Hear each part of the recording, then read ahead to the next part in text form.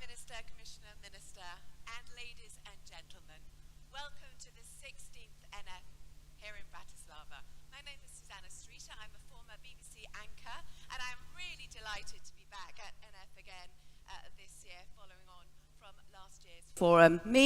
I'm here to moderate the debate, really stimulate the discussion, along with other moderators here, to enable this crucial forum to achieve its ambitions. Now, this year's edition is, of course, taking place in a very unique environment once again. We've had almost 2 years of war in Ukraine, and now geopolitical conflict has erupted in the Middle East. Climate change mitigation and energy transition remain very high on the EU political agenda. The EU is also working very hard to keep its global competitiveness and build up its strategic autonomy, with the Net Zero Industry Act set to play a really key role in this process. So there are lots of uncertainties and lots of challenges ahead, but with challenge comes opportunity. We have seen renewed interest in nuclear, both large-scale reactors and new advanced SMR technologies. Yesterday, the opportunity was taken to discuss the launching of a European SMR industrial alliance, and the Commission has launched a study to assess the fitness of the EU nuclear system to meet the current EU challenges, most notably climate neutrality, of course. And later today, during the World Cafe sessions, these really important roundtables, we will have the opportunity to discuss the outcome of that study. Of course, it is very important that we also focus on the back end of the nuclear fuel cycle, because many nuclear reactors are going to retire in the next decades and enter decommissioning phases. First, the first deep geological disposal facility will be commissioned in Finland from next year, bringing a real breakthrough in this field. But if we want to have safe and sustainable and inclusive nuclear projects, we also need the right staff, and crucially, we need to build people's trust and confidence. So, there are many questions for us, and we are not going to get all the answers today, but your responses and participation will enable us to help drive the debate and find solutions going forward. So I really do welcome your participation in all of the debates today, the roundtable discussions. It is really important that we get your views. Now, I am sure that you will agree, it is wonderful to be in Bratislava. The weather has put on a fantastic display, and we've already had such a warm welcome. So, without further ado, I would like to now hand over to Robert Fico, the Prime Minister of the Slovak Republic, to give his opening address. Welcome, Prime Minister.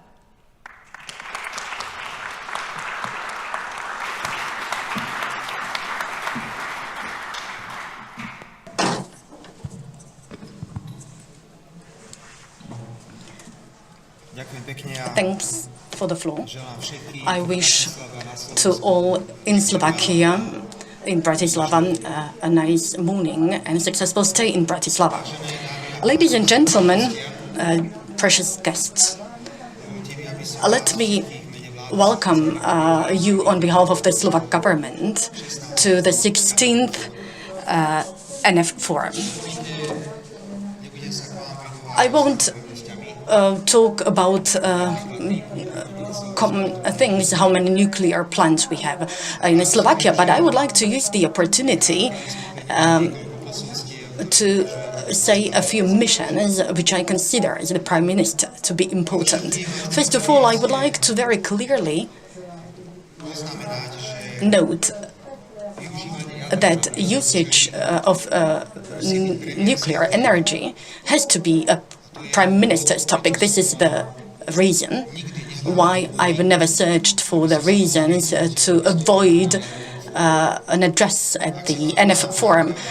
If I remember it well, since 2008, when we had the first NF Forum, I participate in almost all of them, irrespective of whether they took place in the Czech Republic or in Slovakia. And I will deal with that from the position of the Prime Minister in the future, because in Slovakia we have big plans. When I came for the first time to the Council of the European Union for the first time in 2006, the nuclear usage for peaceful things was a taboo thing. There was no interest at the EU level to talk about the nuclear usage and about all pros it has. Therefore, I'm really pleased that the decision that we adopted in 2008 to get to finish the third and fourth block in Mochovce nuclear plant was adopted in such a difficult period as it was in 2008, because today we can state, and I can see also the representatives of the Slovak nuclear power plants here, I can see that the decision was correct. I'm very glad that after the third block in Mochovce is running to 100%, Slovakia is more or less independent in respect of the production of the nuclear energy. It produces 13% of the entire power. When we have water power plants in Gabčíkovo producing 10% of the total power. So we rank among top 5 global countries using these resources, and this energy mix could be a model practically for the entire world. But we want to move on. I believe that the plans will be fulfilled, and in 2025 or 2026 maybe, we will be happy about the starting or commissioning the fourth reactor to 100%. I would like to thank to the Czech Party Minister, because jointly we created an organization which is called YES. And this organization, its assignment is to prepare all conditions for possible a build-up of the nuclear power plant in Jaslovské Bohovice. The plans are going on, even if the process of the build of nuclear build is very demanding. But we have to have the ambition to continue. We have to have the ambition, and I also support all the national conditions in this regard. I will talk, however, about the international ambitions in this regard when it comes to gaining experience for the development of SMRs, which became fashionable in the world. Ladies and gentlemen, distinguished guests, I would like to talk about 2 ideas, and namely shift from the national to international topic. We are all aware of all challenges of the European Union. We are losing competitiveness. I won't tell the European Union how many important documents we adopted, and then we found out that we did not meet the targets. Therefore, the strategies were ended in the waste bin, and we wrote down other strategies. Based on one strategy, Europe was supposed to be the best in the world, but it seems to be that other regions of the world are ahead of us, because sometimes we have targets which are a break for us. But regarding competitiveness, we face high energy prices compared to other regions of the world. Those of you who are familiar with that, you can say how much energy costs in Europe and in the United States. Definitely one of the ways how to respond to this substantial problem of competitiveness is nuclear build. And once again, for the Slovak Republic, I want to say we want to be in the first line of this policy, which seems to be a solution. We have the second substantial problem in the European Union, namely ambitious objectives. It is good that we want to be the first ones when it comes to the climate change fight. This is okay. On the other hand, we cannot put obstacles each other, which hinder us from being the world leader, because those high climate objectives endanger and break us. Here I would like to openly say, because you know my opinions, that we will observe and we will put under scrutiny this development. At the European Union, we are preparing a new sanction package, which should be a response to the use of the Russian aggression in Ukraine, which was contradictory to the international right. There are different rumors that they should also affect the nuclear area. Without any hesitation, I would like to say that the new Slovak government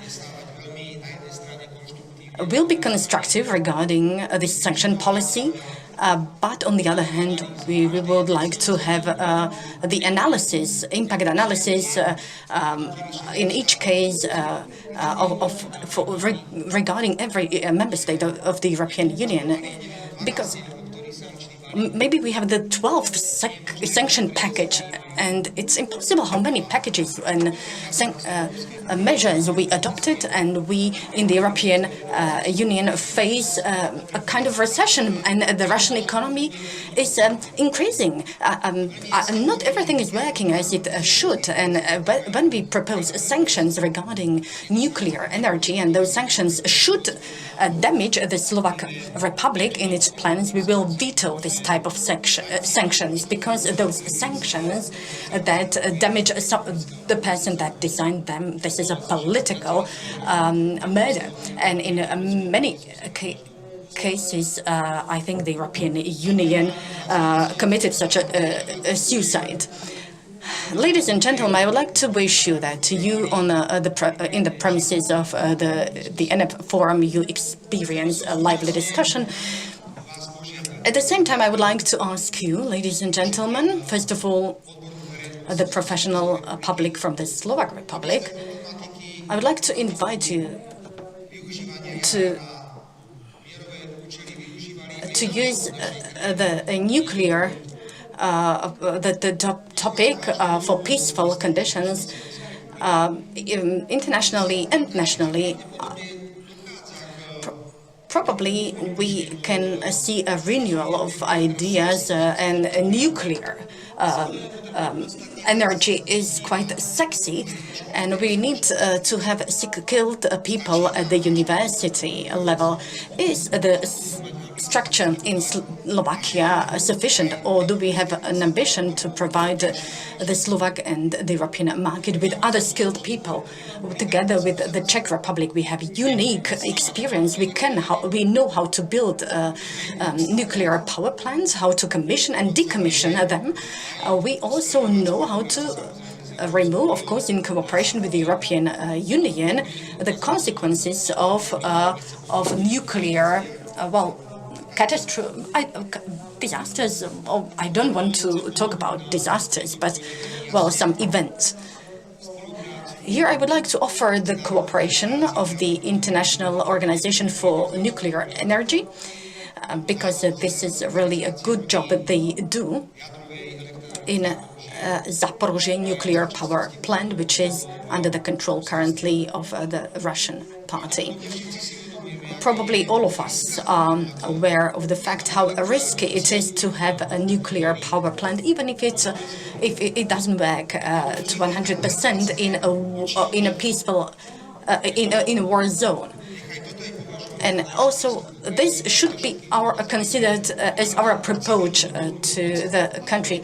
We are prepared to provide Ukraine with the civilian support, but not with military support. We are prepared to help Ukraine. All international organizations that want to guarantee the world that despite the war conflict, nothing such sensitive as a nuclear power plant will be used for military or war targets. I wish the NF Forum all the best, and I will be happy if the idea of the 16th NF Forum will move on and will be here also in the next forum.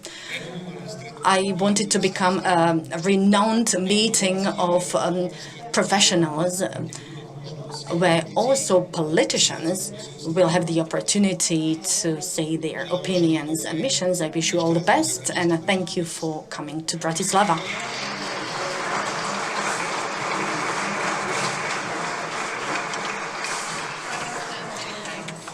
And now we're going to hear a video message from Petr Fiala, who's the Prime Minister of the Czech Republic. Vážení hosté, dámy a pánové, ladies and gentlemen, I'm sorry that due to long-term plan foreign trip, I can't take place at the NF Forum today. Nevertheless, I know that the Czech Republic is represented at a high level here. Nuclear energy experienced a kind of renaissance in the world. It applies to the Czech Republic and Slovakia as well. A few examples: the third block of Mochovce power plant was commissioned a few weeks ago in the Czech Republic. It moved on the build of Dukovany power plant moved on, where the applicants sent their bids. We wouldn't achieve that if in the European Union we didn't manage to build a nuclear alliance, which is non-formal alliance of states that are in favor of development of nuclear energy in the European Union. This is a supported energy source, and this step will allow us not just to build new blocks, but also it opens the door to SMRs. This is the area where we put a lot of hope and could be an effective tool of decarbonization of energy in the countries which do not have conditions for massive development of renewable energy sources, not in such conditions to cover the complete energy demand of those countries where also the Czech Republic and Slovakia rank. We have to use thus our experience, knowledge, traditions of the nuclear energy and use them for this type of nuclear energy. We will thus use also the competitive advantage which we have compared to other countries that are just uncovering this type of energy.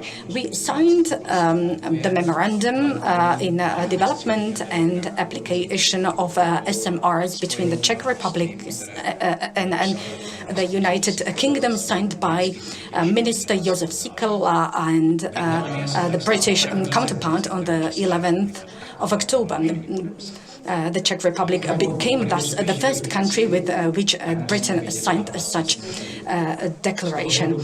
To achieve the target, we have to know where we are going. We are working on an energy concept which will show us which resource can be used in the future. We are finishing the strategy of SMRs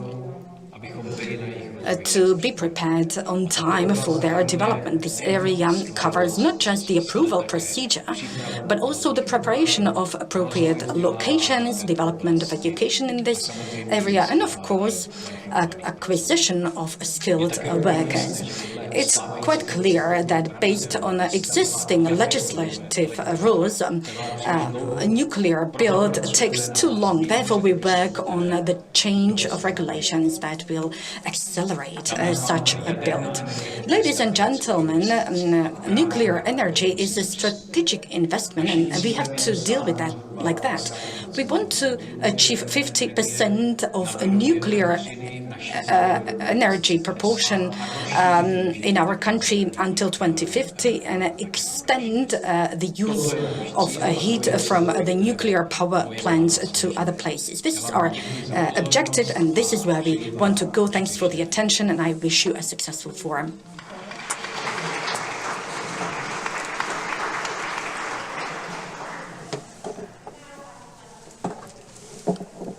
The Minister of Industry and Trade Minister priemyslu a obchodu České republiky, pan Josef Sikala. Vážený pan premiér Fico, Prime Minister Fico,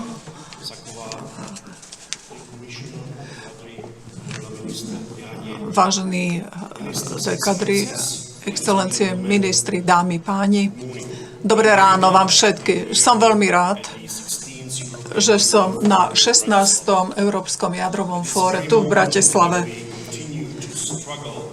Je to chvíľa, keď začíname čeliť výzvam, ktoré vyplývajú z vojny na Ukrajine a geopolitické. Plans for nuclear units in Europe take more and more clear shape. There is common effort of member states in planning development of nuclear to ensure technology neutral level playing field for regulatory and legislative environment. Nuclear is clearly getting its momentum, but there are still various obstacles and challenges. As I have said at recent OECD conference in Paris called Roadmaps to New Nuclear, nuclear energy should not be treated as a Cinderella anymore. That means reliable, helpful, hardworking, but disregarded. This forum is again an appropriate European opportunity for broad discussion on how to highlight the role of nuclear energy within the strategic framework of the Energy Union and how to improve conditions for its development to ensure a fair treatment of all low-carbon energy sources. Not least, a new electricity market design must ensure an effective operation and new build of nuclear power plants and value the dispatchability and its contribution for the stability of the grid. I would like to focus on several aspects related to the agenda of this forum. But first, I would like to congratulate my Slovak colleagues on the successful start of commercial operations of the third unit of the Mochovce nuclear power plant. This is truly a great achievement, contributing substantially to the energy security of Slovakia and the whole region. As the war in Ukraine continues, there is a need to increase the resilience and diversification of energy sources in the EU. Nuclear energy plays a key role in this effort. It is very positive that considerable progress has been achieved in fuel supply diversification. This progress and strongly enhanced independence of fuel operators was achieved in cooperation among all future fuel users and alternative fuel vendors. There is continuing pressure on development of advanced fuel designs. Along with ensuring fuel supplies, it is also necessary to ensure the maintenance and long operation of nuclear power plants of Soviet-Russian design in Central and Eastern Europe. Czech companies have accumulated vast experience and are ready to be increasingly involved in supply chain diversification within new European nuclear ecosystem. The balanced security of supply with efficiency, future European nuclear ecosystem will have to focus both on diversification of supply chain and standardization of components and services. This also will be strongly influenced by selected and implemented technologies for small modular reactors. Let me acknowledge recent EU SMR pre-partnership meeting and a call for an industrial alliance in this field. The applicability of SMRs in Europe, along with large units which are proven technology, can be only successful when we look for synergies and possible fleet approach which can reduce costs and maximize benefits also for the European nuclear industry. Another crucial aspect for implementation of new nuclear programs is securing financing. There are two basic pathways. The first path is to find tools how to use public financing for nuclear technology, which was recognized as sustainable technology. We have to investigate available opportunities. For example, we should look for a political consensus on the use of various available instruments, funds, and cooperation with the European Investment Bank. An inclusion and eligibility of financing nuclear assets from EU instruments, such as Modernization Fund, would be a logical and fair approach. The second way is to attract private investors, and in this regard, de-risking nuclear projects will be crucial. Apart from financing and long-term political support, securing human resources will also be needed.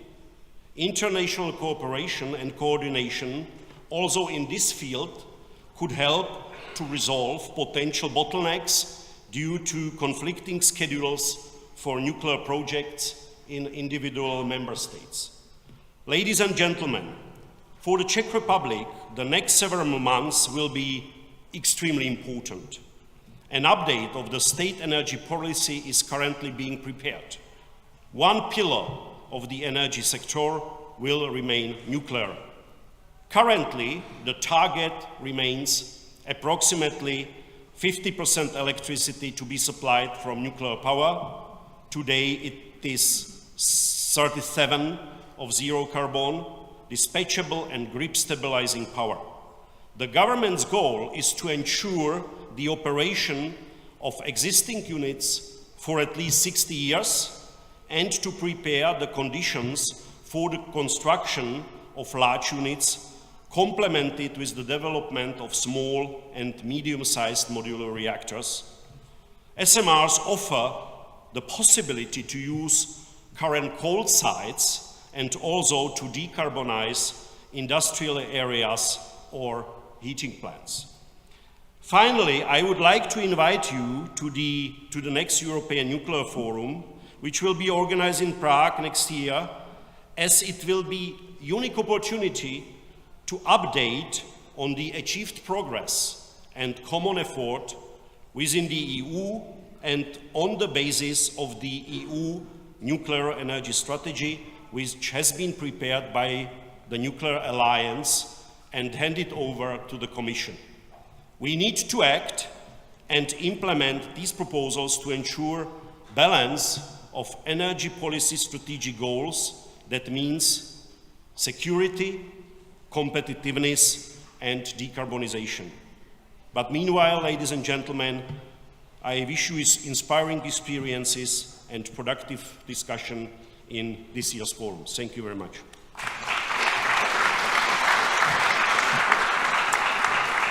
Many thanks, Minister. And now I'd like to invite here to the podium Kadri Simpson, European Commissioner for Energy. Welcome, Commissioner.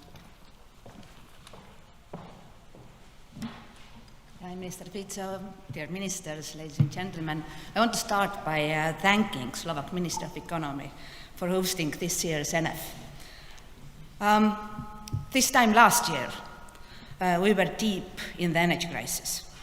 We were figuring out how to get through the winter, and even if the outlook was more positive on nuclear, there were also some urgent challenges in the nuclear sector.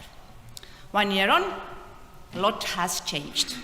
Today, the conversation around nuclear energy, not only in Europe, but also worldwide, has shifted.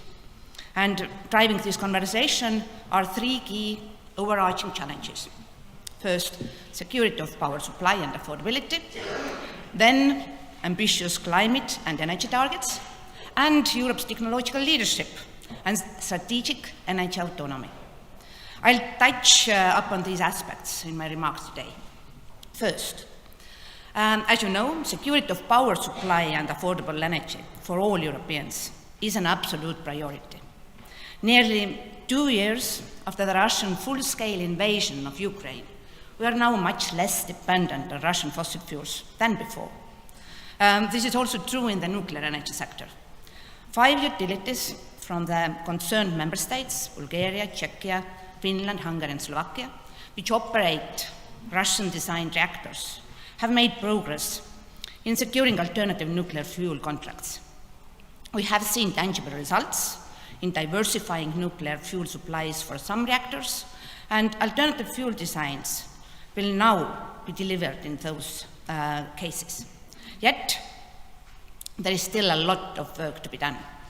We must especially look beyond fuel cycle. So the Commission is now assessing further dependencies related to spare parts, components, and maintenance services from Russian-designed actors. It is crucial to evaluate the possible impact of any dependencies and address them swiftly. This brings me to the second challenge, climate and energy targets, and how the European nuclear ecosystem can help us to achieve this. On the eve of the COP28 in Dubai, climate change remains the global challenge. There is no time to waste in tackling this existential threat.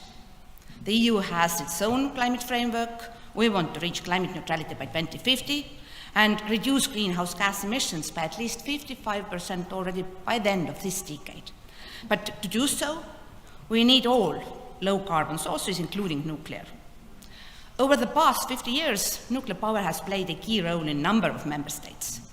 Today, 100 reactors with installed capacity of 97 gigawatts are in operation in 12 member states. And they provide 22% of the EU's total electricity generation.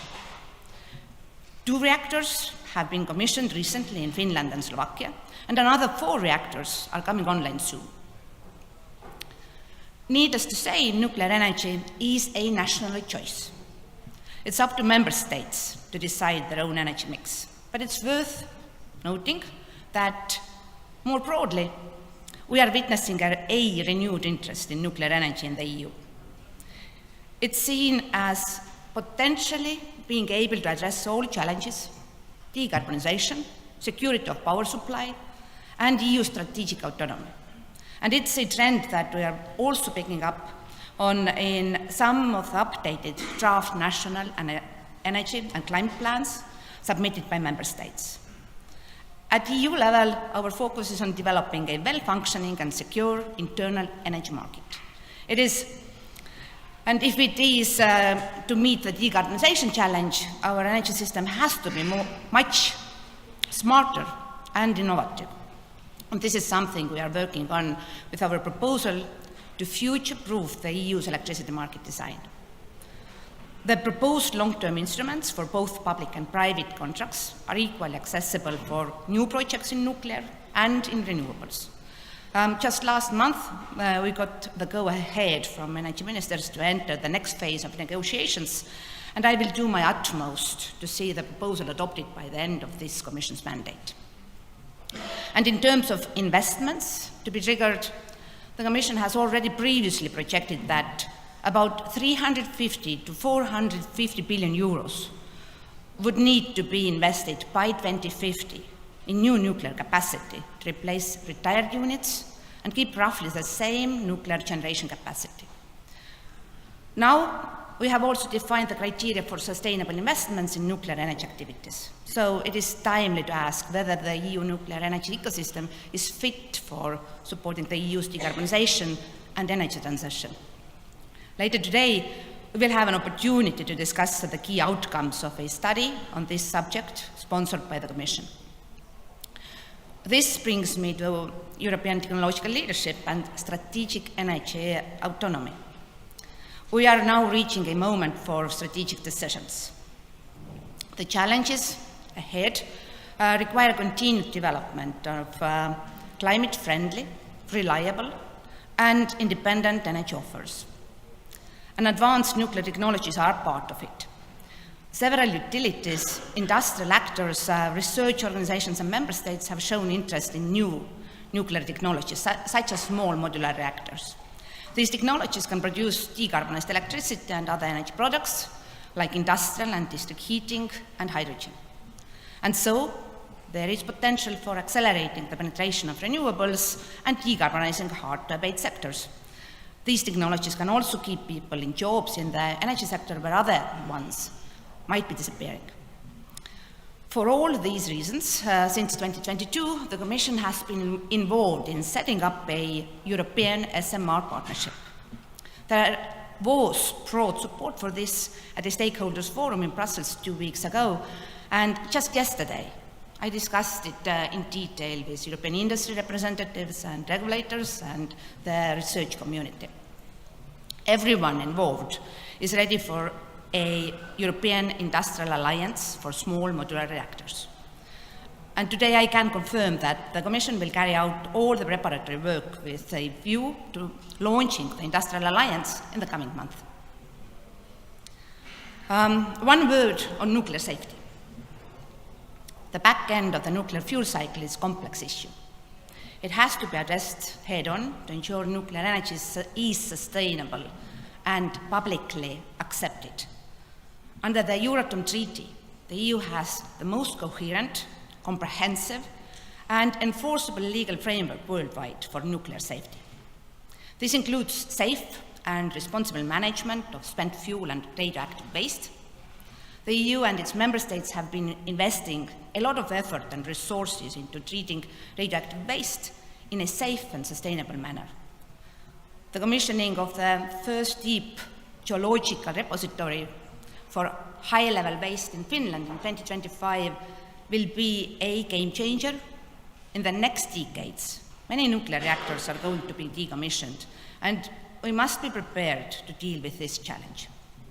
As part of this, there must be proper planning and risk assessment, support for waste infrastructure, sufficient level of financial and human resources, and strict compliance with safety, environmental, and regulatory requirements.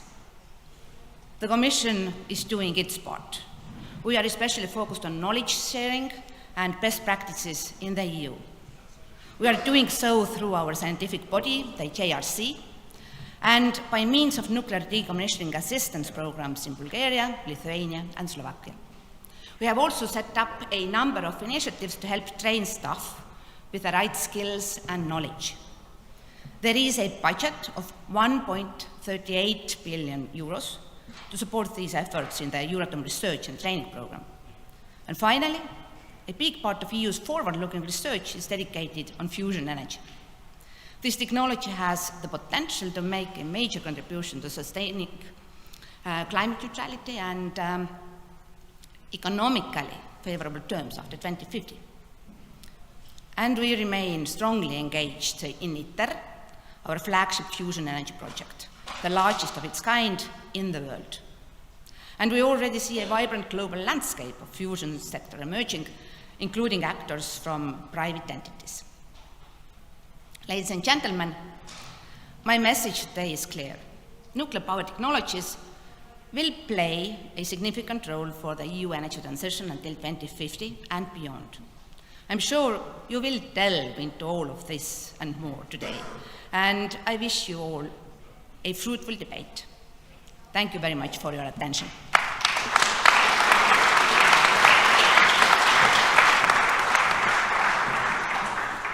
Commissioner, Prime Minister, Minister, thank you very much for your contributions this morning. It's been really fascinating to get a view of the landscape ahead, of course, all of the challenges, but also the opportunities. I think the urgency coming through from what you're saying is absolutely clear, but also the need for cooperation, not just within Europe, but beyond as well. So thank you very much for your time.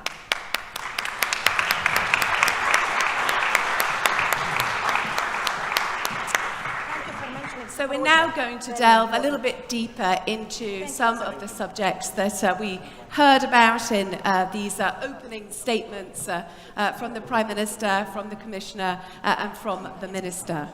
And I would like to now introduce the first panel up onto the stage to look further into these issues. We're just going to do a little bit of housekeeping and changing of the names here. There we are. Give you a hand. So, please do welcome to the stage Agnès Pannier-Runacher, who is the Minister for Energy Transition from France, Christiane Sylvie-Bouchoy, Chair of the ITRE Committee at the European Parliament, and also Weber Mitovica, who is the President of the TEN section of the European Economic and Social Committee. So welcome to you all. Great to have you with us today. Now, first of all, I know you're going to be answering a few questions in a moment, but if you would like to start with an opening statement, really setting out what you believe the challenges and opportunities are ahead. Agnès.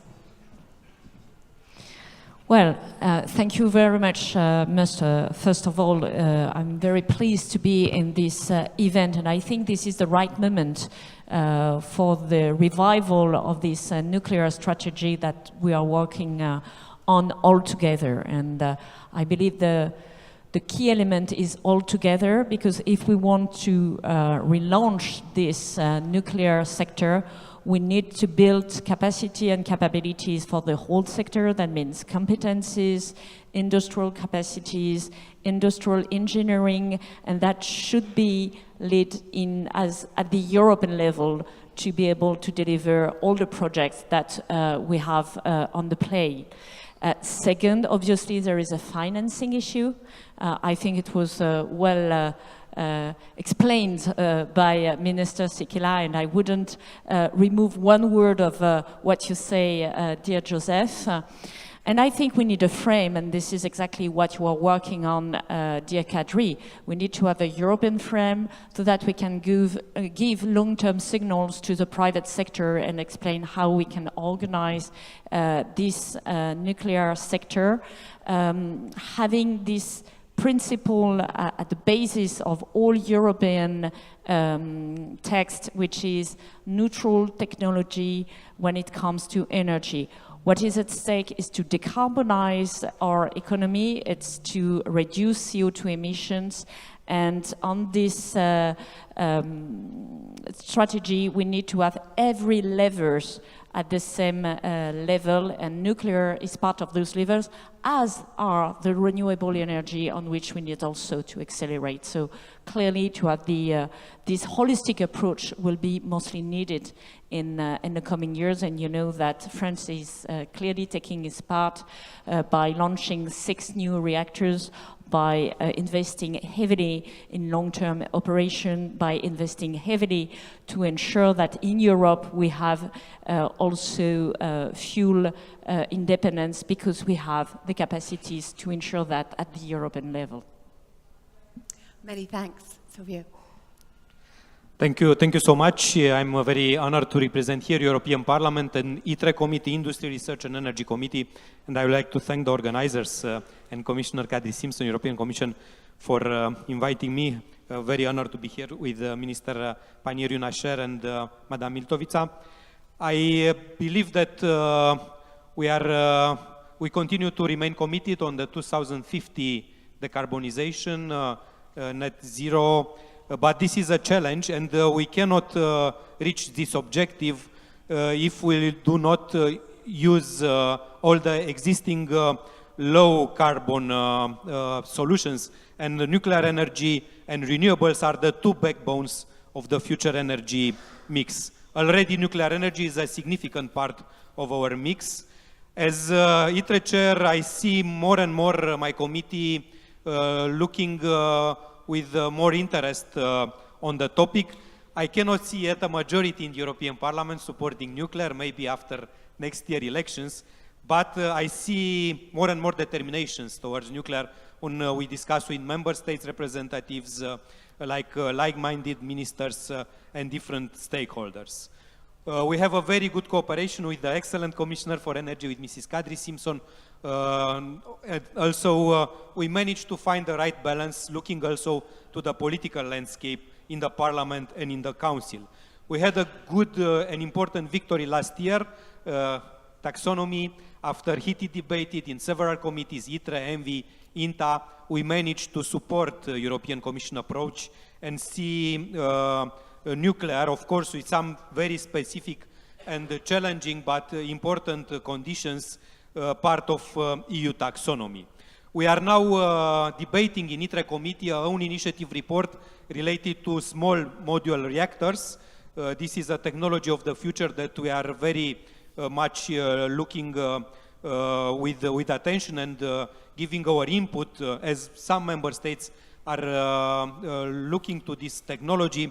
In electricity market design, we managed to have nuclear kept on the list of sources for contracts for difference, and I promised to Minister Panieriu Nasher, of course, a lot will depend also on the Council, that the final version of electricity market design is now under in negotiations, will have the right approach towards nuclear. Also in Net Zero Industry Act, recently voted in ITRE committee, the list includes nuclear fission and fusion energy technologies, nuclear fuel cycle technology. Of course, it's not directly or only related to the topics that we are here debating, but clearly it's a good sign also. Finally, I'm not only the ITRE chair, I'm also representing Romania in the European Parliament. My country is very much committed to develop the nuclear capacities. We intend to build 2 new reactors in a partnership with the United States, but also European countries. And our very energetic and efficient CEO of Nuclearelectrica, Mr. Cosmin Ghiță, maybe will have the chance to explain more about these projects of Romania. Also, the State Secretary Daniel Dragan is here representing Romanian government, and Romania represents very much committed to support the development of nuclear facilities in Europe and to contribute to a good and healthy approach towards nuclear at the EU level. We have challenges also, of course, financing.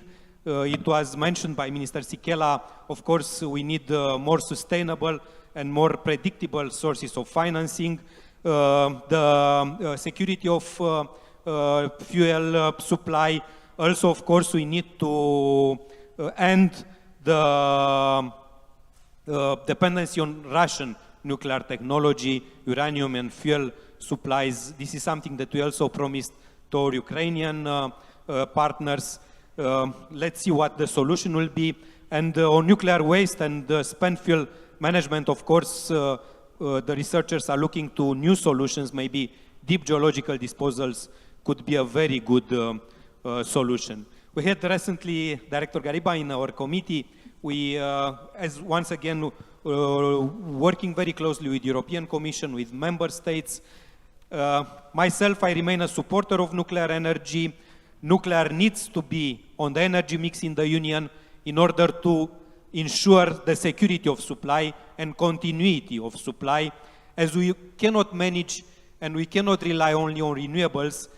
Despite mature solutions for smart grids and storage units, we still need nuclear, and those countries who are still accepting and has plans to develop new capacities should be understood, should be accepted, should be supported at the EU level. Thank you so much. Thank you. And now, Barbara Miltovica. Thank you so much for so encouraging introduction also from my colleagues. My name is Bajba Miltovica, and I'm here representing European Economic and Social Committee.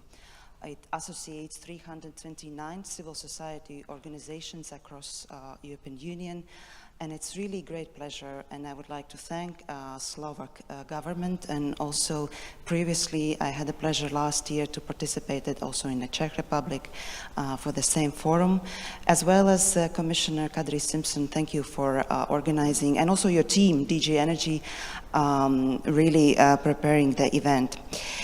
I think the hiding from the topic is not the right approach. I think the right approach is to have a discussions. And coming from the civil society house, you can imagine it's not an easy task to discuss on some of the quite challenging topic like nuclear energy. ESC is looking at topics through the lens of strategic autonomy concept, And of course, nuclear energy can reduce dependency on fossil fuels, as Commissioner already mentioned, but it also have dependencies, and dependencies are related with critical raw materials. And our House was dedicating a lot of discussions on critical raw materials. And let me remind you that also the Council had a meeting in the Spanish presidency where there were some interventions witnessing from third countries, for example, South America, saying I'm sorry, that there are no such thing as a green mining. Actually, if we are getting critical raw materials, it doesn't mean that it is in a green and sustainable way in the countries where we are getting that. And uranium is one of them that are there. Let me also remind you that according to Eurostat, only 0.5% of uranium comes from EU. Others are Canada, Kazakhstan, Niger, and Russia provided 20% each of about 80% of the EU's import of uranium. And of course, this makes us worry. Another aspect on environmental dimension is impact regarding the water-intensive needed with large quantities of water required for cooling purposes. And in a world, rising temperatures and diminishing river levels pose a significant challenges. And of course, in southern part of the Europe, it is really a big problem. As the temperatures soar and nuclear power plants face the need to reduce their output due to water scarcity, let me remind you that also the problems with river levels are there. Additionally, discharging warm cooling water into rivers increase the oxygen content, which has adverse effects on water ecology and biodiversity. Apart from these aspects, of course, I mean, there are two sides of the coin, and also another aspect that we are facing is costs of living crisis in Europe. Just in this week, there is Citizen Energy Forum in Dublin, organized by DG Energy. And let me remind you that one of the topics of this week will be also energy poverty that will be there, because many households are facing with increased energy prices already. The same also this year. This winter is not easy for many households. And this is why nuclear energy can contribute in this social dimension, and actually in energy mix in many member states, it can somehow balance the energy prices. And you know already in Belgium, Belgium announced a significant alteration to its energy strategy, deciding to postpone its plans to phase out nuclear energy for additional decade, allowing 2 of its reactors to open until 2035. Also in France, there are ideas of a construction of 14 new reactors and potentially 8 next-generation reactors. In addition, in April, Commission made a significant announcement with its declaration on EU small modular reactors 2030, research and innovation, education and training. The potential of SMRs was as well recognized in Net Zero Introductory Act, as Mr. Bouchard already mentioned. Despite the potential, the EU faces strong international competition, and the US has been proactive in marketing SMRs, particularly in Eastern Europe, with projects like Project Phoenix to replace coal-fired power plants with US-built SMRs. This being said, it's crucial to emphasize that the energy mix remains as a prerogative or decision of individual member states, and of course it is decision of each. As an Economic and Social Committee, we was always stress the significance of balanced approach and recognizing the need for flexibility regarding the traditional use of both fossil and low-carbon fuels, including nuclear energy, with the aim to achieving the strategic autonomy. It is imperative that this transitional phase be as brief as circumstances allow, preventing new dependencies and safeguarding our efforts to attain climate neutrality by 2050, as it was already mentioned. Many thanks. So really comprehensive view from you here on the stage, but obviously, as we all well know, the conflict in Ukraine has been raging for almost 2 years, and the result of the effect on particularly energy markets has caused some of the cost of living crises that Babin Miltovic has just been talking about. So let us now hear from Yaroslav Demchenkov, who's the Deputy Minister of Energy of Ukraine, who sent us this video message. I'm speaking on behalf of the Ukrainian Energy Minister German Galuchenko and on behalf of all Ukrainian energy professionals, dear hosts and participants of the forum, friends and partners of Ukraine. Thank you for the opportunity to join you in Bratislava.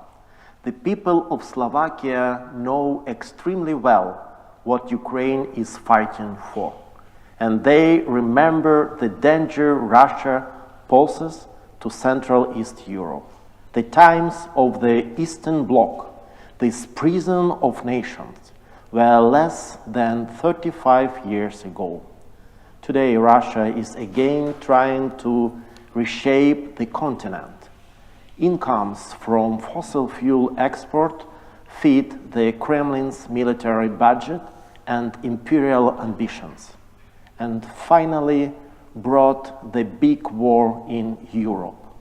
Fighting an alternative to Russian energy is critical to restore stability and peace in Europe.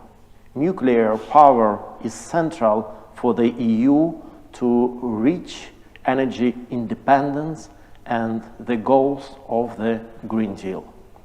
This is extremely important for landlocked countries that do not have their own offshore LNG terminals. Reliable, safe, and affordable nuclear energy is a solution to ensure stable energy supply. Russia uses nuclear technologies as a weapon in the same way as gas. That is why Rosatom should be excluded from the European energy system as well as Gazprom. The European Union is working to achieve energy independence and strategic autonomy. Ukraine will soon become a member of the EU and can match this ambition and become a part of the new European nuclear ecosystem. Ukraine's vast nuclear experience can help European countries break their dependence on Russia in atomic technologies. We plan to implement the whole value chain from nuclear fuel fabrication to radioactive waste treatment and long-term storage of spent fuel. We are also going to build domestic manufacturing of equipment for SMRs and other nuclear power generation. Recently, we made the first load of VVR 440 nuclear fuel produced by Westinghouse together with Ukrainian Energoatom. It marked a new era for nuclear units of Soviet design and put a stop to Russian monopoly in this era. After the invasion, Ukraine refused to buy Russian nuclear fuel, and we have proved that Russia can be replaced. We are ready to share our experience with other European countries, and we already have preliminary agreements with Finland, Czechia, and Slovakia. But we should move even further. In my strong belief, nuclear energy and renewables are not competitors, but partners with the green transition. Ukraine is planning to rebuild our energy system after the destruction caused by Russians, but also to change how we produce electricity. We plan to replace all thermal power plants with small modular reactors. Ukraine has signed memorandums with major SMRs manufacturers like Westinghouse, NuScale, Holtec, and Rolls-Royce. We expect to deploy the SMRs fleet by the middle of the 2013s and produce carbon-free electricity both for domestic use and export. Countries like Czechia, Poland, Romania, and Estonia, and many other European countries have also announced their plans to deploy SMRs. But first, we need to solve the safety challenges, both nuclear and military. Weapons are becoming cheaper and at the same time more destructive. A few kamikaze drones can bring a massive disaster if they hit a nuclear unit.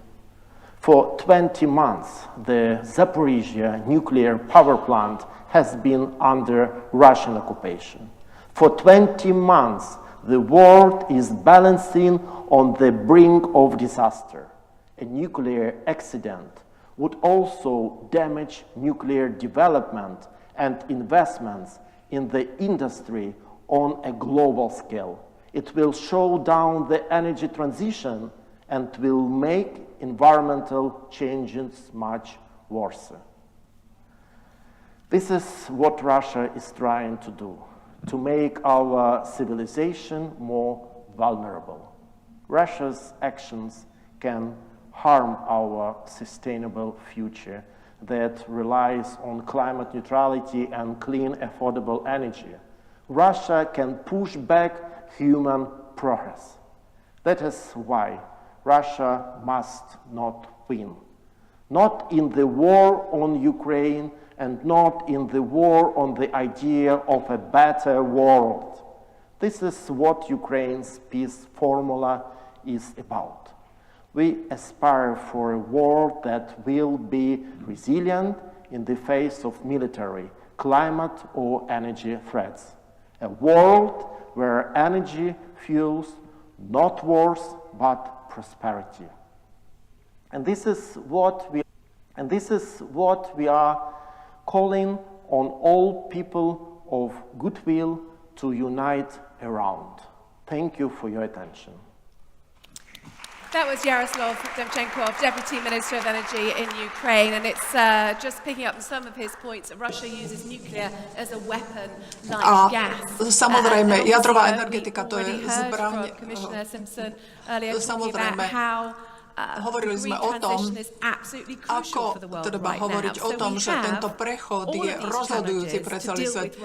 A aby sme sa zaoberali všetkými týmito typmi energií, myslíte si, že Európska únia by mala súčasne riešiť všetky tieto výzvy, alebo je to nevyhnutné, aby sa to dialo postupne? A ja by som sa v prvom rade chcela by som položiť túto otázku. Ak by som chcela hovoriť o tejto situácii, keď to chcete riešiť efektívnym spôsobom, treba riešiť všetko, čo je na stole. Nemali by sme prioritizovať, ale presne to robíme vlastne koniec koncov. Tá kľúčová otázka je o tom, ako znížime, čo sa týka druhopaliva k rope, k plynu. To súvisí s ekonomickou nezávislosťou, s politickou nezávislosťou. Má to sociálny dopad. Vidíme, ako domácnosti trpia v dôsledku zvyšovania cien energií. Kind of crisis such as the one we've been through. So the key question is, how do we reduce our energy consumption and how do we produce more energy that is produced in Europe in a competitive way, and how do we organize our energy grid and energy system so that those energies are complementary and enhance our resilience and are not more volatile than it used to be. So that's why we need this mix with renewables, but also nuclear and storages and flexibility. This is absolutely key, and European Union has a role to play in that. Once again, within the frame, in setting also the financial rules. It is absolutely needed that European Commission and European Union support the fact that EIB and EBRD can support nuclear sector, because it is needed. It is in the interest of the citizens, European citizens, and it is needed also to anticipate the planning, what will happen during next years, how do we organize ourselves to ensure that we are going to produce more renewables and nuclear based on the existing technologies.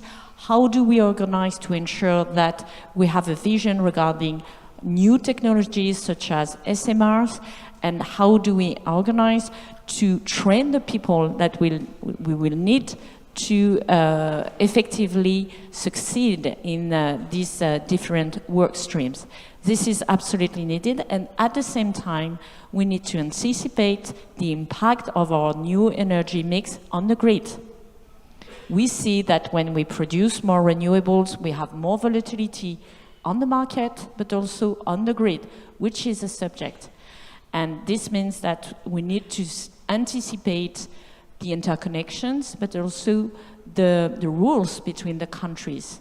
We have all, I would say, the choice to make our own energy mix as sovereign countries, but we should build some kind of solidarity when it comes to CO2 emissions, and ensuring that we are not adding volatility to the electricity grid. And that's why I really support the electric market design, for instance, because this is exactly what is at stake. What is at stake is to give long-term signals to the investors, to have a level playing field between renewables and nuclear, and to ensure that the question of resilience, volatility is managed, so that we don't have the impact we faced last year for our industrial companies and for our households. Last but not least, we have the assets to build this grid and to build those capacities. In France, we are independent when it comes to nuclear energy at 95%. I mean, we are not as dependent as we are when it comes to solar power or wind power, because we are able to produce any component of the supply chain. And it's if you take it at the European level, this is the same situation, 95% of independence.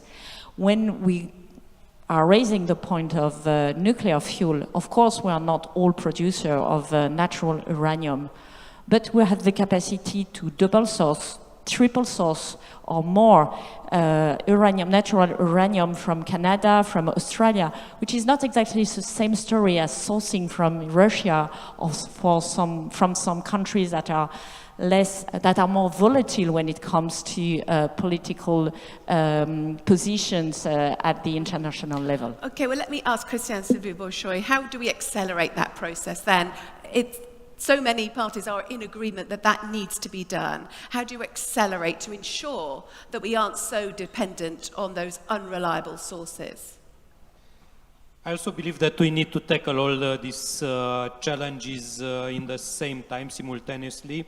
So reducing the emissions, energy security, security of supply, and of course strategic autonomy that we need to be less dependent, and we cannot replace a dependency on Russia, which is now the great enemy of the civilized world, with the horrific aggression against Ukraine and all the behaviors in the past and now, but to replace this with other strategic dependencies for new technologies, for instance, to China.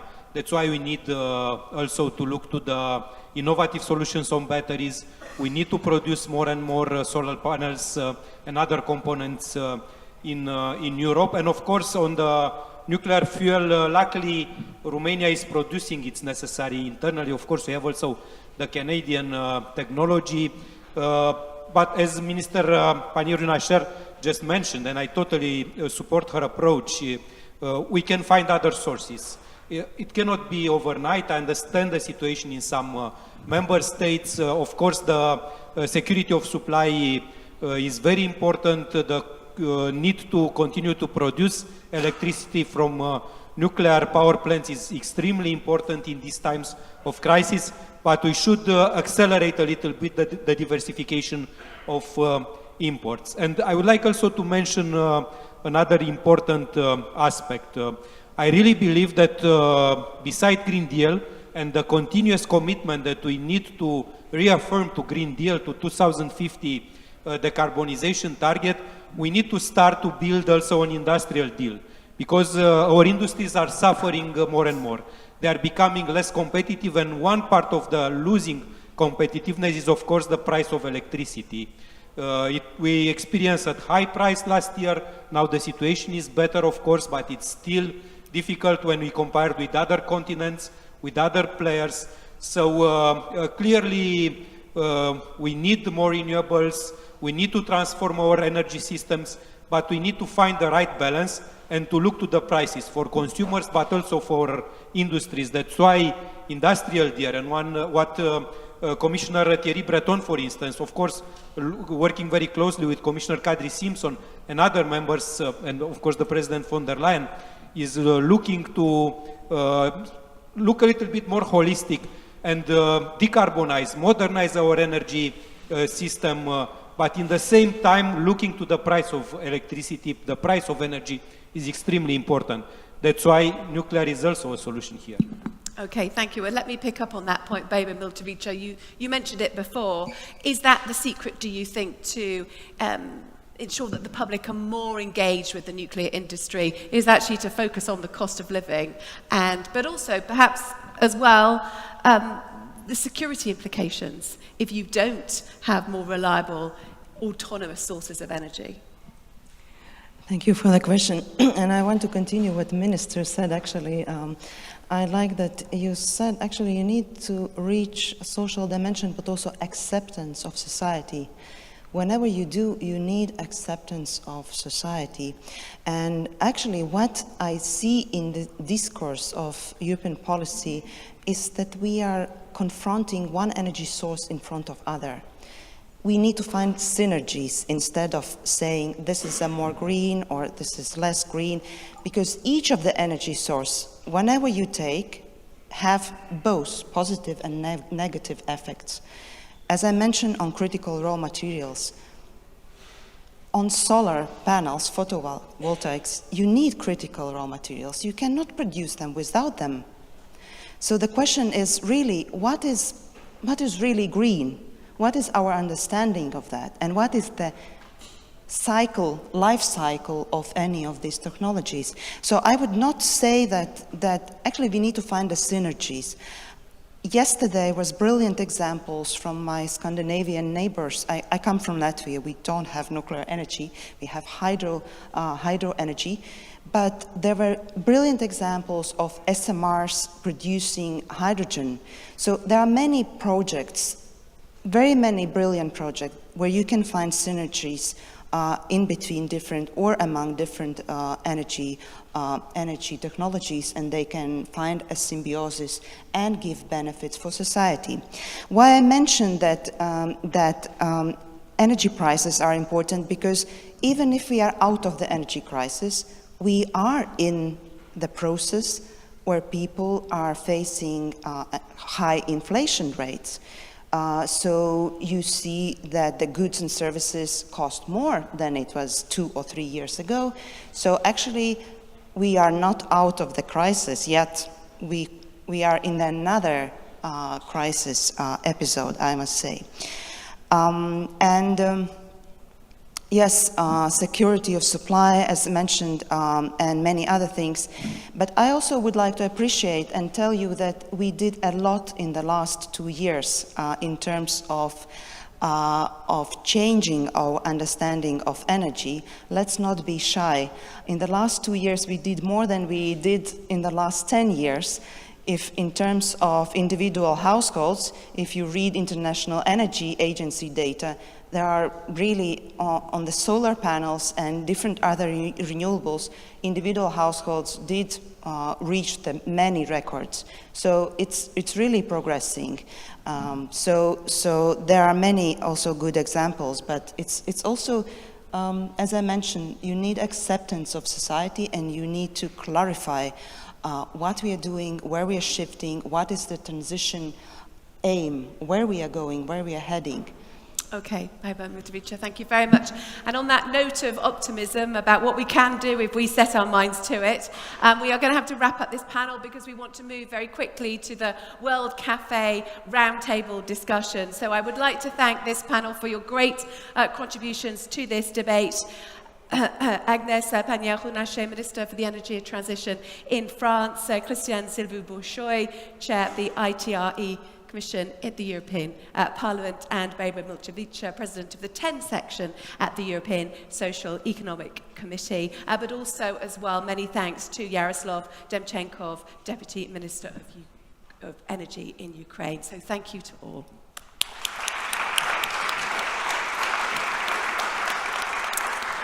So now I would like to hand over to Michaela Agutova, who is going to tell you about the next session, how it's all going to progress. Of course, we have so much more still to discuss. Welcome, Michaela.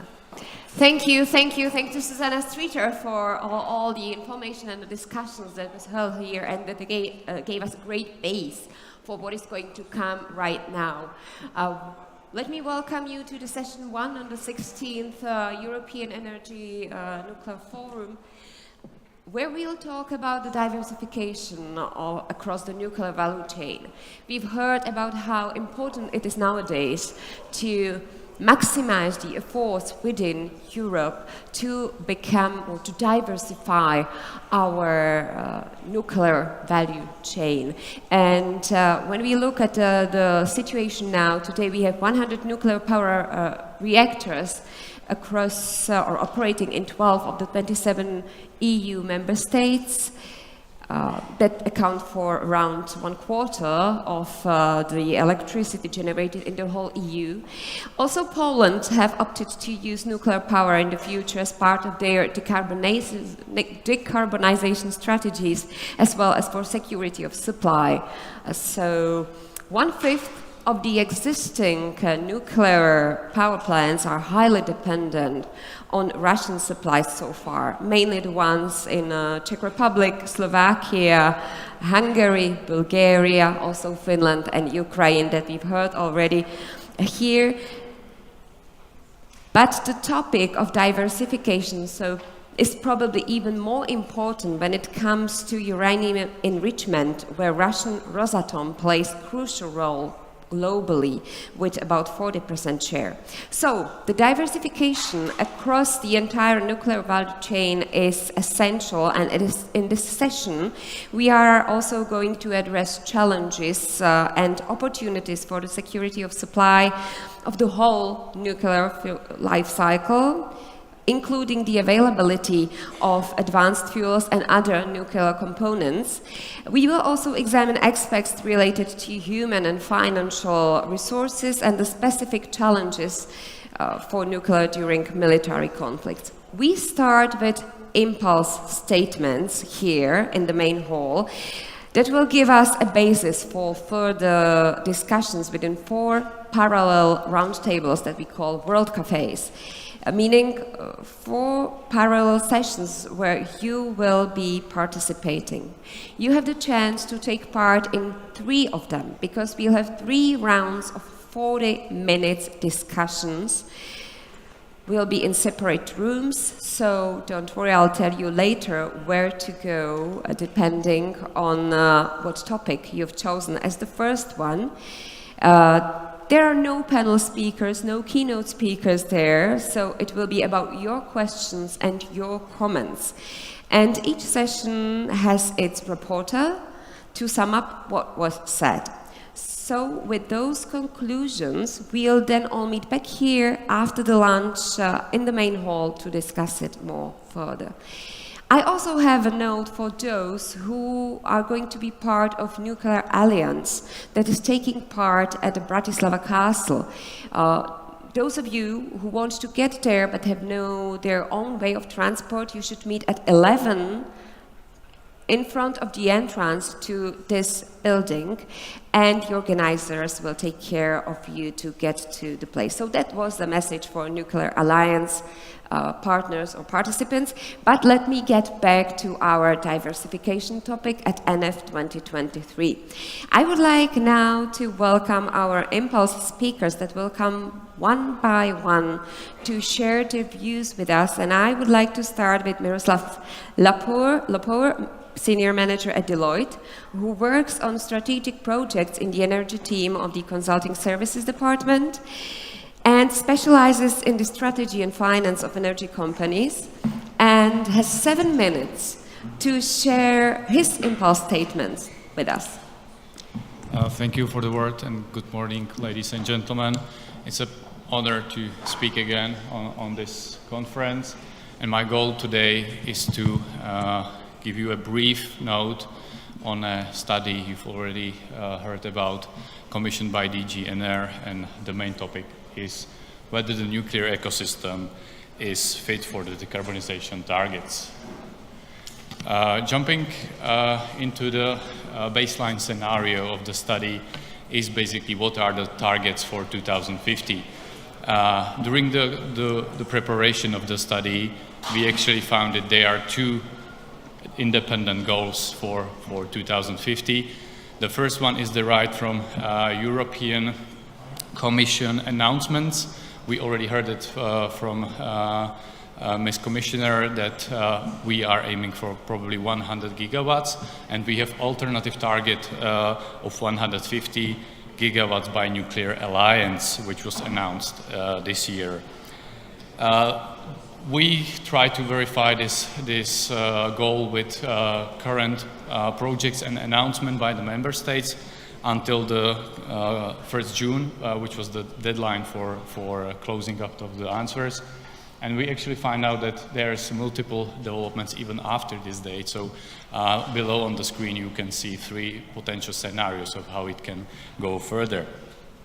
Our data from the 1st June found out that there are 54 new gigawatts of capacity in the traditional large reactors and 5 gigawatts in SMRs. But after this date, further announcement increased the capacity of 74 gigawatts of large reactors and 17 gigawatts of SMRs. If we took the most ambitious scenario, we can see that we are able even to reach 150 gigawatts of installed capacity to 2050. Going deeper into the data, we have the SMR potential between 17 to 50 gigawatts, which we have to strive for, and we will have to see how the technology is ready for the deployment. And we have to consider that even with these numbers, something like 25 to 30 gigawatts of nuclear capacity will have to build simultaneously across Europe, which is, I think, a significant improvement since the last decade. And also I have to mention that LTO of 80 years will be a significant contribution for de-risking this target achievement, because it definitely will reduce the pressure on deployment of new capacities. Going further into the outcomes, we find out that there are, I think, 3 or 4 critical components for success to achieving 2050 targets in nuclear. And the first one is basically saying that the nuclear industry is ready to fulfill the demand for new capacity and new installations. However, the industry is being ready for the delivery for a couple of years. And what's definitely needed is more political support and specific tangible support, meaning contracts. Without contracts, we are not able to ramp up the capacity and build a significant business plans on the side of the industry. So basically what we are waiting is the rest of the slide. where financing of the nuclear investment is still like a debate. It's not only of the investment itself, but also of the supply chain. But what we are waiting for is the reduced time for approval of the state guarantees of support schemes. We will be also hoping to get similar support as renewables does in state aid and public funding schemes. And what is definitely a key issue is the regulatory, where we now have a very fit regulatory system and a robust system to approve large reactors, but we are currently missing regulatory scheme for SMRs and AMRs. We definitely hope in convergence of regulatory regimes. However, this will be a lengthy process in itself, and it shouldn't be self-clearing all the issues mentioned. Going further, one of the main risks is definitely importance of skilled and educated workforce. When we are now seeing experts going out of the industry and not being replaced by the younger generation. We also have to take in note that training of a skilled nuclear expert takes more than 10 years and requires significant investments and support on the vision of the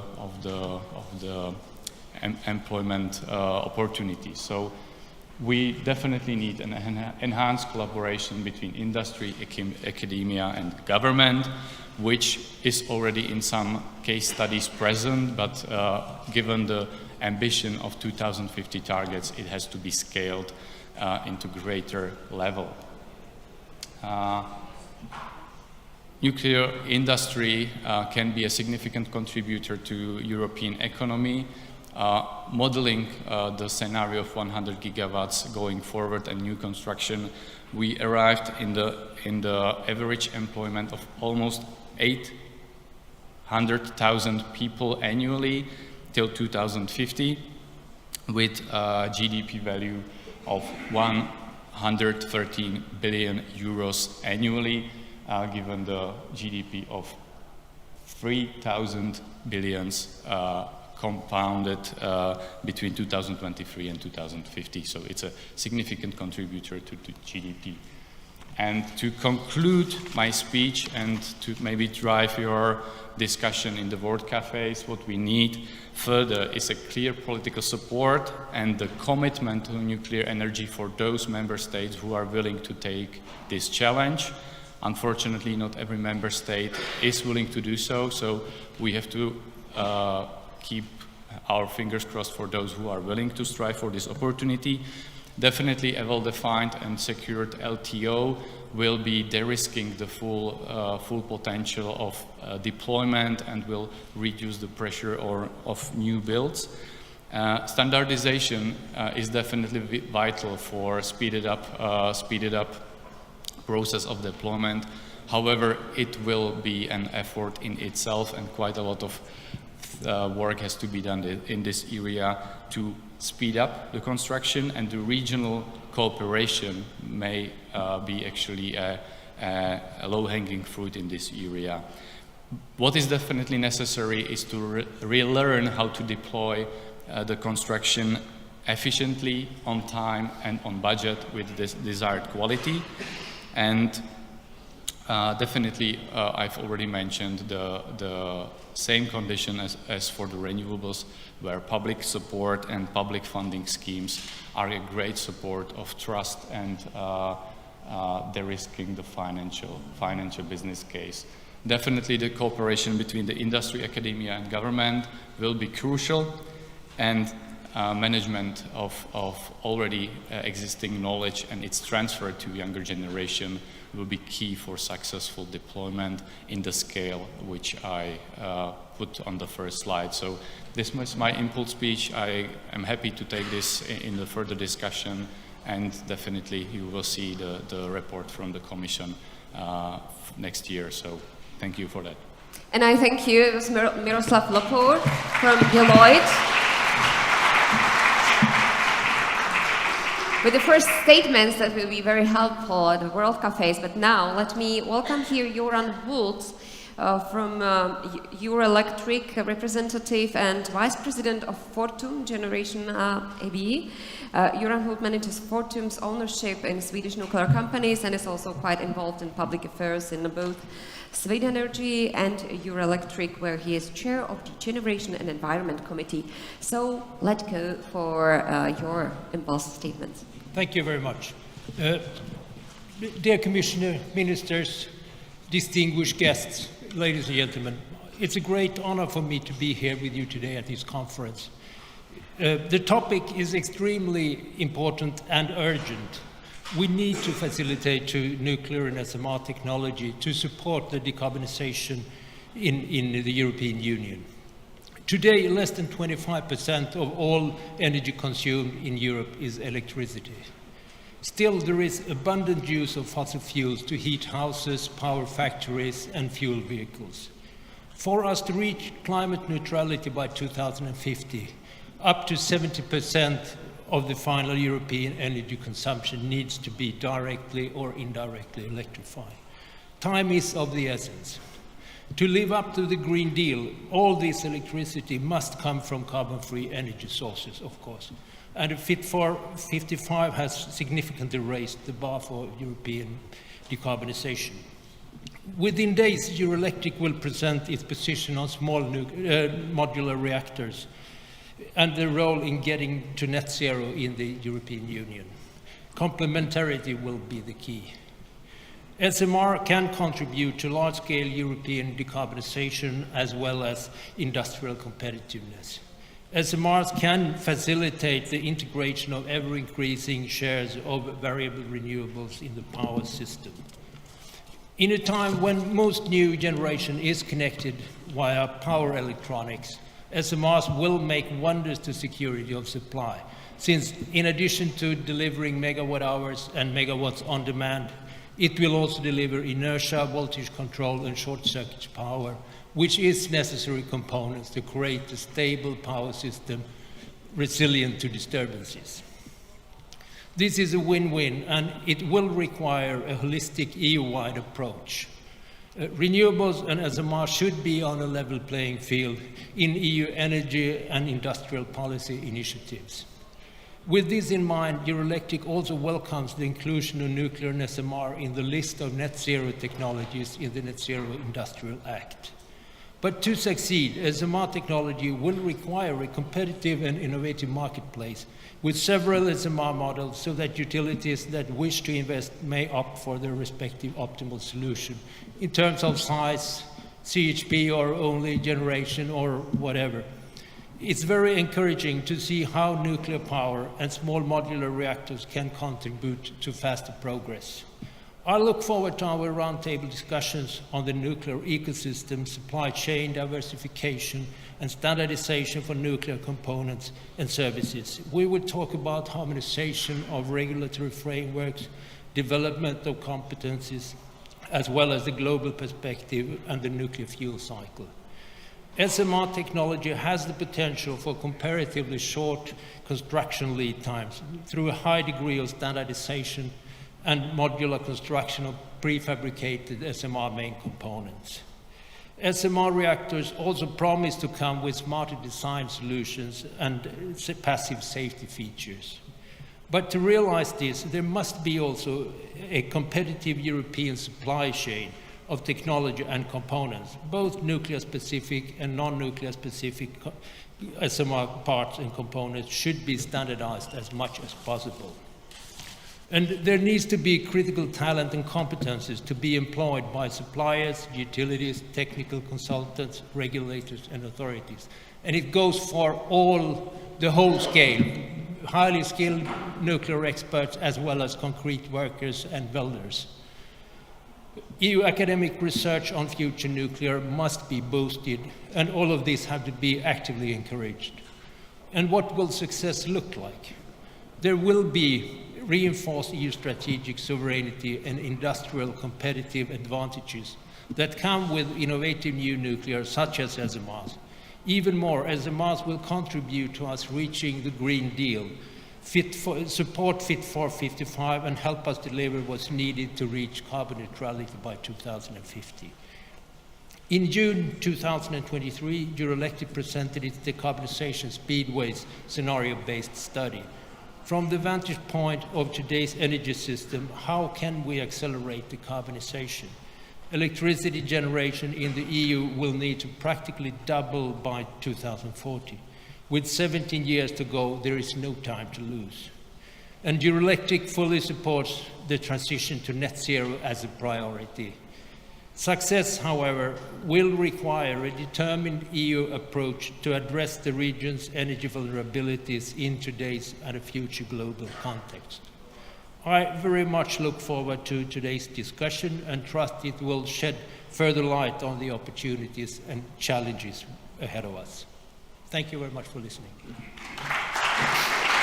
And I thank to Joran Holt from Euroelectric and Vice President of Fortum Generation AB. And we can welcome now Jan Haverkamp, Vice Chair of Nuclear Transparency Watch. He's a representative of World Information Service on Energy as a senior nuclear energy and energy policy expert, and is a co-founder and vice chair of Nuclear Transparency Watch, and also has 7 minutes to share his impulse statements with us. Yeah, which is going to be a challenge. I first want to express my extreme irritation at the fact that the Nuclear Alliance, the people from our member states, who have given the mandate to this European Nuclear Energy Forum to be a discussion between all stakeholders, have moved out of the room at the moment that we were going to sit in a World Cafe around the table to discuss with one another. I think that that is an affront against the Nuclear Energy Forum and against the organizers, the hosts here, Slovakia, and the European Commission. And I'm really irritated about that. You already notice I talk a little bit differently than others. I'm coming from another bubble. The bubble I come from is, let's say, the bubble that is busy at least assuring that whatever scenario you look at, 80% of the energy system in 2050 has to be covered by renewable energy sources, storage, demand-side management, efficiency, etc. That's the bubble in which I'm growing up. And for 4 years ago, we boycotted ANF for several reasons. I'm coming back, and what I notice is that I have the impression that ANF is in a more closed bubble than it was before. So I want to open up a few issues that I think we need to take up in the discussion if we are on the round tables. The basic thing is issues that the current lobby effort on nuclear distracts from. Oops. Yeah, works. Great. I mean, many of you are already aware of the first statement I make here that will not come as new. I see that the nuclear discussion is distracting from urgent climate action. And let's be honest, even in the most optimistic scenarios just scheduled, 150 gigs, we're talking about around 15% electricity provision in the European Union covered by nuclear. The rest has to come from somewhere else. And that's where the real challenge lies. And that's where we need to have massive action now. Whatever nuclear can bring, it's too marginal. It's coming too late. We've seen that already. I mean, there is, in the European Union, we will not have more than about, if we're really optimistic, everything goes like planned, there will not be more than 10 new reactors online in 2040. The rest has to be done in that second decade, and that is very late. Are we going to rely on fossil all that time? I don't hope so. We need to go faster than that. It's also very expensive. We've not touched it at all this morning, except for the fact that we need to find a financial way, and hands up, we want to have European money for that. That's not going to solve your problems. Nuclear is expensive, and you better take it seriously. That may mean that nuclear will not deliver what it is now claimed to do. And we need to keep that in mind, because 2050, we must be net zero. Not we can be, we must be. But what I want to ask your attention for in these 7 minutes is nuclear lobbyism is also an attraction of what we have been working on for the last 20 decades in the European Nuclear Energy Forum. First of all, nuclear safety. We have the Nuclear Safety Directive.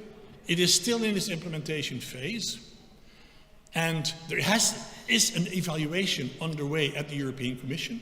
I'm looking at one of the people responsible for that. I'm very happy that the Commission is doing that, but it's not been a very large, wide exercise. And I think that we're failing to see certain issues that need still to be implemented and improved. But everybody is looking at our new nuclear power stations that, I guarantee you, are largely never going to be. Don't forget about this. There are issues of nuclear regulatory independence that still need attention 15 years after the Nuclear Safety Directive came into operation.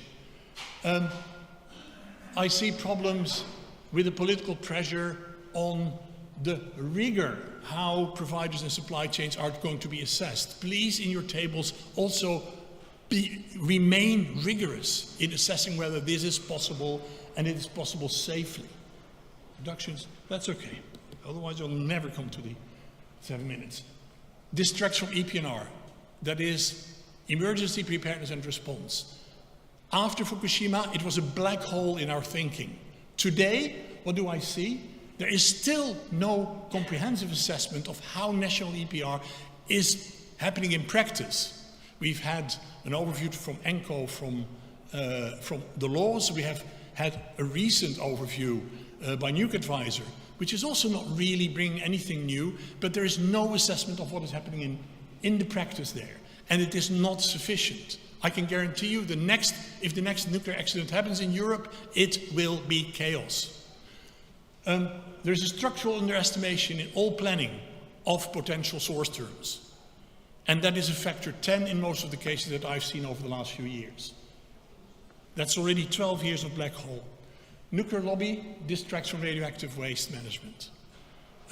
In your tables, don't forget about it. You are going to make the same mistakes if you plan new reactors now and you have no solution for radioactive waste. And that solution isn't there. Finland is not going to save your skin, even if they do get an operation license, which they still don't have. There is a lack of real-time timelines at all. Sometimes in existing timelines, they leave large undue burdens to future generations, and it's the same for the finances at the moment. You need to calculate that in now, not tomorrow, not in 10 years, because if that in 10 years blocks further nuclear, you will have to make an extra haul to get to that net zero in 2050, and that might be extremely difficult. Last point, nuclear security. We've heard Ukraine here. 12 years ago, after Fukushima, we notified the entire world that we had not been thinking sufficiently of nuclear security. When I said acts of war, I was booed away in 2007 at the ANF. Now we wouldn't do that anymore. Acts of war are a threat, and there are safety measures that can reduce that risk. But that needs to be assessed systematically. We have not started even. We're 2 years in the war already. I think we should take steps to start that assessment. Oh, I wish you to have a good discussion. This is a picture from 2004. I think it's 2009. I'm not quite certain, but we have Prime Minister Fico here. The Mochovce nuclear power station just went online.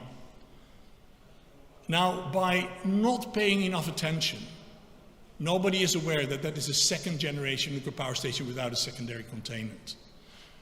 We need to play on the ball.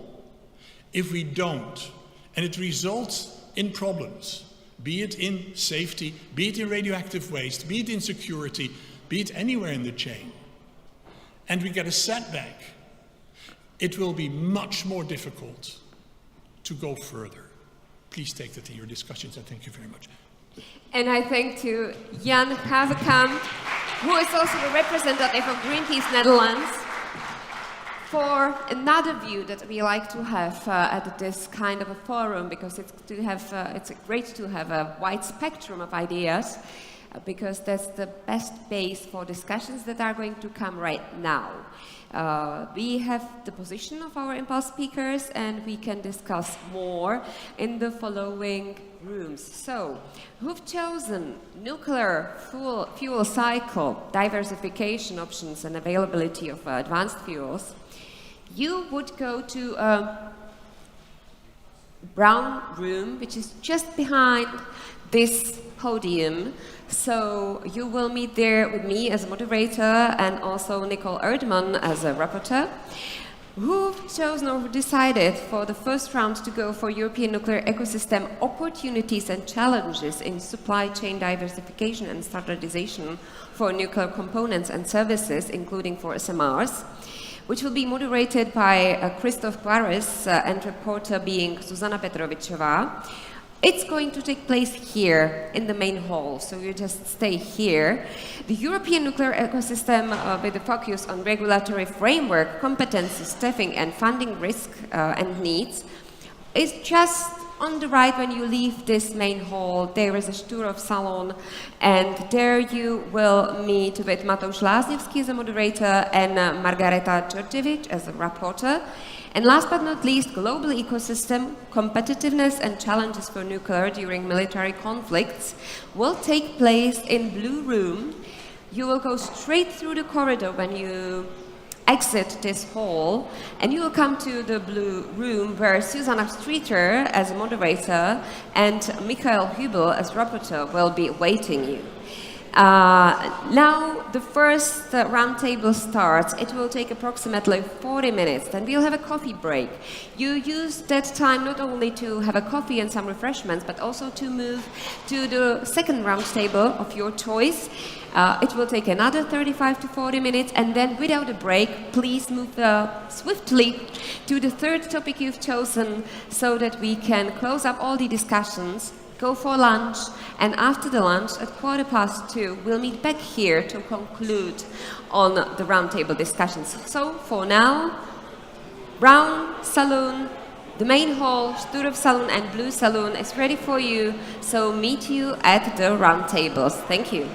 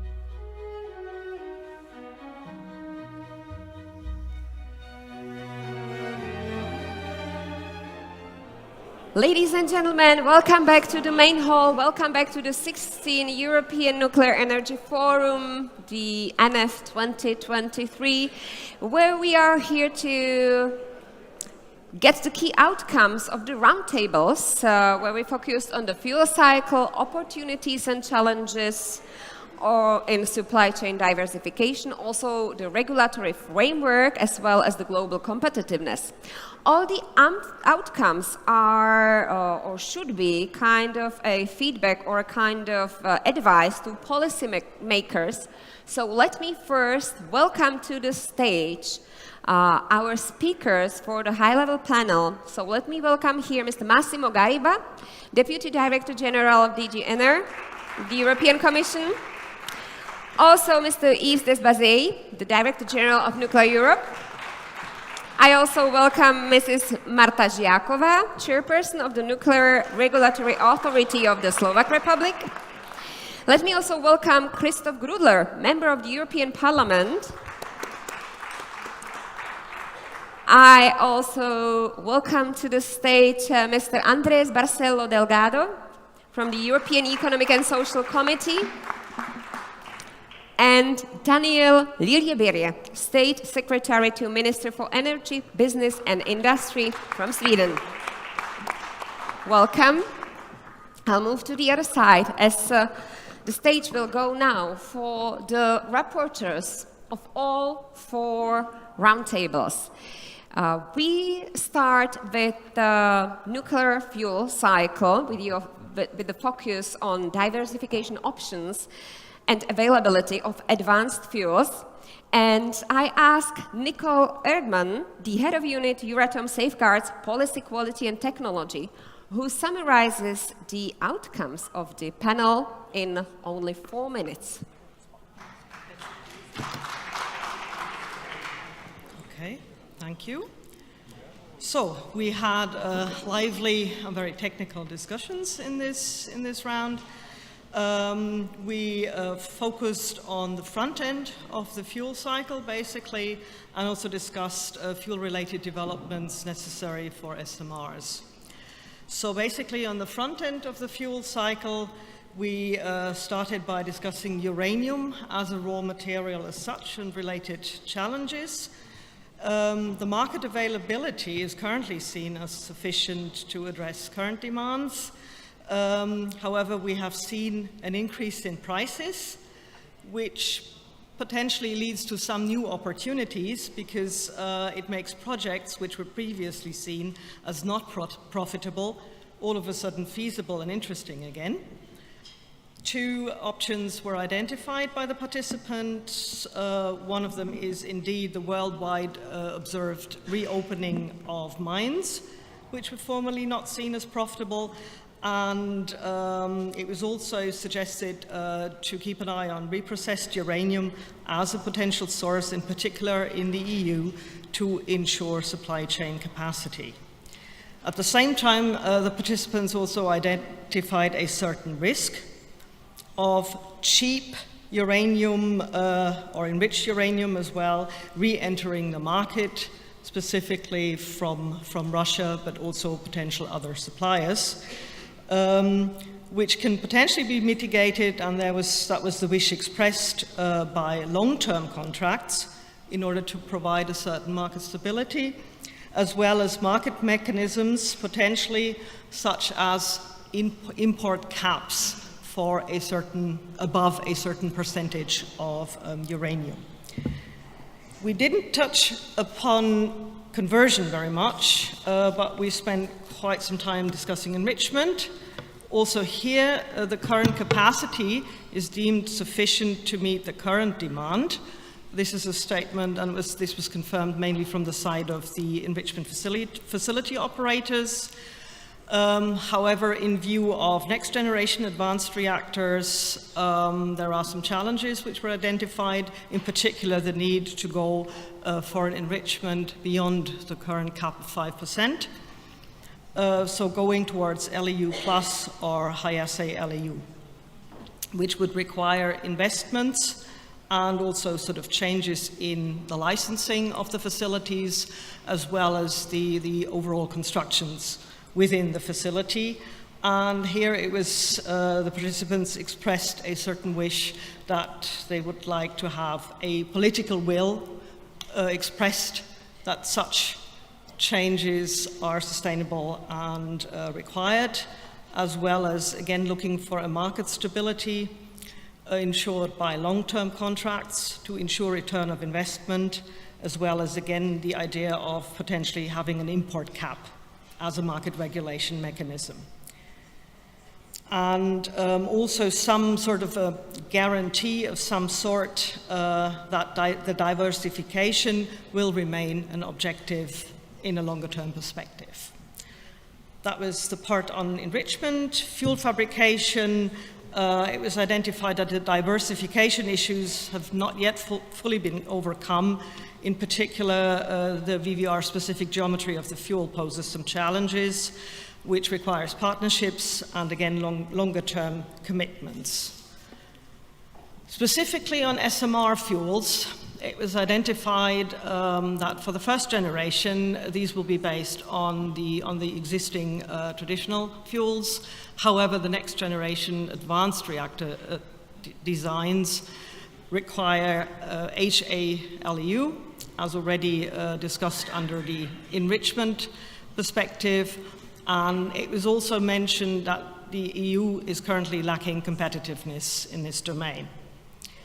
For the HALEU, there was an idea and a suggestion to make use of currently capacity which is being built up in view of establishing an EU capacity for HALEU for medical isotope production, and it would then hopefully become beneficial once an increase of capacity for advanced reactors is necessary. This way, it was basically, we tried to decouple the development of the fuel from the actual development of the reactor design.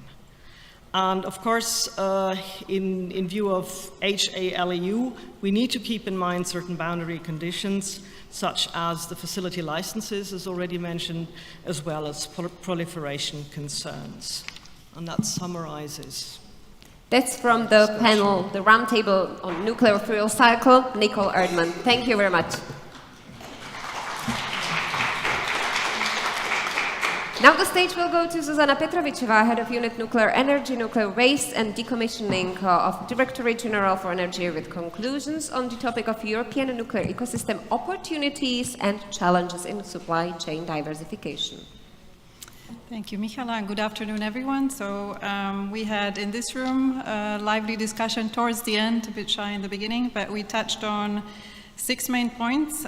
So first of all, we distinguish standardization, primarily a role for the industry, from harmonization, primarily a role for regulators. So we tried our best to focus on the standardization of supply chain and components part. Second point, we looked at standardization versus localization of content and how this should play out. There's extremes on both ends, but what we have discussed as a potential way forward here is that the nuclear island should be provided by one specialized vendor, while all of the rest of the plant, there could be several potential suppliers who might as well be vertical. The extreme case would be a full vertical integration, which might work in some markets, but not all. So there is some specialization that should be happening.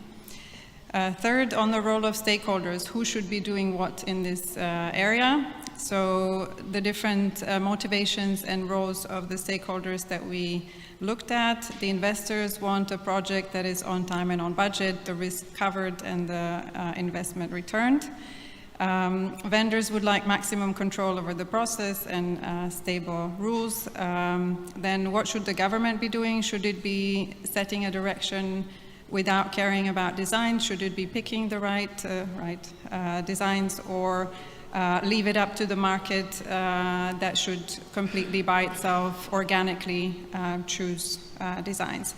Now, we discussed also the influence on the cost of production of electricity and the impact on consumers, who then have to in the end pay for the electricity. So the preliminary conclusion that we drew is that perhaps the government can set a direction of which few designs should be used. There should be a prototype produced, and then of a handful of designs the market can choose.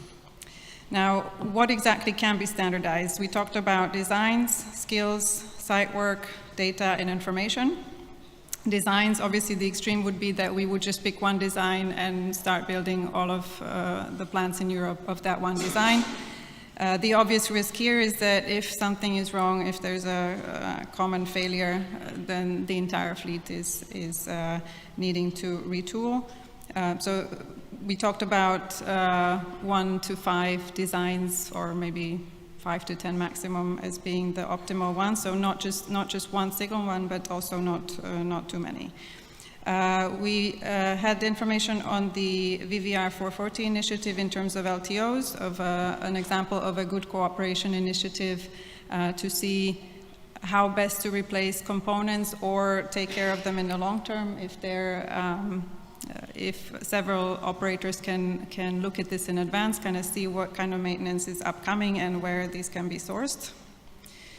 In terms of how long does it take to standardize, here we said, okay, it doesn't happen overnight. It's more of a long-term plannable process that takes 10 to 15 years, so it really needs to be looked at in advance. And then we also looked at how does this happen? Does it just, again, organically happen, or should there be a market created by saying, okay, by policymakers, we need to standardize, so there's some sort of a law saying that this should happen.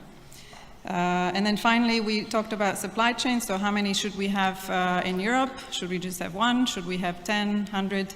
Again, here we concluded that there should be a handful, so corresponding to the number of designs that we have, because if we are diluting the supply chain with components for designs that are in the end not going to be needed, then that is not using resources efficiently. And I think that was the main point. Thank you. Thank you. That was Zuzana Petrovicheva about opportunities and challenges in supply chain diversification, the key outcomes. Thank you very much. Now, Margareta Georgievich, also from DG NR, where she is the head of the Euratom Policy Coordination Unit, is coming, as she has the outcomes of the regulatory framework, competences, staffing, and funding risks and needs roundtable.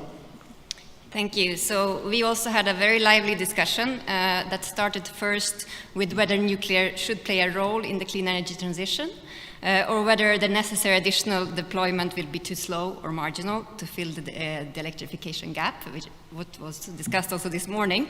And of course, as you can imagine, there were very different opinions about this. But then we quickly moved into what would be needed for nuclear to play this role, and we discussed basically 4 different enabling conditions. The first one was that the current political will actually need to be implemented, and this will then give the impetus to the dynamic industry with a clear future. The second enabling condition was about the human resources needed with the right skills.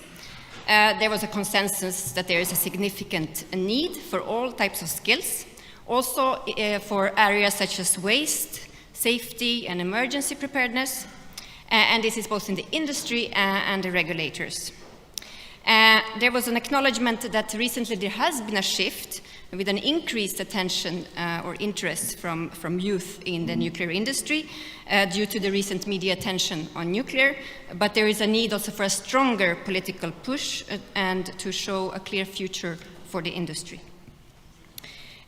4 concrete actions were mentioned in terms of skills. The first one, the first step, is the need for gap analysis at the national level. And here it's important not to over or underestimate the needs. Secondly, it's important to ensure mobility of skilled persons across the EU, and here the Commission can play an important role. The SMR Industrial Alliance was mentioned as a facilitator to attract skills. And also it was mentioned that the industry needs to be transparent and follow the regulatory safety and sustainability regulations in order to ensure that the youth feels that the industry meets their moral values. And finally, in terms of the regulators, they need to be efficient in terms of focusing resources on mature technologies and recruit skills based on the needs forecasts. The third enabling condition was about a conducive regulatory framework.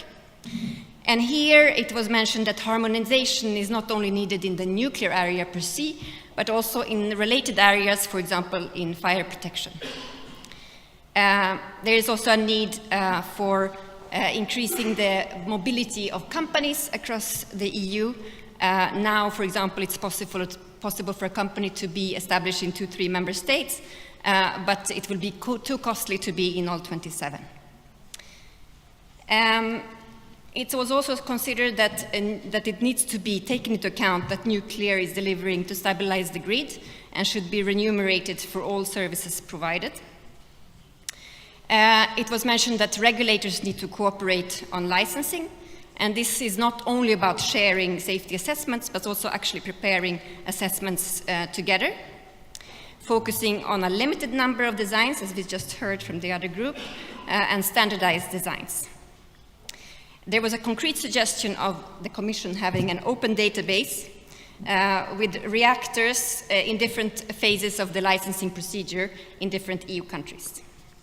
And finally, in terms of EU legislation and targets, the focus should be more on emissions reductions, including in the 2040 framework. And the final enabling condition was about the availability of the necessary funding. Here it was mentioned that we need to de-risk investments through credit guarantees. We need to provide alternatives to relying on spot prices with the PPAs and the CFDs. Some concerns were expressed about the taxonomy rules in terms of the fuel cycle and extraction activities not being included, and also the transitional nature of the technology and time limits.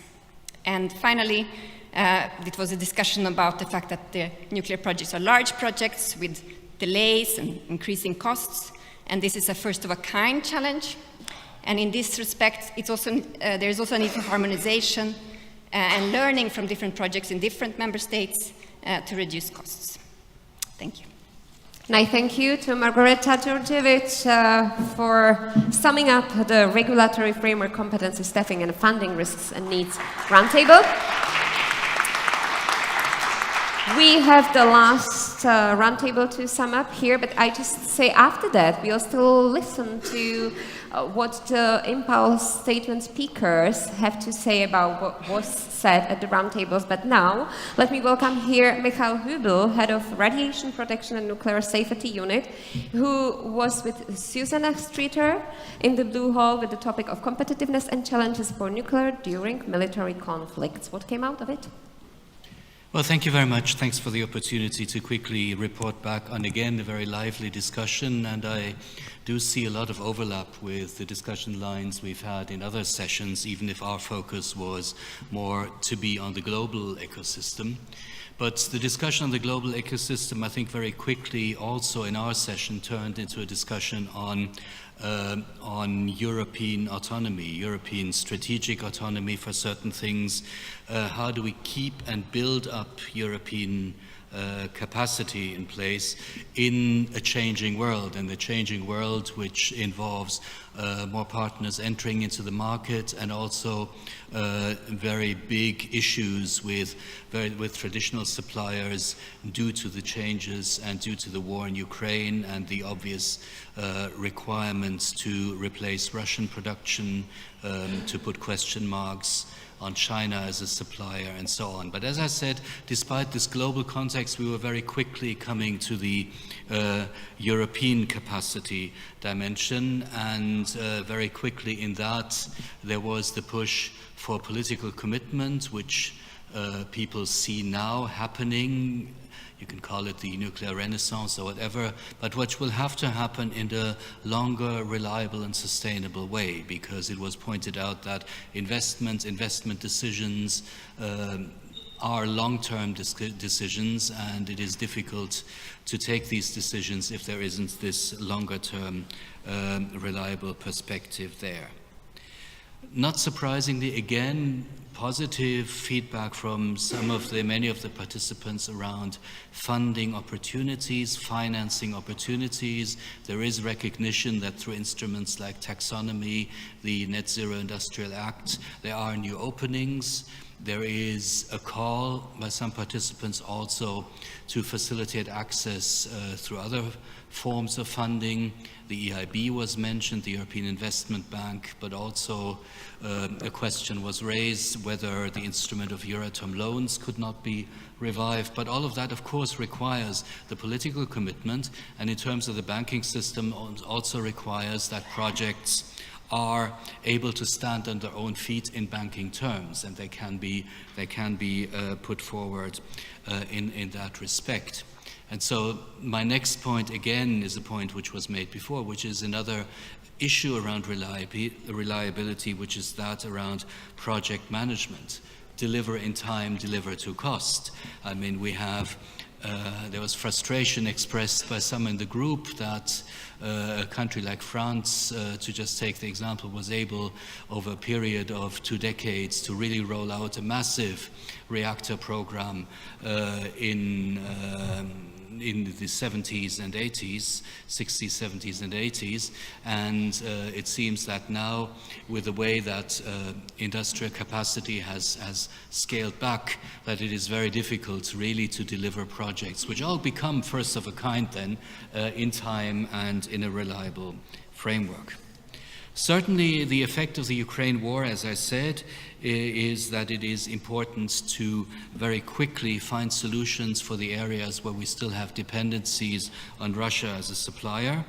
And there was a strong push in that area that there needed to be a very clear political message in terms of targets and diversifying targets which are politically formulated in a very ambitious way for areas like enrichment or conversion, to really by this date to be completely or almost completely self-sufficient or sufficient on other suppliers. We've also discussed other areas and issues related to the Ukraine war, but I think we have over the 3 sessions not been able to really cover the full extent through which the fact that nuclear power plants are subject to military conflict and are in the middle of a military conflict, what impact that may have on the safety regime, what impact that may have on the international legal framework, and what impact it will certainly have very concretely on the colleagues, the regulator in Ukraine, in taking back control of the facilities which are now under Russian occupation. Now, part of the global competitiveness of Europe is also the high level of nuclear safety. So the framework we bring and the level of safety we bring is very important in that respect. And it's also important, and we spent some time on that, in terms of transparency, buy-in, and the relationship to citizens and the involvement of citizens, the possibility of citizens to have access to information, for example, to systems related to emergency preparedness and response, planning processes, and other things has been highlighted as an important legitimizing factor of nuclear energy. See, we ventured quite far beyond the global dimension, and we also had a very long discussion on skills. Whether or not more people are interested now in a career in the nuclear industry, certainly they're not enough. And it is an issue, as was pointed out, not just of that lack of interest possibly, or not enough interest, but also of capacity of the education system, of the apprenticeship system in the industry and so on, to really be able to absorb this need. And the figure of 800,000 jobs as a sort of employment potential, which was mentioned in Deloitte, is of course a very, very big potential. Also, our group saw an EU role in this, and maybe even a role for international cooperation in this important field.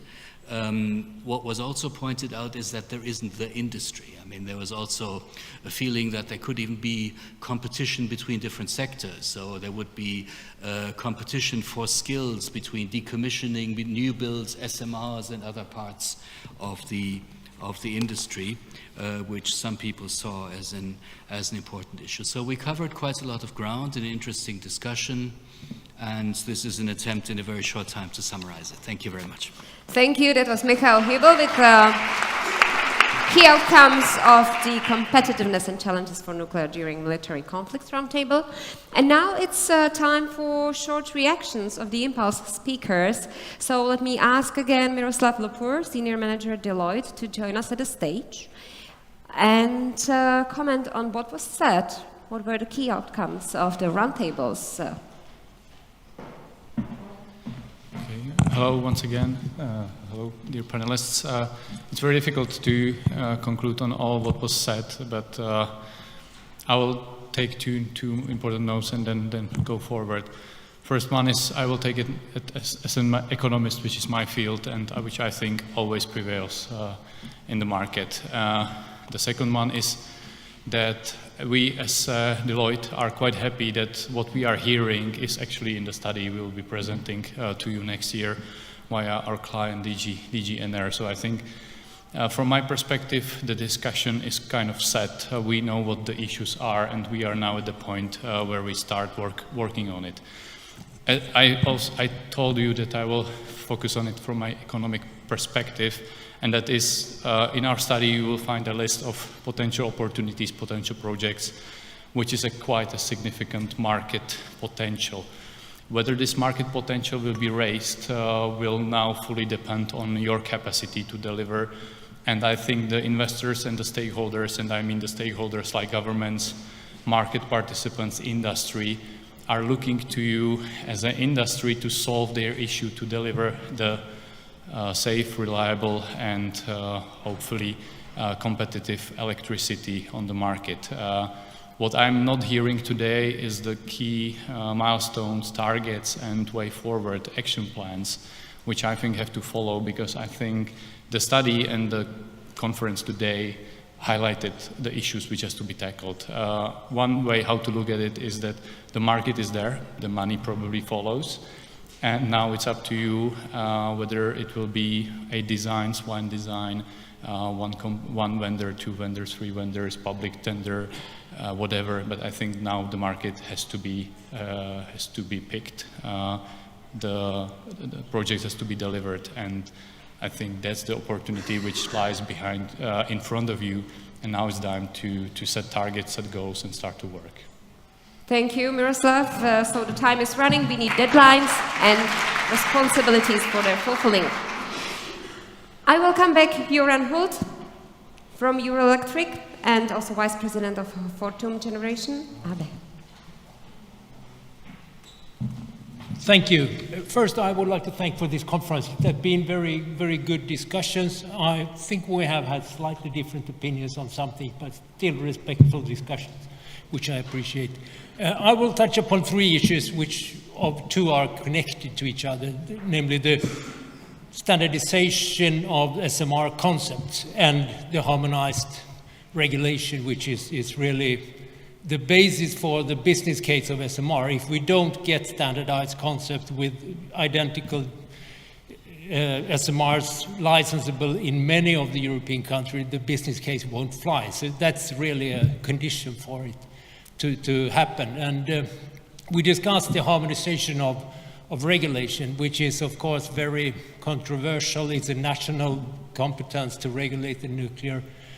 Still, I think we have regulations in many countries that are aiming at basically the same safety level, but with different approach. Some of them are very high level, setting targets and evaluating concepts if they fulfill. Others are more prescriptive and very detailed. That would be changed. But I got confirmation today what the Swedish regulator are saying, that there is cooperation ongoing. It has started. They are looking at concepts together and trying to find ways to harmonize and so on. So I think it is on the way, and I hope it will be fruitful. Then the next issue is the competence, which is one of the really huge challenges we have. We need, of course, a lot of nuclear expertise. We need to set up new training programs. We need to attract the young people to apply for them. But that is, let's say, one amount of people that we need. But the even more challenging, I believe, is that we need to improve the brand of the business, and we need to be more attractive to all kind of resources.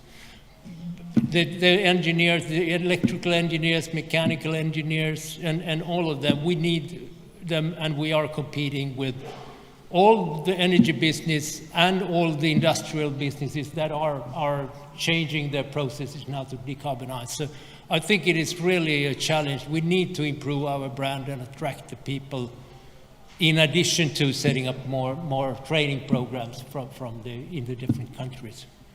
I think that's my take-off from this. That's the most important I could find. Thank you, and thank you. Yeah, and that comes back to the political commitment that will get us the attention and hopefully even the capacities later. So let me ask again Jan Haverkamp, Vice Chair of Nuclear Transparency Watch, and ask him for his view. Phew, that was an interesting afternoon of discussion. I missed the uranium one, unfortunately, which I regret hearing the feedback. My impression is that we need to be more with our feet on the ground and realize that we are currently maybe taking too much space in the public sphere in order to be able to continue whatever we're going to do in whatever direction. I think we are distracted by the media exposure that we get now. And under that surface in the discussion, there came a lot of issues that we still have to chew upon. If we talk about the current reactor generations and potential new projects or not, if you blow up your hope that it's all going to be, and you can't find the financing then because you've spent too much time on television bloating that it's also easy, but we're not able to get the finances done, then that will hit back on the entire sector. Same with if we're not very clear on being very careful with issues of safety, and we do have a glitch somewhere in the world, maybe in Europe at a certain moment, that will put us back on our feet. For SMRs, that's even more strong, I think. I came with an impression, amongst others from discussions also on the NEA, that the entire industry was further with SMRs than I realize we are now. And the fact that the NEA now expanded its dashboards with a third volume, and we are talking here about whittling down from 8 to 5, there is a big gap in between, and that will give us surprises in future. Talking about standardization in that time, I don't see it happen. I think we need to let that go for a while still. I think that's my feedback. Thank you. My conclusion is, I think, from my point of view, we're on the right way. I think nuclear will be phased out before 2050. And lots of you will be very active in the back-end side of decommissioning and waste, but that's just my opinion. Thank you, Jan. I got the message, less distraction, more focus. And now let's hear the opinion of our panelists. Let me start with Massimo Gariba, Deputy Director General DG ENER of the European Commission. What do you think about the outcomes? Is there something that surprised you, or probably something that you would support? Good afternoon, first of all. Yes, I'm quite surprised by the report of the first panel, where I heard that the situation on the market is basically fantastic. We have uranium, we have conversion, and we have enrichment. This is very new to me. I actually thought that if we lose one of the major players in at least enrichment and so on, we would be facing a rather complicated situation in the West. So I would actually put a word of caution on that, and I would invite the industry to consider very carefully what is needed on the needs of conversion and what is needed on the need of enrichment. That's my first comment. The second comment is about skills. Maybe I should take it personally and say that if I were 30 years younger than what I am, I would have a brilliant future in nuclear if I believe everything that is said. I think that skills is at a crossroads. You know, it didn't matter so far. Yeah? If you are in operating mode, as you have most of the reactors and the regulatory authorities today, it doesn't really matter. We have a system that, you know, generally speaking, it works. But if you need to go into a substantial amount of new projects, you need, on the industrial side and on the safety regulatory side, to increase by a factor of 10. I mean, Marta will correct me, but I think that this is basically what we are talking about. And in order to do that, you need to have all the actors together. And what I see is that there is lots of talk, you know, on what does Europe do, what do the member states do, what does the industry do, but I think that the right answer is actually to federate these three. And the third comment, if you allow me to make, is a little bit, what can I call it, is a little bit the heart of the matter when you want again to move into real projects, and this is called the supply chain. I mean, if you want to, as an industry, to do something, and you know, yesterday we had a discussion in the preparation of the industrial alliance for SMRs. I said yesterday, you know, the keyword for the industry has to be acceleration, acceleration, acceleration, because this industry is recognized to be, generally speaking, too slow. So I think that this is again, but in order to accelerate, and in order to have an industry which is capable of being sustainable and that fulfills the requirement of the strategic autonomy, because you cannot imagine that all the technologies will come only from the EU, you need to establish an EU supply chain that can serve and move different constituencies, which is linked to the regulators and that works safely to produce whatever is needed. Thank you very much. And again, we need to accelerate, accelerate, and accelerate together. Thank you. So, Yves Tesbazé, Director General at Nuclear Europe, something that surprised you? Thank you. I think I would just like to take quickly a more global perspective. I think today Europe is facing many challenges. We know this, and I will just summarize the three main I see. Security of supply. So in a way, I agree with Massimo. I believe that the security of supply of, I would say, front end will not be that easy. And I agree that will, particularly in terms of conversion and enrichment, there may be some lack of investment. So this is something we should bear in mind. And I believe on that we really have to brace ourselves and be prepared to meet those challenges. Second challenge is clearly decarbonization. There was a reference, I think it was this morning, of a number of, today only 25% of energy is electrified. We need to go up to 60 in 2050. So it means many more capacities of electricity production. And here clearly I include nuclear as part of it. And all of that has to remain affordable. Second challenge is the political one. We see more and more support from the public opinion and even from member states on nuclear. So it's a challenge that comes back to the nuclear industry, because now we need to deliver. We need to meet the challenges that basically we have in front of us. Just referring to the 150 gigawatt target that Nuclear Alliance countries have set for themselves, it's a one-third. One-third of large reactors, one-third of SMRs, 1/3 of a combination of long-term operation, and here I also take the point on the question of how to work together in order to prolong as much as possible existing reactors. It's a no-regret option. And also advanced reactors will be also part of this.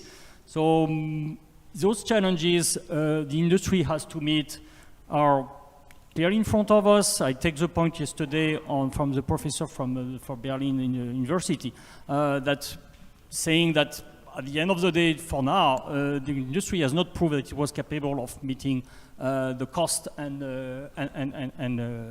scale. I think on that, we really have to be able to mobilize and change our way of doing things. I agree that skills will be essential. We are talking about a figure that could, for example, be like 200,000 engineers to be recruited in the years to come.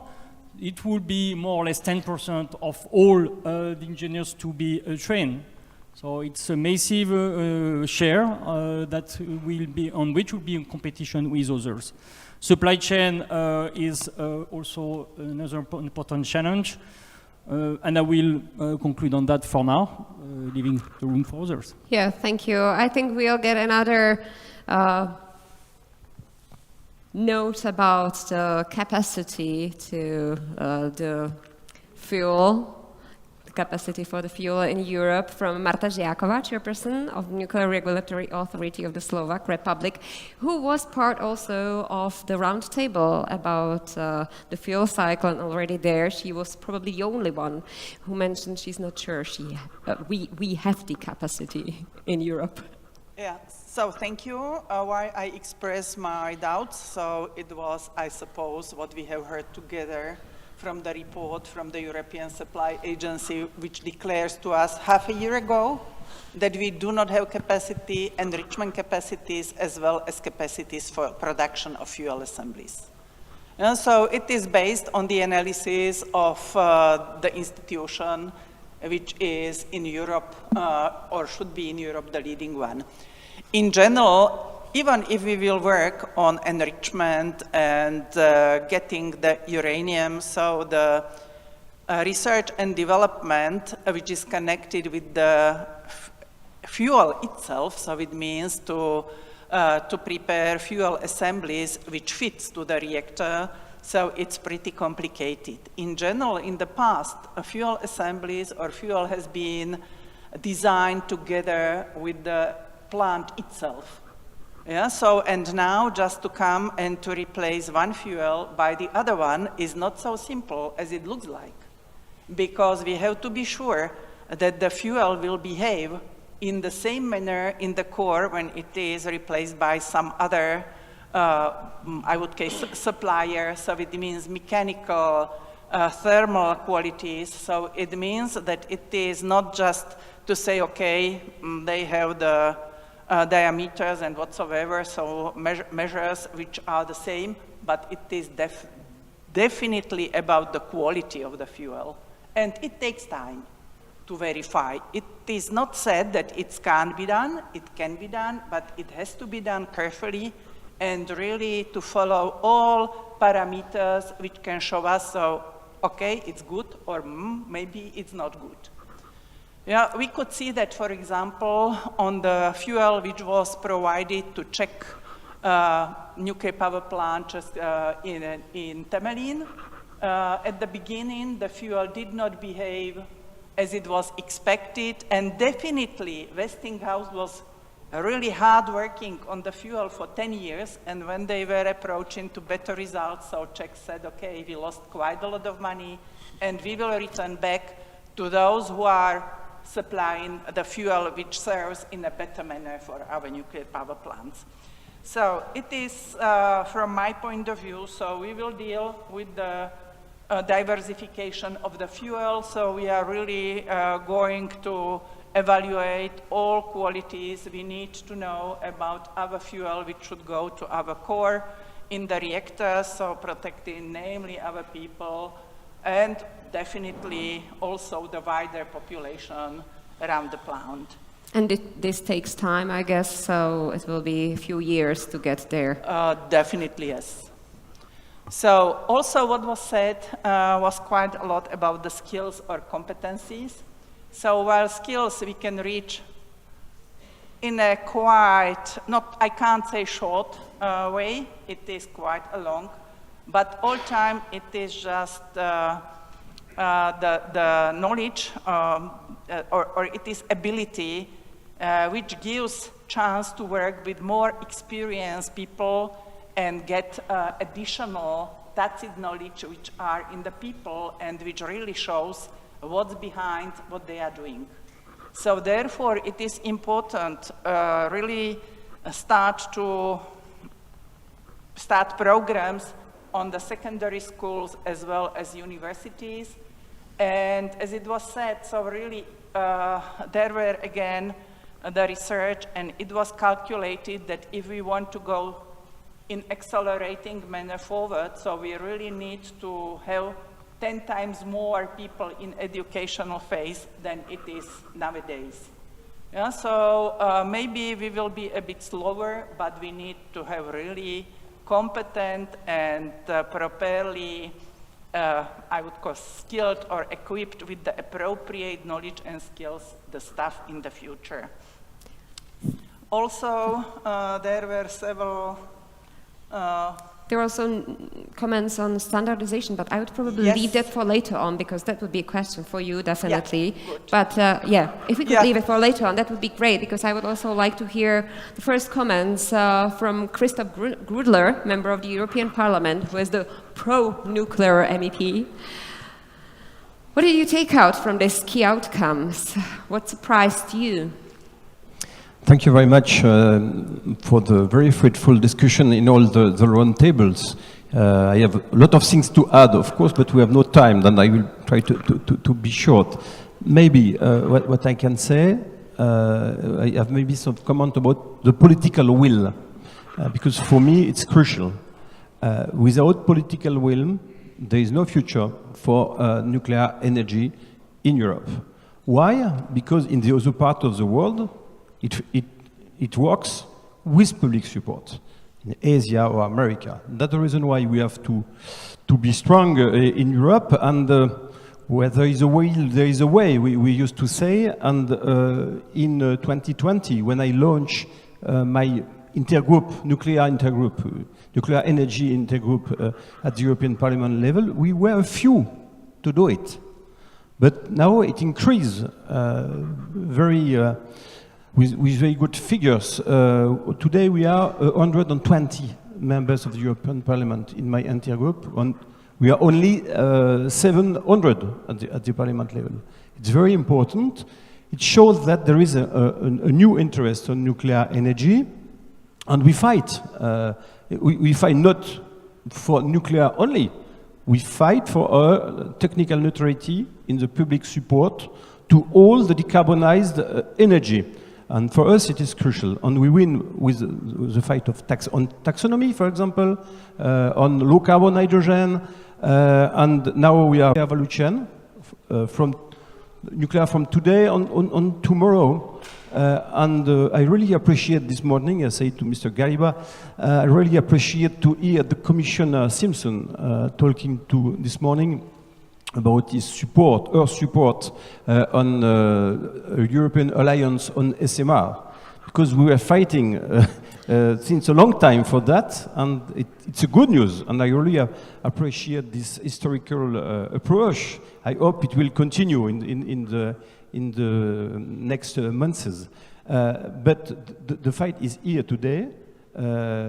This alliance must have the same success as the Clean Hydrogen Alliance, for example. We have 250 different projects in Europe, in 20 member states, with 50 billion of investment, private investment intended.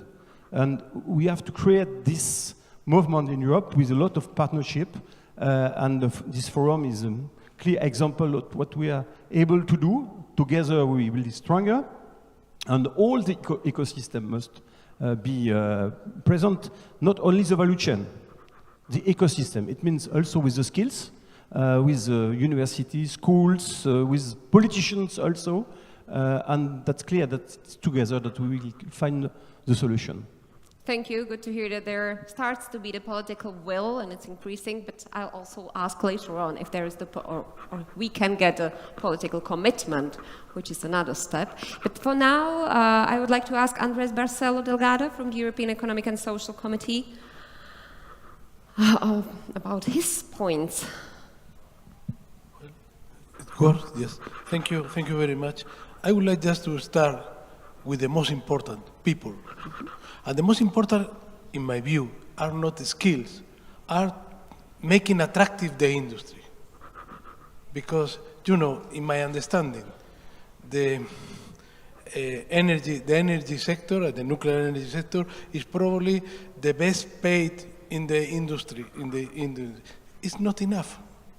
You need to make attractive. It's not a matter of salaries. It's a matter of the young people decide to launch the career today is not the case. I think, unfortunately, it's not in Europe. Make it prestigious, you mean? Yeah. It's not. I thought that the problem was in my industry. I came from the steel, but I realized today that the problem is not only in the heavy industry. It's here too. This morning, in one of the sessions, a young engineer said, "Okay, I don't want to work for the nuclear industry because I want to keep my values, my moral values." So this is a problem. After that, we have the problem of the lack of people in the regulator and in the industry, both. So you cannot survive in the long term with a long delay for permits. And the long delay is driven by the lack of human resources, highly skilled human resources. It's not just put 200 people. It's just to put clever and very well trained people just to do the job. That's my main impression of the needs of the future. On the other side, as I'm not coming from the nuclear industry, I'm only interested in the companies I represent. I'm only interested in having electricity at fair price. So guarantee I read today in the Financial Times that the Americans are now worried about the impact of the Russian fuel in the America. So here is even bigger, no? So we have to. It's not as the regulator said. It's a long term. It's not for tomorrow. It's not easy, but we have to do in the future. Definitely, the prices are also a topic, and also the financing, which is a topic for Daniel Liljeberg from the Ministry for Energy, Business and Industry in Sweden. But your comments, please. Yes, first of all, I will not pretend to be as knowledgeable as many of you are here. I know that many experts. I'm a political appointee. Having said that, I'm trained in economics, and I feel when I listen to these great presentations that there are different economic principles at play here, and they in some way are in a dichotomy. At one hand, we like diversification, which is an economic principle, but another one is economics of scale, and somehow these come not in conflict, but we need to find sort of the optimal point here. And I believe I heard the second group mention a handful, and that was not so precise, but I suppose it's going to be vague in the beginning. Competence was talked about, and of course for a government this is very important. I heard mobility was the word from that group, mobility of labor, I suppose, of experts in these areas. And of course, when an economist hear that, you will assume that there will be a bidding war between actors, countries and companies for this very scarce resource, which is human resources. And that may cause conflict, I don't know. Sweden changed government only 1 year ago and went from being should we say, an anti-nuclear country to being a pro-nuclear country. And countries, people people want things to be done fast, but countries are a bit more like ocean liners. It takes a while to turn them around, and of course Sweden will have to, as I hope many other countries, will have to look into its education system in order to make sure that we train as many people as we can in these areas. And once we have the financing in place and there is certainty among young people that this is going to happen and it's going to take 30, 40 years to do, then people will study these fields and we will have human resources. Last, and I will be very brief there, I heard European autonomy being mentioned, and that's very nice. I agree with that completely, especially concerning countries that are hostile. And of course, we have the Russian invasion of Ukraine. I would, though, however, differ a little bit. We have friendly democracies outside of Europe that I believe we should cooperate with. And not be completely autonomous, maybe, but cooperate with them. Those are my remarks. Thank you. Thank you very much, and thank you for mentioning the certainty that will help to attract, to get the attention, and then get the skilled labor force for what we want to do. Massimo Garriva, I would like to ask you about for example, do you feel the political backing for what we want to do within the energy sector? Because there was a call from all the panels for political commitment. That's an interesting one. The situation that surrounds nuclear energy has shifted, but has not changed. Why do I say that? I get the answer. No. It has not changed because the pros remain pros and the cons remain cons. What has changed is that the pros, instead of speaking in an isolated way, have actually come together and passed a common message. So the weight in the system of the pros is different than it was, let me say, 12 months ago. So in this sense, I think that there is a shift. I think that this will have consequences in the sense that what is also within the European institutions, we are going towards European elections, we are going towards having a new commission next year, will have to reflect different equilibria in the member states. So I think that the situation is a situation which is evolving at the moment. So I wouldn't say that it is all good, it's all bad, it's all roses, not rosy. It is a moment in which there is the search of a new equilibrium point between what the different people want in the EU. I also think, and I conclude, that whereas I think there is a full commitment of everyone to move the economy to a zero carbon economy, there are still important differences on the trajectory. And I think that the art will have to be to bring everyone together to move towards the net zero in the most efficient way for society, using the principles of transparency, involvement, societal acceptance, regulation, independence of the different bodies, so that everyone keeps doing his own job. Thank you very much. Thank you. Is this Basé, probably? How do you see it? Because we've heard from the businesses that there would be the capacity. We even heard that there is the capacity. But we need the long-term view to invest enough to be capable in the future as well. In the long term, do you see the support? Do you see the schemes that would allow investment so that we are capable in the future? I think the issue of the nuclear industry is an industry of the long term. And this is where we need to see some constant support and long-term perspective from I would say, the policymakers. And it's unfortunately usually doesn't fit with political mandates. So you have to have some politicians who are ready to tackle issues and make decisions on investments that will have impact, let's say, 10, 15 years later. This long-term perspective is absolutely needed for this industry because we are talking about scales. This morning there was a slide that was showing from Deloitte that was showing that we need like 10 years to get someone at full speed in terms of skills, nuclear skills.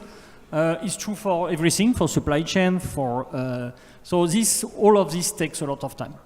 Where I'm somehow optimistic, maybe a little bit more than Massimo here, is I really believe that we have, I would say the situation we're facing today somehow proves that nuclear remains a very serious option.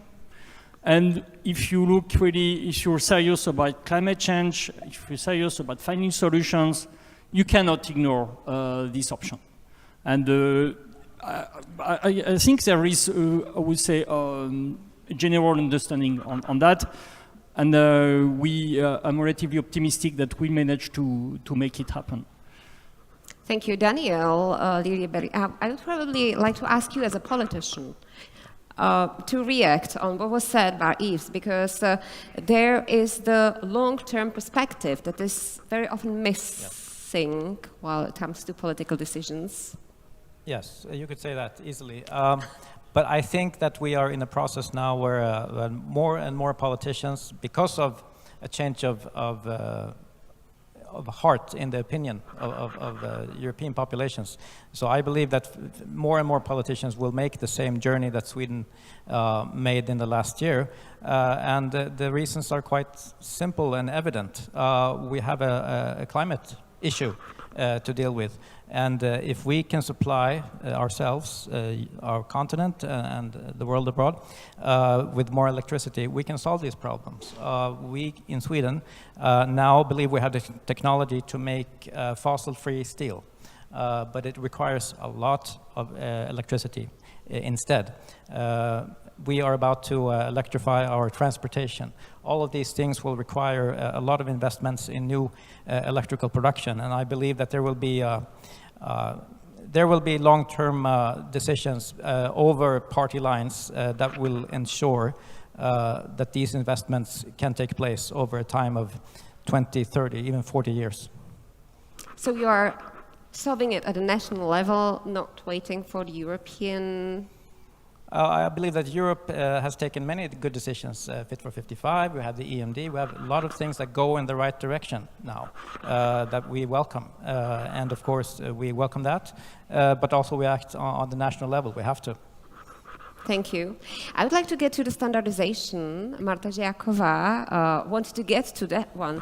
Would more of the standardization, even though we've heard it wouldn't be one technological solution, but 1 to 5 or 1 to 10, would it help with the licensing process? Would it help to move forward faster? So for the first, I would like to say that the licensing, as it is understood, so usually we understand just nuclear safety and radiation safety, but everyone forgets that the first step is environmental impact assessment, which can take 2 or more years. Then our time, which we have allocated for our assessment of the nuclear safety, for example, is definitely shorter. And if everyone says that we should cooperate, so cooperation between regulatory authorities is really on a high level. And if the plant will receive the license from one of European regulator, so the others will closely cooperate with this one. It does not mean that we will not look on the documentation, because we have to really verify.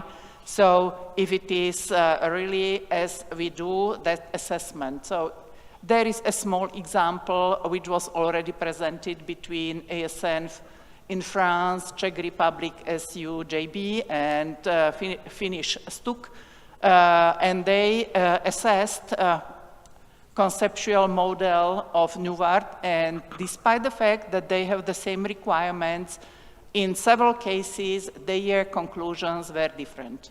And so it means that it is not just enough to have the same requirements, but we have to use, let's say, standardized methodologies to approach to the assessment.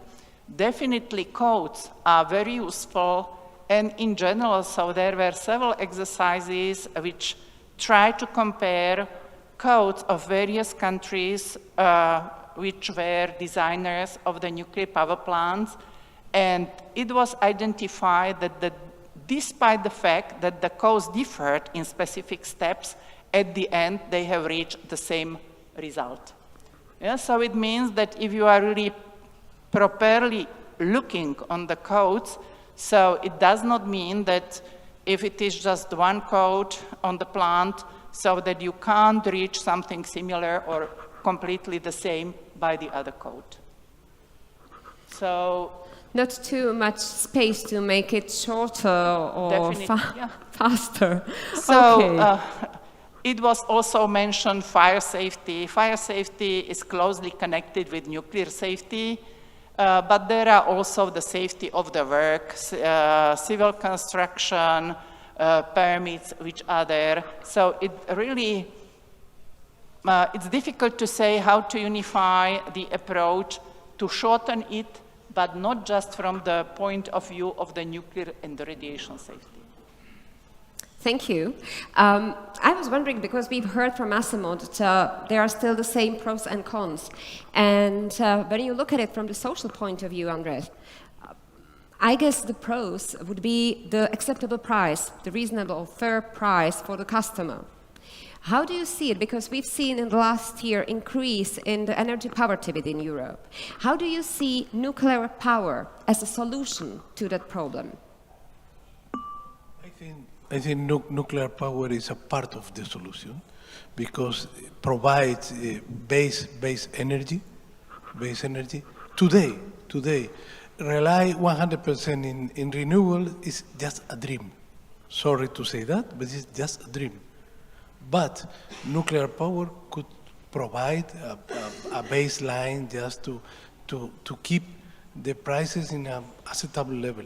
I don't want to have zero price at 1 in the evening. No, it's not fair. It's not fair because the investor needs some return. But on the opposite, was not fair last year. Was not fair last year. Or it's not fair than with the current market design. With the current market design, the nuclear power station get the premium of the CO2 price. Just to mention. Sorry to mention that, but it's true. With the current market design, if there are no wind or there are no sun in the evening, you need to rely on fossil fuels. So everybody in the market will get the last price. But I don't defend the zero price, or the price must be fair for both sides. Because the investor needs some return. Otherwise, only the government could do. Thank you. And I get back to Christoph Gruller. And again, we'll ask about the political commitment.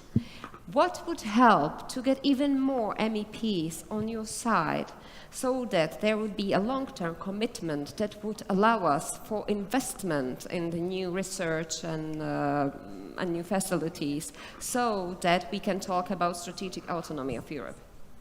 Yeah, what's important is to explain to all the politicians that there is a very important commitment. It's the commitment for the climate neutrality in 2050.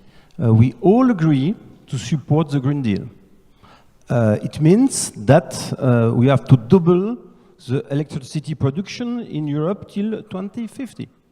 And it's absolutely impossible to double the production without nuclear power. What we have to do is to fight against dogmatism, because it's only the problem. Sometimes competitiveness a little bit, I must admit, because some consider that nuclear energy is cheaper than the other, and it can be a competitive aspect for industries of some countries. For me, the problem of competitiveness is a global problem. And for the electricity market design especially, it's not the problem between Germany, Italy, France, or I don't know, other member states. It's a problem Europe and the other continents. We need a very competitive industry in Europe. And that's maybe the best way to motivate the politicians to say, we must support our nuclear energy industry as we support all the other industries. Because if we don't do it, we will not be in a so good position in the global market. And when you are not in a good position, it's a problem of strategic autonomy. You say, we do not have our destiny in our own hands. That's why, on nuclear energy especially, I fight for European technologies. Because if we stop to depend on the imports of fossil fuel, etc., it's not to depend on technology coming from other continents. We need, of course, partnership with GPA countries, etc. It's not a problem for me to have partnership. But first, we have to be organized as European to have a very strong ecosystem, I can say, and after we can have partnership with the others. But step by step. But I agree with Mr. Galiba. Sometimes it's too slow. It's also slow at the European institution level. Because I hear since the beginning of our mandate, everybody in every institution explaining, we will accelerate it, we will accelerate. And years are wasting. Well, where are the results? That's the reason why we need the commitment, and we need all the stakeholders to be very, very proactive in order to stop wasting time. Yeah, we've heard at one of the roundtables that when you want to cycle, it's not enough to write about cycling. You have to start cycling, and then you can improve in cycling, but you first have to sit on the bicycle and ride. So, in this regard, when we are talking about strategic autonomy of Europe, what do we need to do to start cycling? Would you help me to conclude very shortly? Obviously, Massimo, I will ask you for that as well, but who else would go for it? Anyone? Yeah, Yves, please. Daniel also will be happy if you will follow. I think, yeah, there is a message I wanted to pass before, but I think it somehow fits with this. I think we need to innovate.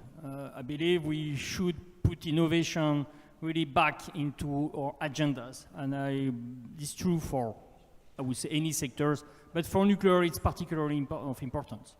And innovation will also trigger more traction from the youngsters. We'll also be able to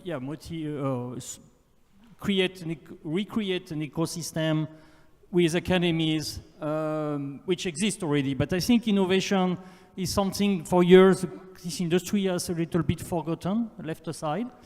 Waiting for what will come from outside. We need to put it back on the top of our agendas. It's absolutely essential. Thank you. Daniel? Well, the short answer is simple, and it's hard at the same time.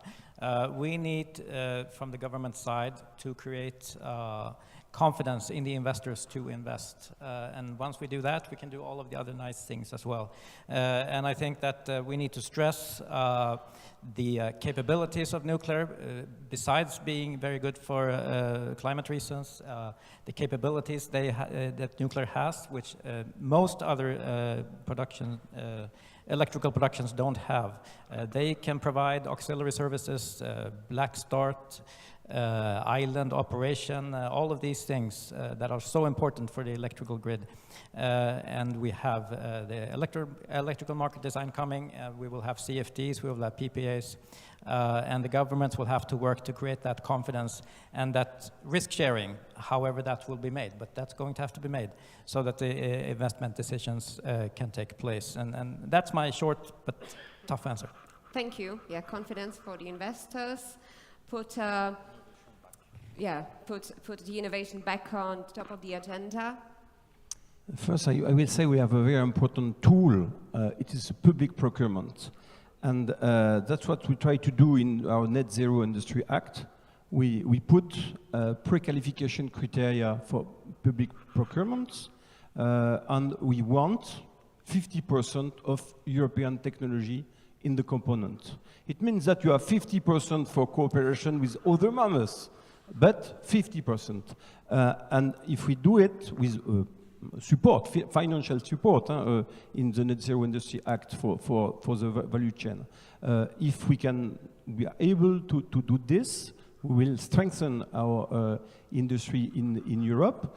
And maybe the second idea is, for me, it's key to be on the skills, because we need that the young people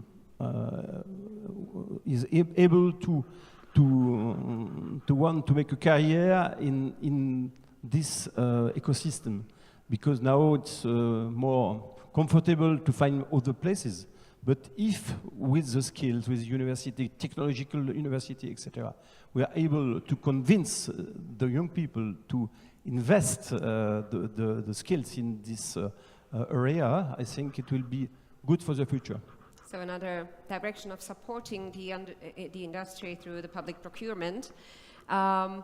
I'm looking at Marta Zsiakova or Andres, if they would add something before I ask Massimo for the final conclusion. But Marta? Yeah, what I would like to say, so everyone said establish requirements on small modular reactors. So there nowadays appears quite a lot of different technologies. For pressurized water reactors to reach the level of the requirements which is there nowadays, we work hard more than 20 years.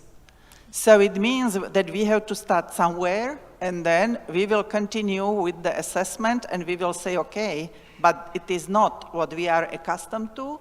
So we should think about that, how to create appropriate requirement for safety. Yeah, so do not expect that at the beginning there will be perfect set of requirements for small modular reactors. Impossible. Thank you, but again, we have to start cycling so that we improve in that. Andres? Just very brief. We need a very, very long-term political commitment to provide long-term. You cannot afford investment for 20, 30 years, thinking who will be the next commission, who will be the next prime minister. That's it. Thank you. Massimo is nodding in accordance, but?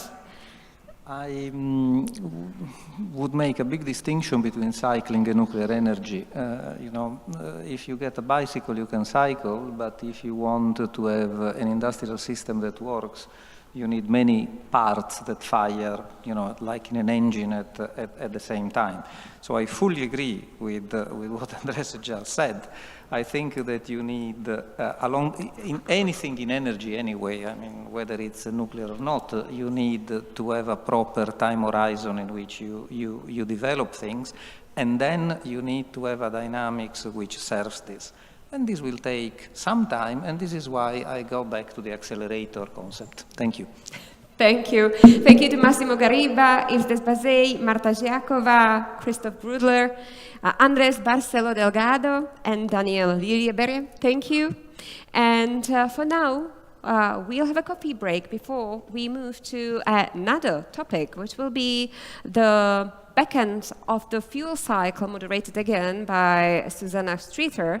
But for now, we have a short break, and we'll meet back here at 4 p.m., or if you could make it quicker would be great, but 4 p.m. We should start. Thank you.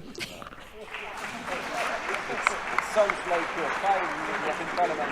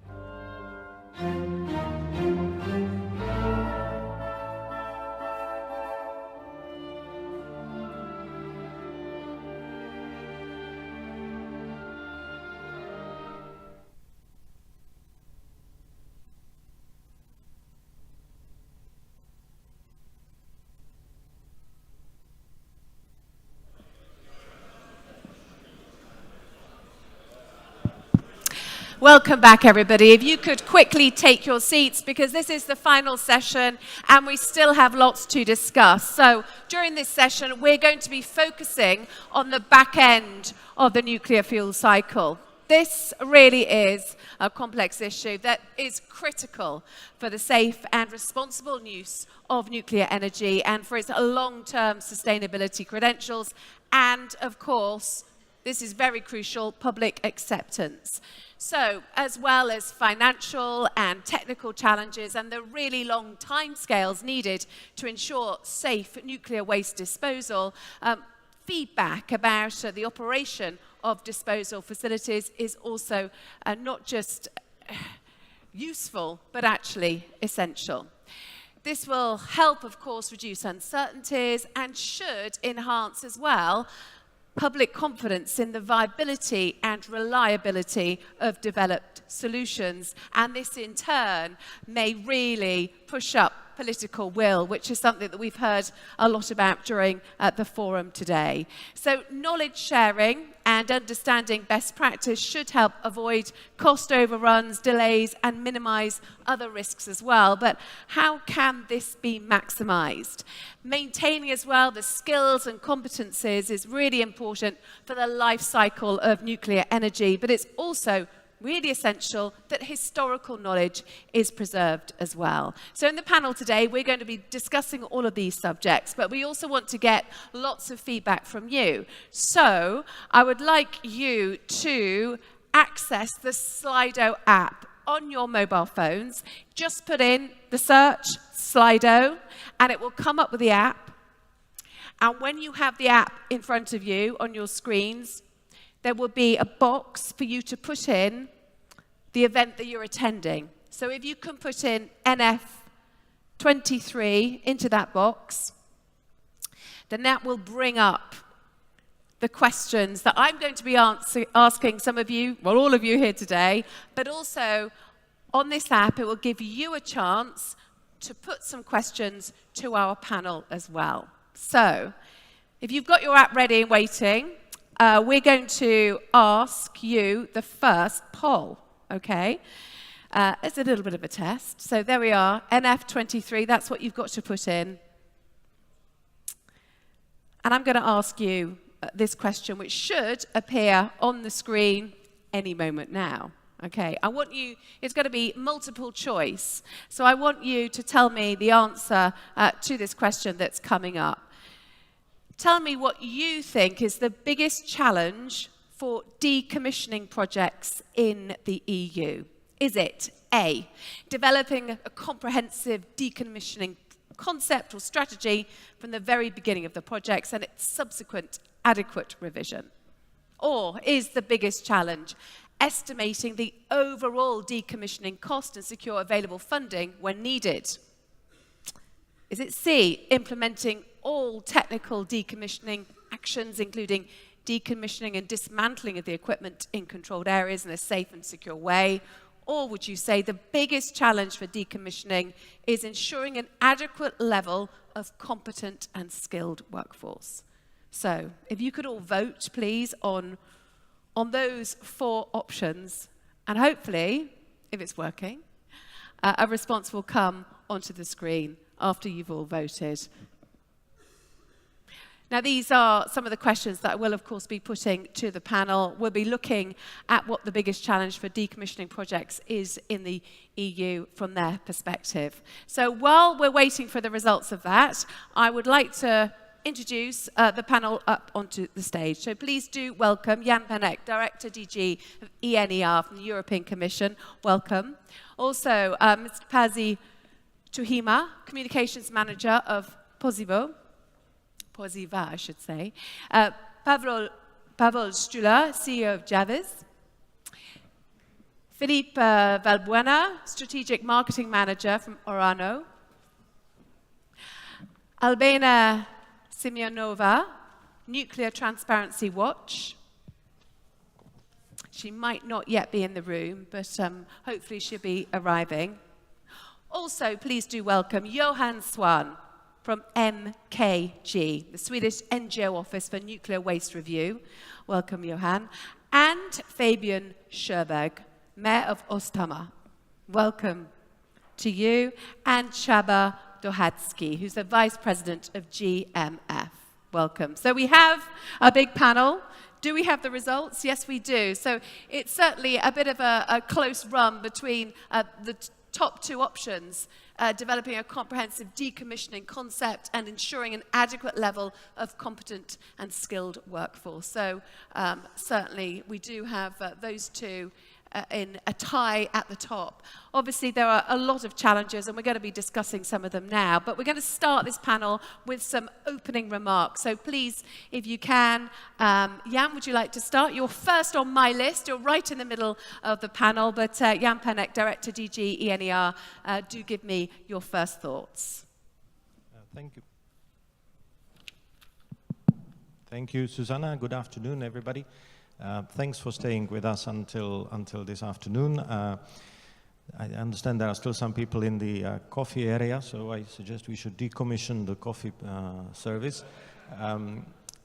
But thanks for showing interest also in the topic of this afternoon session on the back end of the fuel cycle.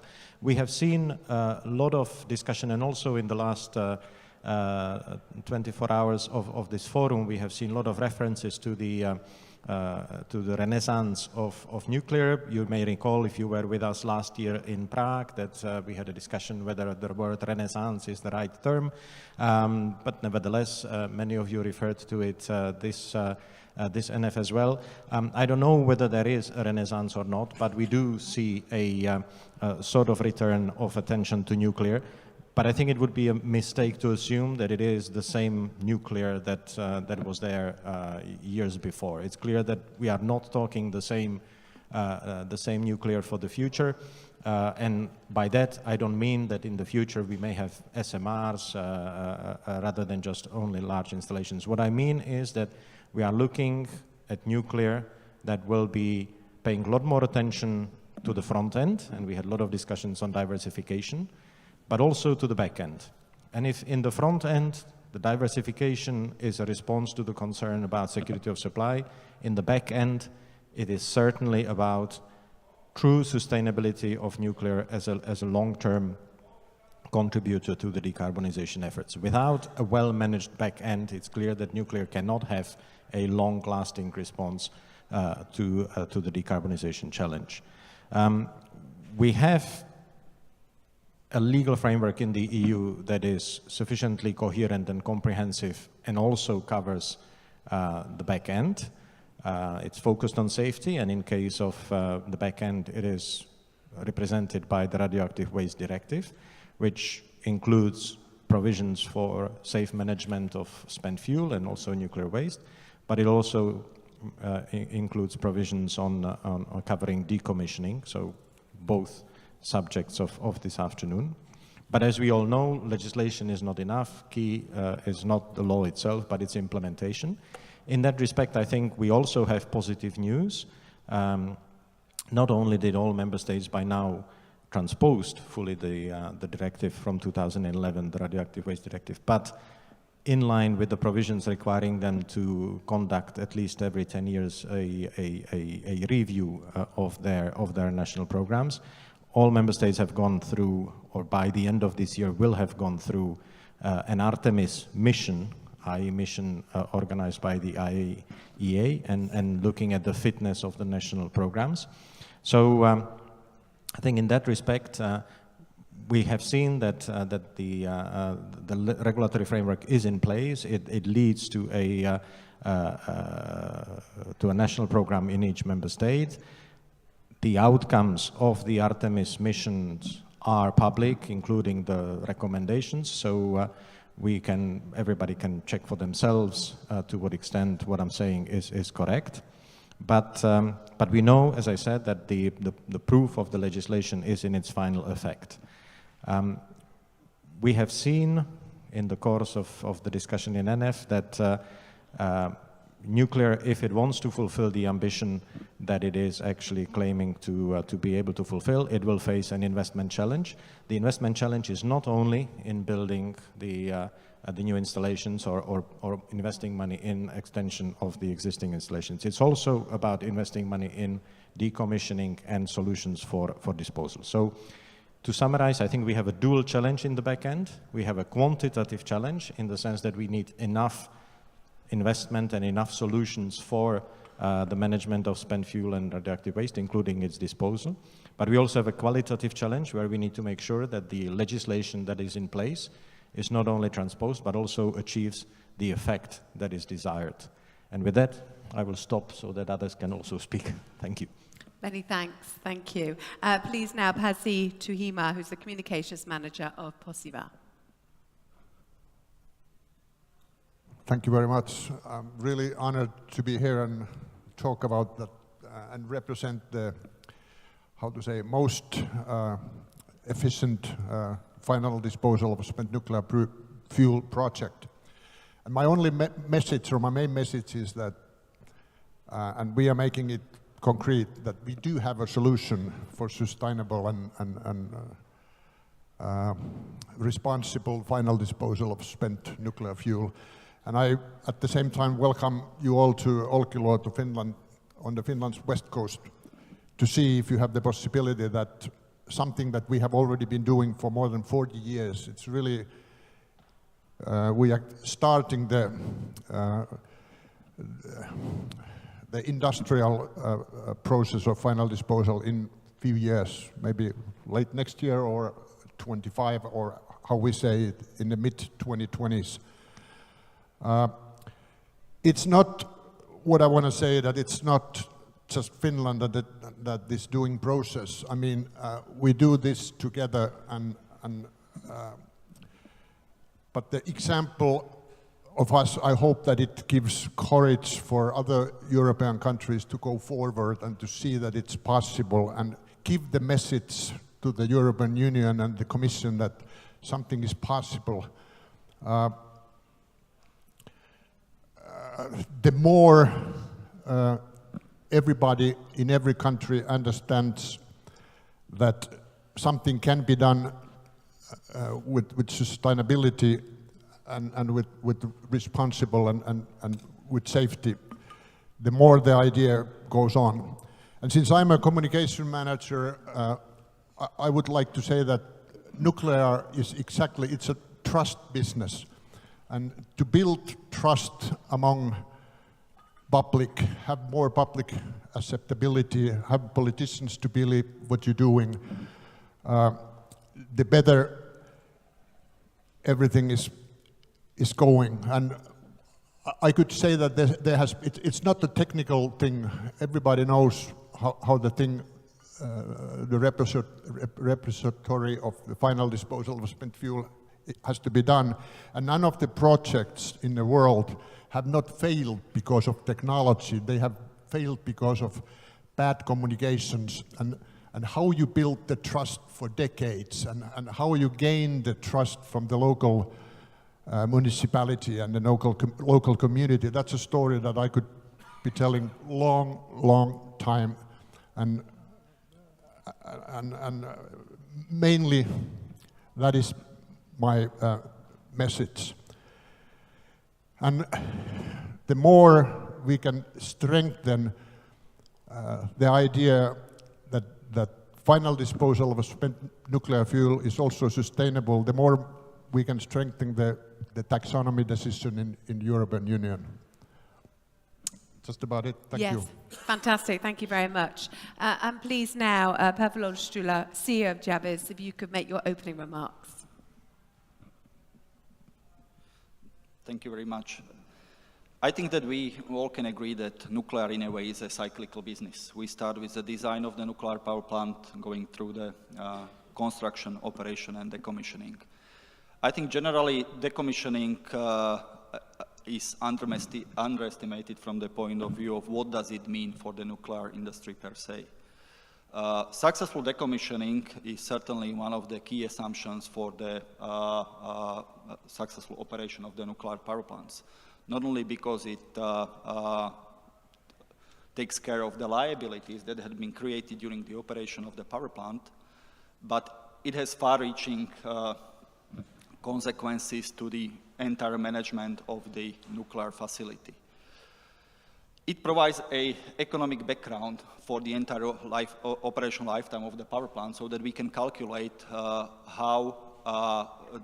what is the economic concept for the power plant operation and whether it is whether there is a business case for nuclear installation operation.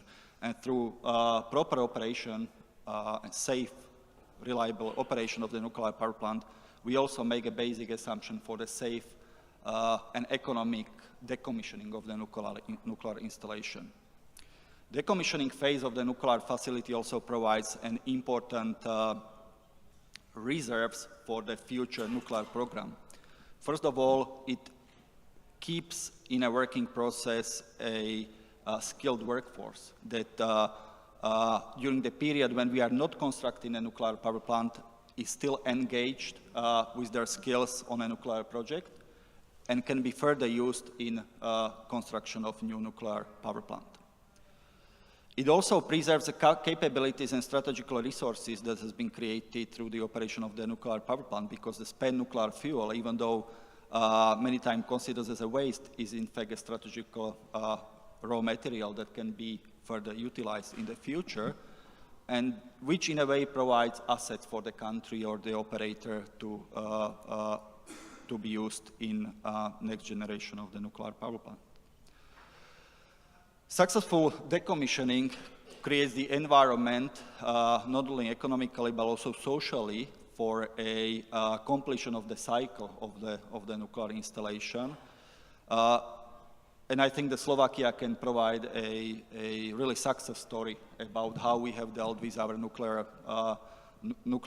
power plants that has been decommissioned or that are currently under decommissioning, both in a way of keeping and providing the capacities with the support of the European Commission for successful decommissioning of 2 VVR 440 units, but also in a way how we can further plan with the site.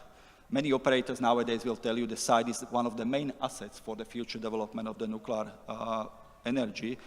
In fact is that once the site has been sort of used for nuclear energy, it very probably will remain as a site dedicated to further nuclear development. So our approach towards decommissioning is not only to safely, reliably and economically decommission a nuclear site, but also to prepare a future for the nuclear site to be further utilized as an asset for development of nuclear activities in the region.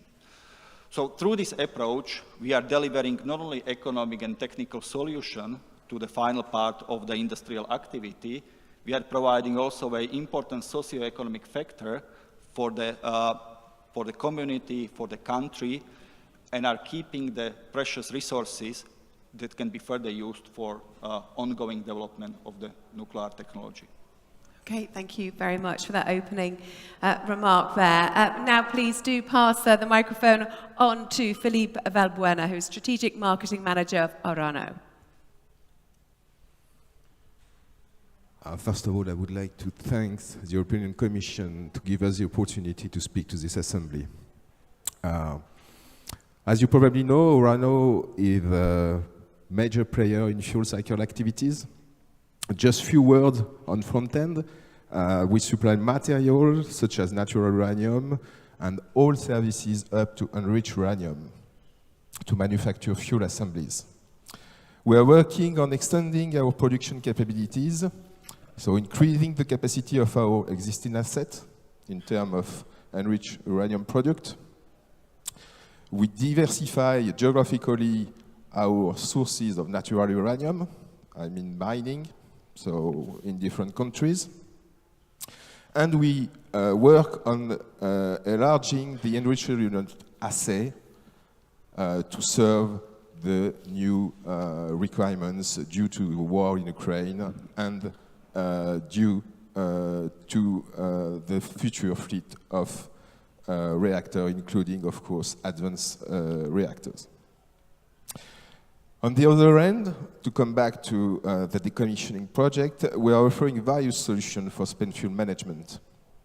We provide spent fuel in-term storage systems, which can be considered as the first step after the cooling period the spent fuel cooling period in reactor bonds, as well as we provide also engineering support and transport services worldwide. I would like to focus on one thing. In addition, we provide disposition solution for any LWR spent fuel type. Indeed, Orano, thanks to LAG platform, provide reprocessing services where the reusable material, and I mean uranium and plutonium, are separated from the high-level waste, minor actinide and fission product. These high-level waste are vitrified, and the produced glass matrix is conditioned in an universal canister specifically designed to be transported and stored. It's a very safe and stable form for the final waste. The plutonium is reused to manufacture fresh fuel to be loaded into the reactors. The other benefits of this disposition solution are the valorization of recovered material in fresh fuel, which leads to saving from 20% up to 40% of the natural uranium, depending on the scale, on the recycling scheme. It reduces the waste to be disposed of, both in volume by a factor 5 and in radiotoxicity by a factor 10. It standardizes the waste form, giving flexible, giving additional flexibility, to implement disposal facilities. It alleviates safeguard requirement for storage and disposal. And last but not least, it has a positive impact on public engagement, promoting circular economy and responsible waste management. For more than 40 years, more than 40,000 tons of spent fuel has been recycled in our LAG plant for France, but also for other member states, such as Germany, Belgium, Switzerland, and so on, and today for the Netherlands. And I would like to conclude by saying that for the future, we are working with all French stakeholders on a vision of the long-term future of the plant and plan to modernize and renew them, considering the evolution of toward SMR and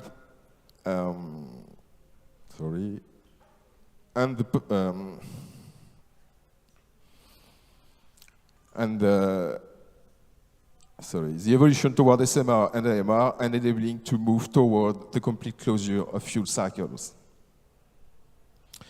This includes working on 3 different aspects: the industrial recycling of MOX fuels, the option for manufacturing FNR MOX fuel for advanced reactors, and the potential supply of molten salt fuels for molten salt reactors.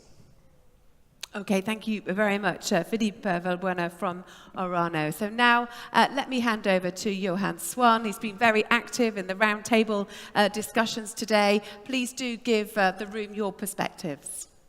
Yes, thank you. So my name is Johan Swan. I work for MKG. I've been working in Sweden for a long time on nuclear waste issues. I've spent almost 20 years in academia first, researching nuclear and energy issues, and almost 20 years now I've been working for MKG and thereby for the Swedish environmental movement on nuclear waste issues. And I'm soon retiring, actually.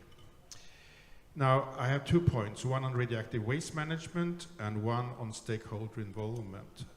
So I have been to quite a few NFs, I think 3 actually in total through the years. And I think that there is more need now than ever for a reality check in the room. When I was working as a researcher at university, I had a research cooperation with a now deceased American professor who introduced me to the phrase happy talk. And avoiding some vital issues like high costs in deregulated markets, realistic lead times and building times, or radioactive waste management. We have heard little about this and a lot of happy talk about other things, I think. At the NF, new build of nuclear is in focus, but I was alive in the 60s, but I wasn't active in the 60s. But I think the feeling would be like in the 60s, where when it comes to radioactive waste management and how radioactive waste was dealt with, because it's almost like it's still not a problem. It is still something we can hopefully deal with later. We just need to explain to the public and get acceptance. And I would say that this is not the case. And saying that, and I am also looking at Mr. Tuhima here, saying that a possible operating repository in Finland in a few years is a breakthrough that matters for the whole nuclear field is basically nonsense, because the Finnish context is very specific. And it cannot be repeated elsewhere. Even in Sweden, that also uses the copper canisters in the same type of mine repository, and we actually started earlier than in Finland, will not have an operating repository for about maybe 12 to 15 years. There may be a start of construction in 2 or 3 or 4 years, depending on the continuing review process of the application in the environmental courts. Stakeholder involvement. In Sweden, we have had a very broad and effective stakeholder involvement, including broad resourcing of all actors so that they could participate in consultation and decision making. And I think that effective stakeholder involvement is fundamental for successful nuclear decision making. And without it, one fails. In the beginning of September this year, I was in Paris, where the OECD Nuclear Energy Agency held the 3rd conference of stakeholder involvement for optimization in nuclear decision making. I think optimization, I think effectiveness, I might have used that word instead. It was the first conference of the 3 where a broad stakeholder input played an important part. The 2 previous were mostly nuclear stakeholders, and the conclusion at this 3rd meeting was that even more and wider stakeholder input is needed in future discussions. Constructive stakeholders, including NGOs and their experts, they want the best solutions to be implemented, looking at all options. And better stakeholder involvement has nothing to do with acceptance. It has to do with finding the safest and best ways of moving forward to build real and broad trust and confidence. I have some final words, but I think we will get a chance for final words later. Yes, we will do. Okay, yes. thank you. So hold that thought, and we'll come back to it later. Please now, though, please pass the microphone over to Fabian Scherberg, who's the mayor of Östhammar. Let's see. Thank you very much, and thank you for being here. As said, I'm the mayor of Östhammar municipality and a representative of GMF. I always want to start off in these kinds of discussion by being clear who I represent. That is the citizens of my municipality, no one else. So therefore, my role is not to be for or against nuclear facilities or power plants or even the repositories. And I think that's important to say, because it's too often we have the parties that are either pro or against these kinds of facilities, and that's not my role, and that's not the municipality's role. Very shortly about Östhammar, we have had nuclear facilities since the 80s, so we have it for a long while now. The nuclear power plant, the repository for short-lived radioactive waste, and soon the repository for the spent nuclear fuel. So we have worked with these questions for over 50 years now, much longer than I've been alive. So, and by having taken this time, well, it's because it takes time to build the trust. Today, the citizens of my municipality, 86% see the repository as a safe project that they have high confidence in. 90% see it as something beneficial for our municipality. And I think it's some key factors to and what we have worked with and what made us come this far. And the first one being in Sweden, we have something called the Swedish veto, that the municipalities have a possibility to say no to these kinds of projects. Therefore, we need to build a trust and confidence with our citizens to actually say yes when the question about the repository came up, which we did in 2018. Another point that's been incredibly important for us, and we made it clear even before we were a site that were elected, was that if Östhammar was going to be a part of this whole process, we want to be a part of the whole process, from the discussion through the legal proceedings until its closure. And our, all because of the concerns of our residents. So we represent all from the environmental questions to how much sound is it allowed to make and how many trucks are allowed to travel on our roads is things that we represent.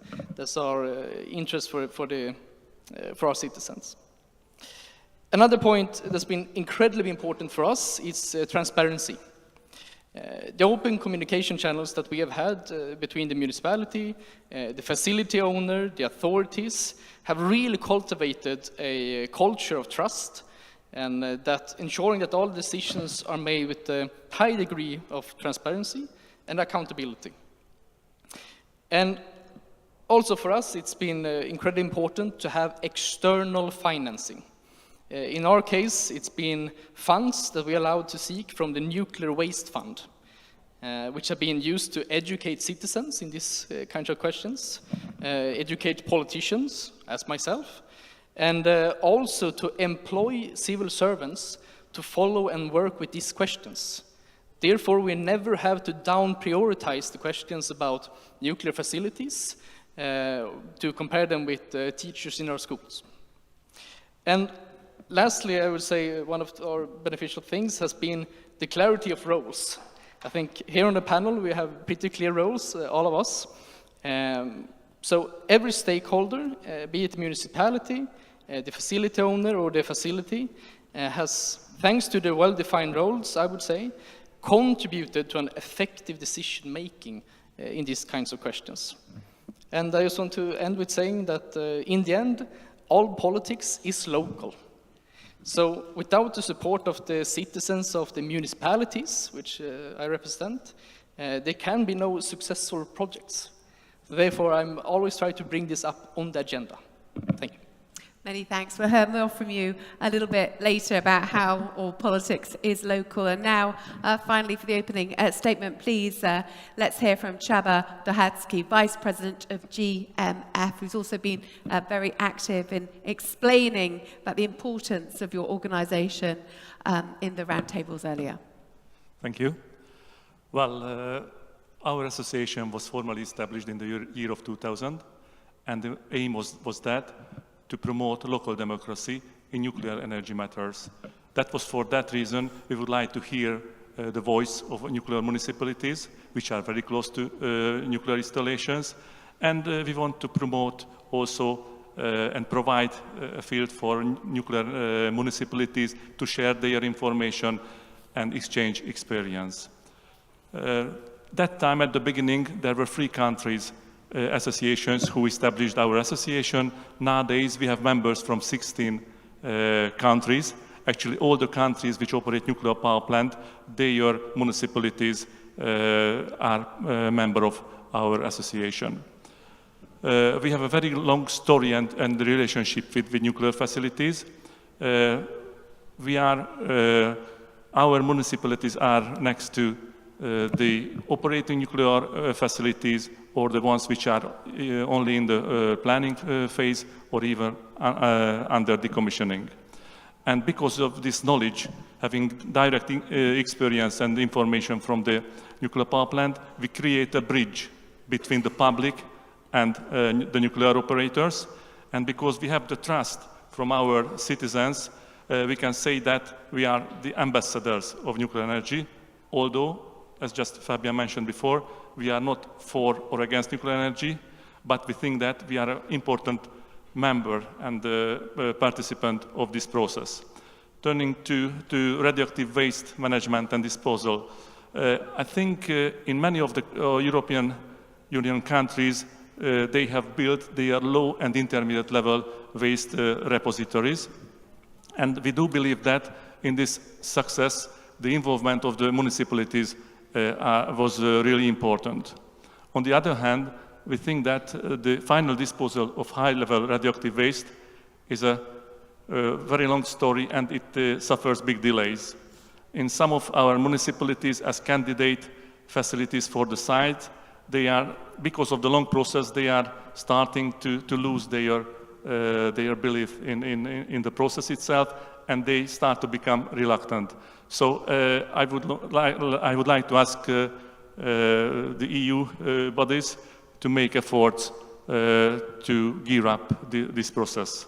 Something more about our international relations. We have very good relations with European institutes that we are here. We have very close relationship with the European Commission and with NF, and we really appreciate that we can share the table here and we can hear our voice in this topic.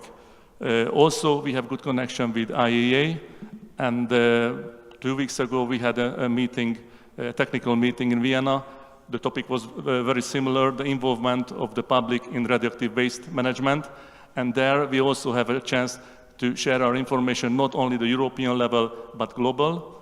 And last year, because of these connections, we create a partnership with very similar municipalities from the United States and Canada, and it also brings some experience for us.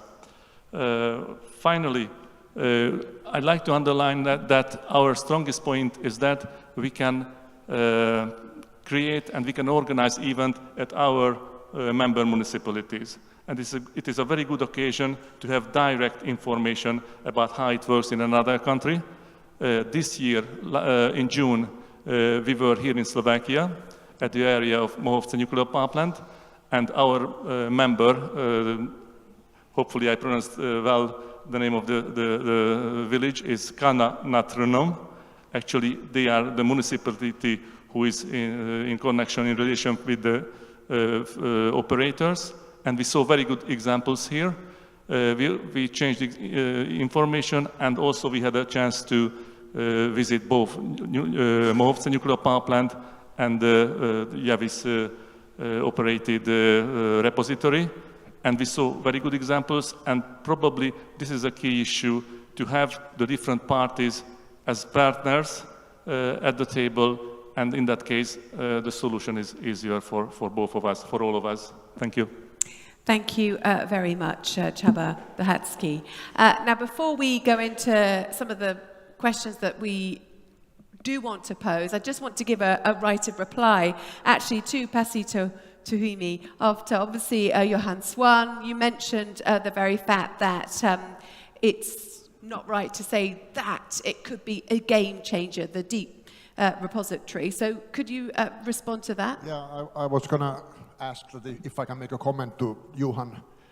It is true that the method originally is Swedish, and you know very well that it's a multi-barrier system that has 7 barriers or something. So the bedrock is just the one thing, and it's not really Finland's fault that Sweden hasn't gone forward so quickly. But basically, to mention the trust building, which we have been doing quite a lot, I always say that you build trust, you need to be brave enough to tell the bad things as well.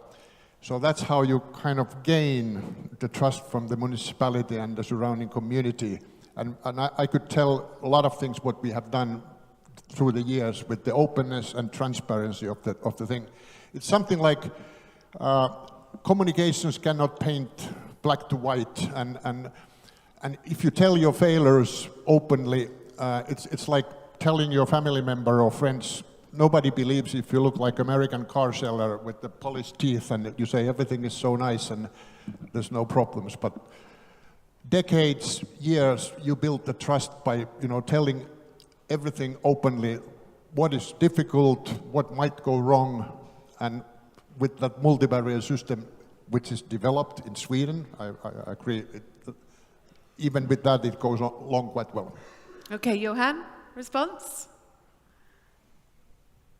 No, that's very correct, exactly that.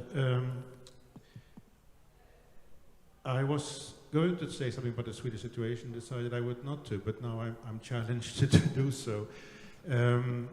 There's a difference between Finland and Sweden regarding how we view these kind of big projects. I think that in Finland you see them quite a lot like industrial projects, and you're good at implementing industrial projects in time. In Sweden we've seen it, I think, as a very broad environmental project, and that has made a difference, I think, in the decision making, how long it has been taking, and we have different ways of taking decisions also in our two countries. But I would like to say very shortly that towards the end of the process in Sweden, that there was a big problem regarding the copper canister and so on, discussions of the copper canister. And the question of trust also was, in a sense, lost by some of the actors in the Swedish system. Some researchers, environmental movement. And I think it was almost like a coincidence that the government could actually take the decision due to very specific political happenings at that time. So it's a fragile thing, trust, and you can break it very easily, and it takes a long time to build up, and it can break down. And I will, as I said, I will leave the field, I will retire, but I have a feeling that things might turn up again in the future. Interesting developments, so we'll see. Let me get the view then from Csaba Dahatsky. You work in the business of trust. That's your whole organisation is built to try and foster this communication. Are you concerned about trust breaking down? Well, these days I don't experience the same.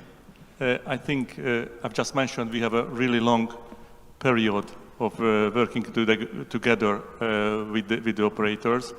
And I think just my colleague mentioned that we have really firm trust towards these operators. But on the other hand, we think that transparency is a key issue as well. So we have to be well informed or first informed about the problems if they occur. That's why, for example, we have local committees, control committees, and actually our representatives, the doctor from the village or the teacher of physics, they create a local control committee. They can enter, and we have lots of information about the operators. I think, on the other hand, also our municipalities can have some advantages of the operation of the nuclear power plants, and there's a very good example from my home country, Hungary. You know that there are two new units very soon under construction in Paks, and our association that in Hungary was divided by the river of Danube, and actually the ones who lived on the side where the nuclear power plants, they have these benefits and advantages, working force and other things, and now there's a bridge under construction, so the other part of the country can also have advantage of this. So I think these days, I can talk about the other municipalities in Europe, they have a quite big trust towards the operators. Okay, thank you very much. Now, Johan mentioned the differences between Finland and Swedish historical kind of infrastructure projects that account for some of the differences when we come to these deep depositories. Jan Panek, what could be done on a European level to create more cooperation so there isn't this disparity? You made an easy question. No, I'm not in the position that I could really tell other countries how to make good decisions. I think every country how to say, intelligence enough to make its own decisions and its own way, because all has to do with the history and the culture of the country. And I always tell the example that's the same Sweden, Finland, that we are used to paying income taxes to the municipalities, not to the state, or very little of it to the state. So we have a 100-year history of local policies and local councils, that they are taking care of our schools and health centers and hockey rinks and things like that. So it's not that you are paying the government and then you know, getting back from the Moloch's mouth the money negotiated. And that's sometimes when the Nordic countries are kind of accused that they are so blue-eyed for the civil servants and politicians, but that's because of the history.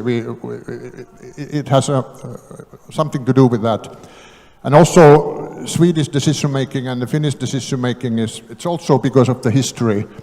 Finland has had a tough history, and we are used to making decisions in principle with 2/3 of the parliament, and they go over the election times. So if there's done the decision in principle that we will take care of our own waste, it's not so, like in Sweden, it depends what kind of government they have at this election time, and it can change, and even in the future it can change. But Finland is much more stable, and it doesn't mean that we are not open and transparent, but they are kind of national critical decisions to make, and we have a history of kind of, in Helsinki there's a bridge between the working class area and the conservative area, and that's we have the saying of, now we need to come over the long bridge. So that means that opposition and the government, they are shaking hands that this is a national strategy. Something what happened in the NATO process just not too long ago. But then maybe Sweden is not exactly the same kind of country. Okay, thank you very much. Jan-Pere, what's your take on this? If I may, I think let's not, we have 35 minutes left. Let's make sure that we are not trying to turn this session into a beauty contest between Finland and Sweden and resolving which of the two models is the right one to go for. This is not the case. There's no one size fits all. You're right. Thank you. There's no one size fits all solution. You asked earlier, Susanna, about trust. I think, as Johan said, it takes a hell of a lot of effort and time to build up trust, and then you can lose it with one silly decision or in one moment. So I think it is important what Fabian was saying, that engaging the public, building up trust with public is not about just consulting them once. You get an idea that you will do it here and you consult the public and hope that you can convince them. It's a process where at all the stages of a project you have to be talking to the public, giving them the chance to be heard and also therefore build up trust. Because as Pasi said, the technologies are there, the technical solutions are there, but it doesn't matter if you have a perfectly scientifically engineering-wise excellent solution. If people don't believe that it is safe, if people don't believe that it is okay to have it in their backyard, they're not going to have it, simple as that. Okay. So what can Commission do? What can the EU do? Well, I think, as I was saying, let's not turn this into a beauty contest between the two front runners. And there is also France, which is also in the triad of the 3 member states that are quite serious about building up a repository.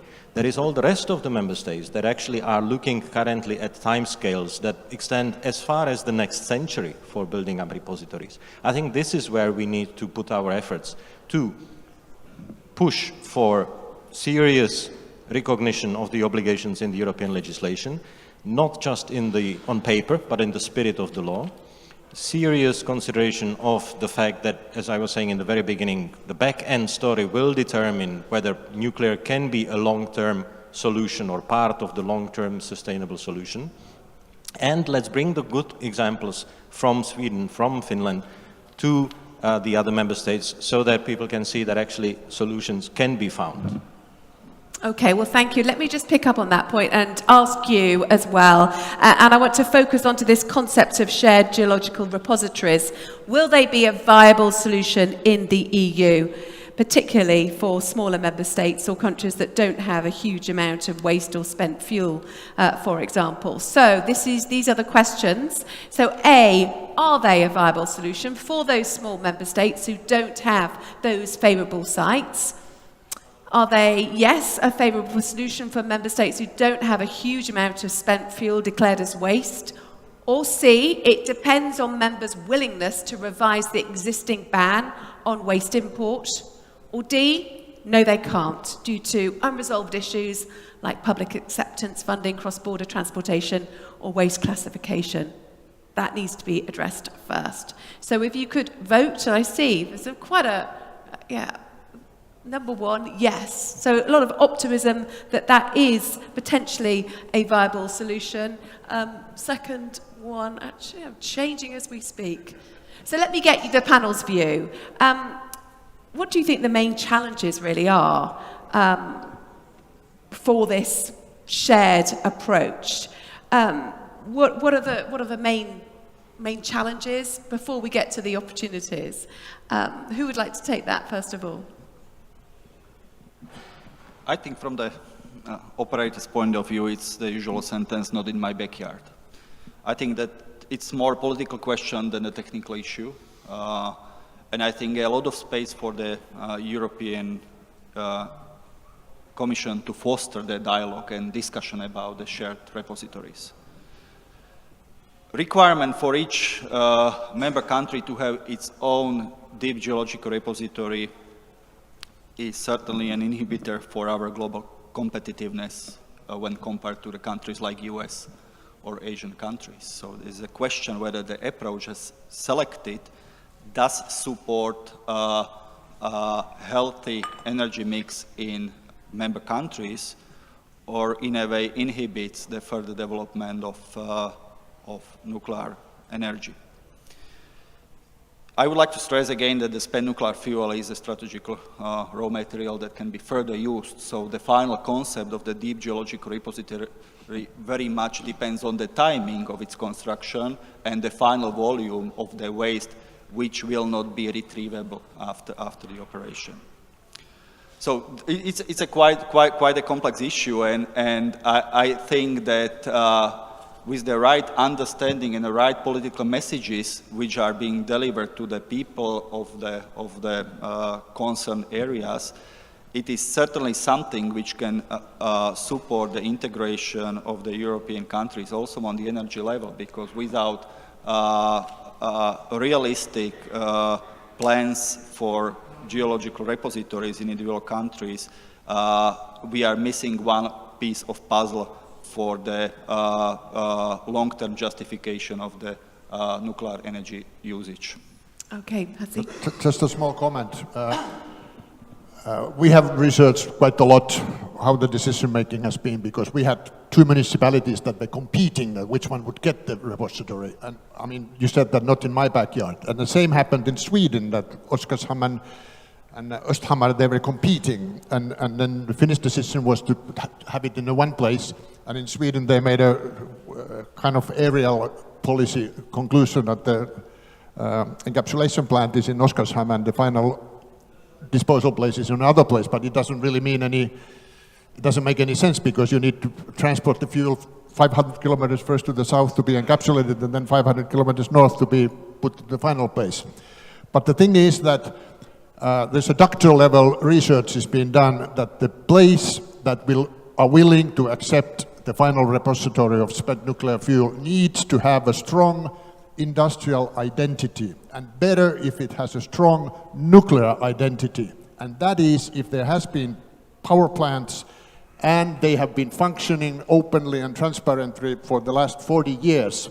So the local people know the safety culture, the trust has been built. But if you have not done that, if there has been leaks, if there has been, something that you have not been telling, you don't have the trust. But our example says that municipalities can even compete to get that site. Okay, well, let me bring in Fabian Scherberg there. Would you agree with what Pasi's just been talking about? Maybe just a small... Okay, well, let me just... I'll just come to you in just a moment. It's okay. Yes, now, yes, but of the question, should countries be able to share a repository? And I would actually say no, because for us in Sweden, there was a big question that we got asked from the citizens. Will we take, for an example, Russian spent nuclear fuel? And it was a big question that or something that they felt safe by saying, no, it will only be fuel from the spent fuel from Swedish nuclear power plants. Then the whole handling process, if, for an example, Norway has a really small testing facility. You can barely call it a nuclear reactor, but they have it. There you could have a discussion, okay, should it be allowed for other European countries to, well, help each other in the handling process before you basically put it down in the mountain? There I may say, yeah, that's a possibility. But in the end, for us in Östhammar was a big feeling of responsibility that we have our nuclear power plants, and therefore the citizens felt it's also our responsibility to make safe handling of the waste. So I think every country has its own responsibility in it. Okay, Pavel Schuler, I know you wanted to come in. Yeah, I just wanted to say that absolutely the safe, open operation of the nuclear asset is an essential assumption for the relatively easy siting of the deep geological repository. And our experience as operator of nuclear installation is that the best messengers of what we are doing are our own employees.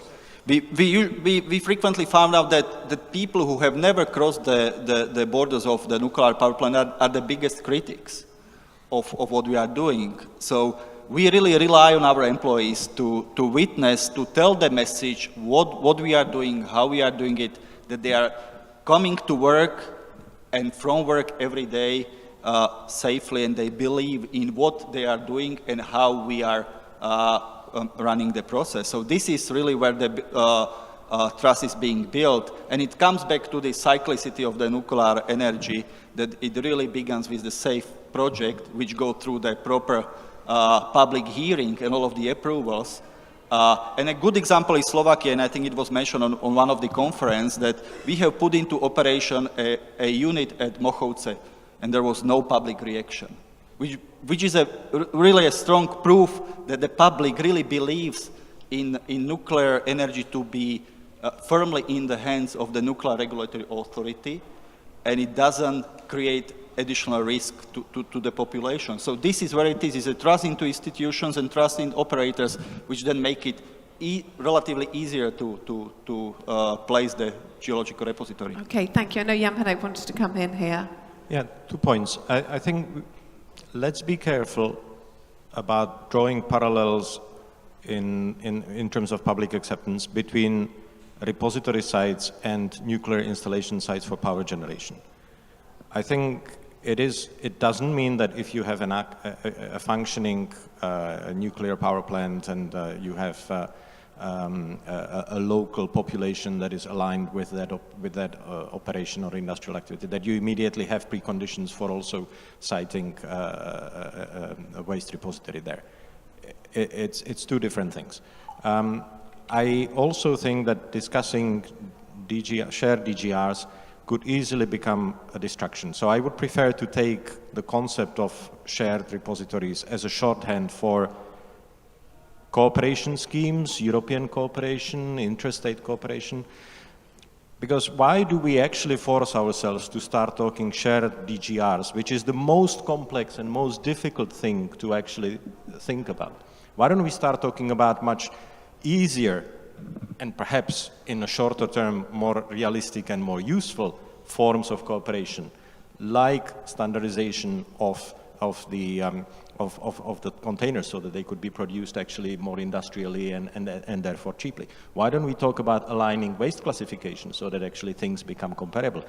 If we can move ahead on those topics, maybe then later on down the line, we could also be better prepared for having serious discussions about DGRs. I think if we start from DGRs, we will end up, even before we start, it was already mentioned that the the countries that are furthest ahead in having a repository soon are also not allowing explicitly waste from other countries to be actually stored there. So let's not make it more difficult for us. Let's move on that conversation. Philippe Valbuena, how important is it? What are you doing within your company to create that cooperation? Yeah, international cooperation is already in place for spent fuel reprocessing or recycling.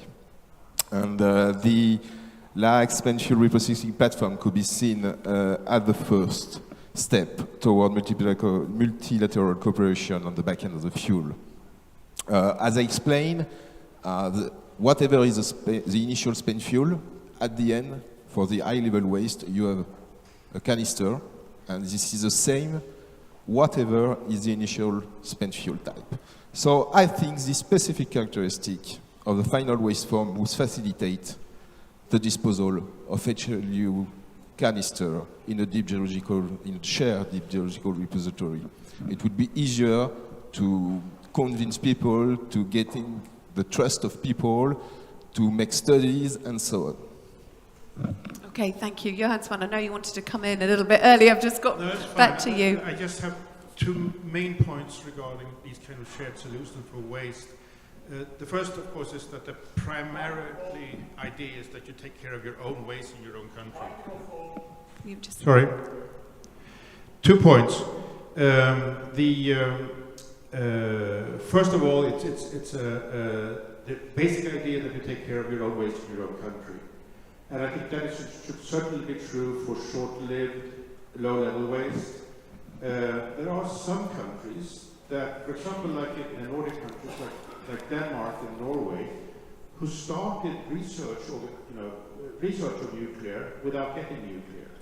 And they now have a legacy of quite small amounts of spent fuel. And I think that kind of possible shared solution in the sense that maybe Sweden, Finland could take responsibility of quite small amounts of waste, but then Denmark and Norway would continue to keep a good solution for the short-lived and low-level waste. Secondly, the geology might be less important if you look at deep boreholes, for example, very deep boreholes as a solution. And then maybe even a country like the Netherlands could also look at a possible geology where mined repository geologies are not suitable. Okay, thank you. Just a short comment for you is that the law says that you cannot import or export spent nuclear fuel, but it's part of the public acceptation is that people, I think that's the same thing in every country, that if you produce waste, you take care of it yourself, but you're not going to take your neighbor's wastes. Nobody wants to be a damp site of rest of Europe or other countries, because, and I think that can be seen in US, for example, that if some state is planning to have the final repository, some politician in that state says that it uses it as a hobby horse in elections, that now we are becoming the damp site of America, and all the projects fail.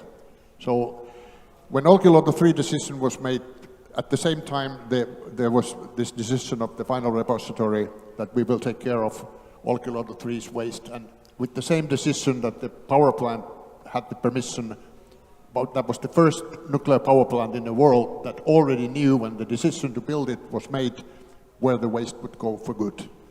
Okay, thank you. Now I want to move this conversation on a little bit now. When we were in the World Cafe roundtable session, there was talk about how the back end of the nuclear fuel cycle, there would become a real fight for talent in the same way that there's a fight for talent for the construction of new reactors. So the question I really want to put to you is, do we have a sufficient number of workers currently? Are you concerned about the future? And how do you stimulate interest among young people in this industry going forward?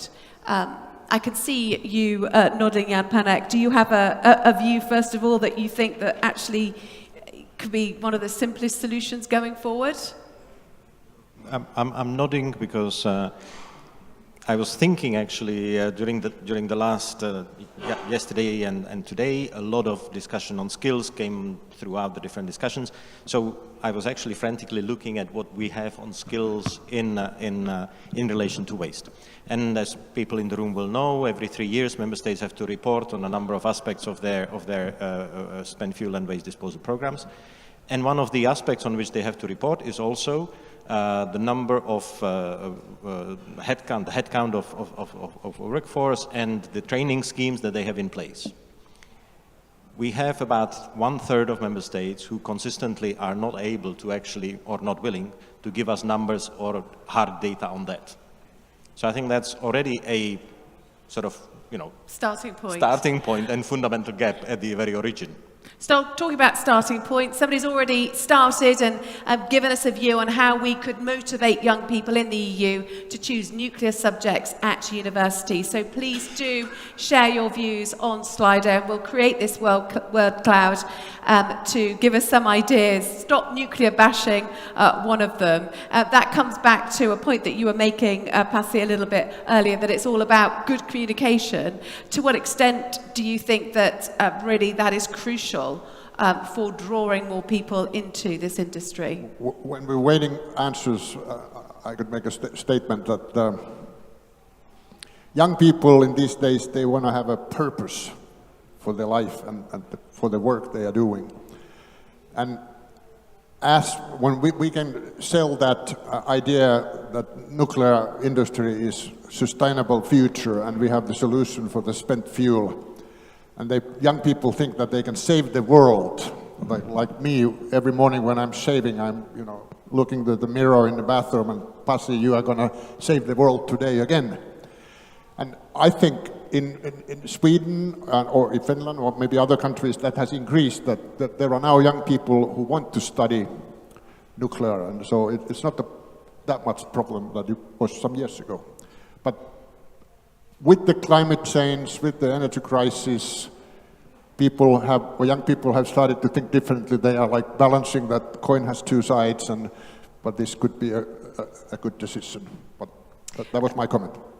Johan, one of the terms which came up was career perspective. You said you're drawing to the end of your career. What would you say would inspire more people to come in right now to try and solve some of these end of the waste cycle challenges we have? Well, I do have 3 sons. They have gone into IT. Yes, I think it's okay. I have 3 sons and they have gone into IT, all of them. So I don't know. I think that it might be more attractive still to move towards renewables or to something that is perceived as green. Depends on where you are, of course, in the world. And I'm not so sure that it's much easier now in Sweden to recruit nuclear people. It should be because of the change of the discourse, of course, it should be. But I am uncertain whether young people are easily swayed by things that they may realize may not be long-term or short-term. It's difficult. And personally, I agree with Jan Haverkamp's idea that I think there probably will not be a problem recruiting people for decommissioning, because if there is no new build, basically, there will be a lot of people who will work with decommissioning instead. Csaba Dohatsky? Yes, I think we should start at a very early age of children to have more information about technology. In our region, for example, we have special programs for children. We have a museum of atomic energetics at our region, and they organize different kind of programs in connection with physics. They have some laboratory work and so on. We know that in the national programs, students study only a little about this type of energy. And I think, elementary schools, secondary schools, they have to involve students into these programs and raise their interest. And then all the other things which are mentioned, most of them can also be part of the process. But first, let's try to to involve them in this type of technological parts. Okay, thank you. I'll come to you in a moment, Jan. I just want to get Pavel Stuler's viewpoint from an operator's perspective, because during the panel discussions earlier, there was a disconnect between the need of industry to fill these positions and bring on more technicians and those people sitting in those courses at university. A huge disparity. What are you doing from your perspective to try and encourage more young people into the industry? First of all, I think that this problem is much bigger than many times we recognize, because it's very much connected to the demographic development of the European countries. And we need to understand and need to admit that we are competing with any other industry. We are working with different generations that have different motivations in their different, the life cycle of their employment. So all of these things are, I think, might be working in a right combination. We need to prepare the right mix for different positions. When we were discussing with our French colleagues about what is the situation in France and how is France tackling the problem of shortage of human resources, they said that one interesting thing happened in France when Emmanuel Macron has announced the commitment of France to build 6 another units. Actually, from day to day, immediately increased the interest of young people to study nuclear and technological areas, which basically leads us to the conclusion that young people need a freedom of choice and need a perspective. How we mix it from all of these things, it's very much depends on the operator. But what we are seeing in Slovakia is a significant outflow of even existing resources that are either retiring or are moving to another industries. So we need to also prepare ourselves not just to rely on long-term changes of the educational system, because I absolutely agree that we need to start with the children at elementary schools and motivate the students in secondary schools, because it's that time when they are making decisions what they are going to study, whether it will be the philosophy or the technical subjects. We need to work with them, but we ourselves as operators need to prepare a training and educational program to be able to incorporate, for example, technical students that didn't have a nuclear background to work on a nuclear site. And we can see it in very small things, like how people move in controlled area, whether they are used to handle the PPEs, whether they are not, they do know how not to get contaminated.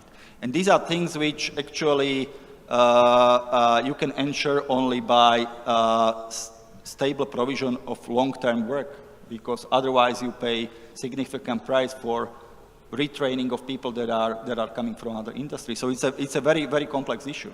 It certainly is. Jan Panek, could you share your thoughts?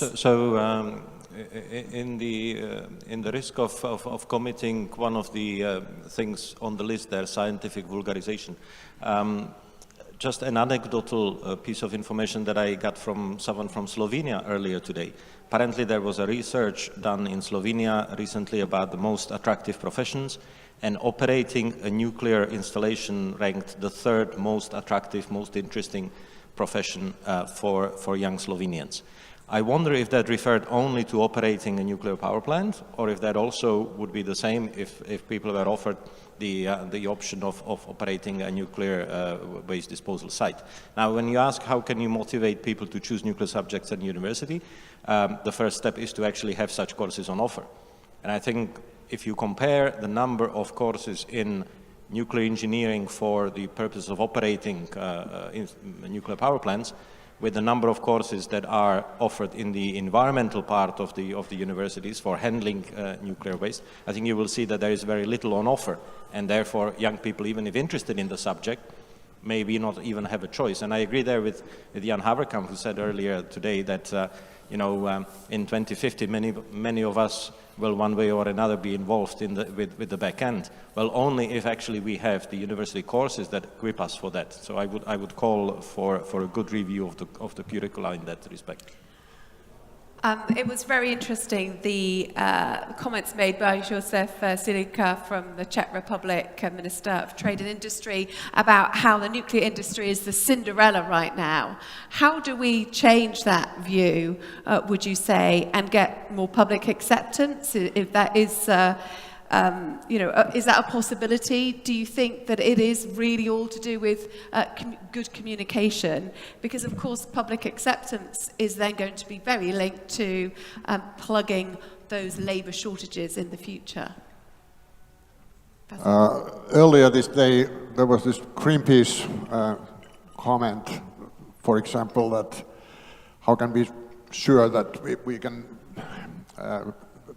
put the spent fuel underground, but then we need to ask the right questions. I'm irritated that this question is never asked to other industries. Like nobody ever asks that where are all the chemical wastes of Rotterdam Harbour or London Docklands or Hamburg Harbour, but nuclear industry is the only industry that knows where the waste is safe after the next ice age, when Northern Europe is filled with 2 kilometers of ice. There's no Bratislava left, there's no Paris left, there's no London, everything is demolished, but we know where the waste is and it's safe. Where is all the chemical waste at that time? Right, now let me, would you like to pass the microphone? So there's Jan from the floor is saying, that is not true. So could you respond to that? Why it's not true? Because the chemical industry waste is one of the 8, 9 decades of heavy spending shitloads of money, knowledge, and research. Well, same as nuclear industry. Let's move this conversation on, because obviously I don't think we're going to get agreement here and now exactly on this specific point. But I do want to move it on to asking the floor. We've talked about communication might be key, but how else can, we'll move on to the next Slido question, how else can communication and better interaction with local authorities be improved, and perhaps the perception changing of work within the nuclear industry? So how do you think communication and better interaction with local authorities could be improved? If you could answer that question for another word cloud to appear, that would be very enlightening. I mean, is it, we talk about communication, but let me ask Fabian Scherberg, from your perspective as a mayor of a crucial province, well, town, I should say, really focused highly on the nuclear industry. What steps have you done to improve communication with the public surrounding the site? Well, we've done multiple things, but to start off, during the whole process before we even made a veto decision, we have had, to start off, the whole council has been a reference group for these kinds of questions. We have 3 different groups working towards the industry and the public to read all the studies that are done and to be, well, basically to translate this pretty difficult material to the public. Because this is one of the biggest hinders on the way, is that people don't, well, I wouldn't on a Saturday night take a 30,000 page study to read it just because I understand the process. But that is why we have, today we have a committee for the final repository, which their goal or their work decided from the political view is to inform the public. So today in Östhammar you have as much as a possibility to ask the municipality anything about the repository as you do with a national authority or the facility owner. So it's incredibly important that we have all the information that we can give to the public. And it's the same or even more information from any other source. And just coming on to the kind of the dispute that we've just literally had about facts and fact-checking. Johan Swan, how do you think this is best done going forward? Because clearly it relates back to trust, it relates back to what the public should believe and where the facts should come from. How do you think this could clear the air? Yeah, I think I will make the common mistake now to say, this is how we do it in Sweden. No, but resourcing the communities was very important in Sweden. Getting the nuclear waste fund from industry, independent resourcing, that so the competence could be built up within the community. And there were some very foresightful, I think, people in the 2003, 2004 that also said that we think the NGOs also should be financed because, and I can explain why. The basic thing is that at an environmental NGO, even the largest one in Sweden that has 200,000 members, it's a member-based organization, and there are lots and lots and lots of issues that they will work with.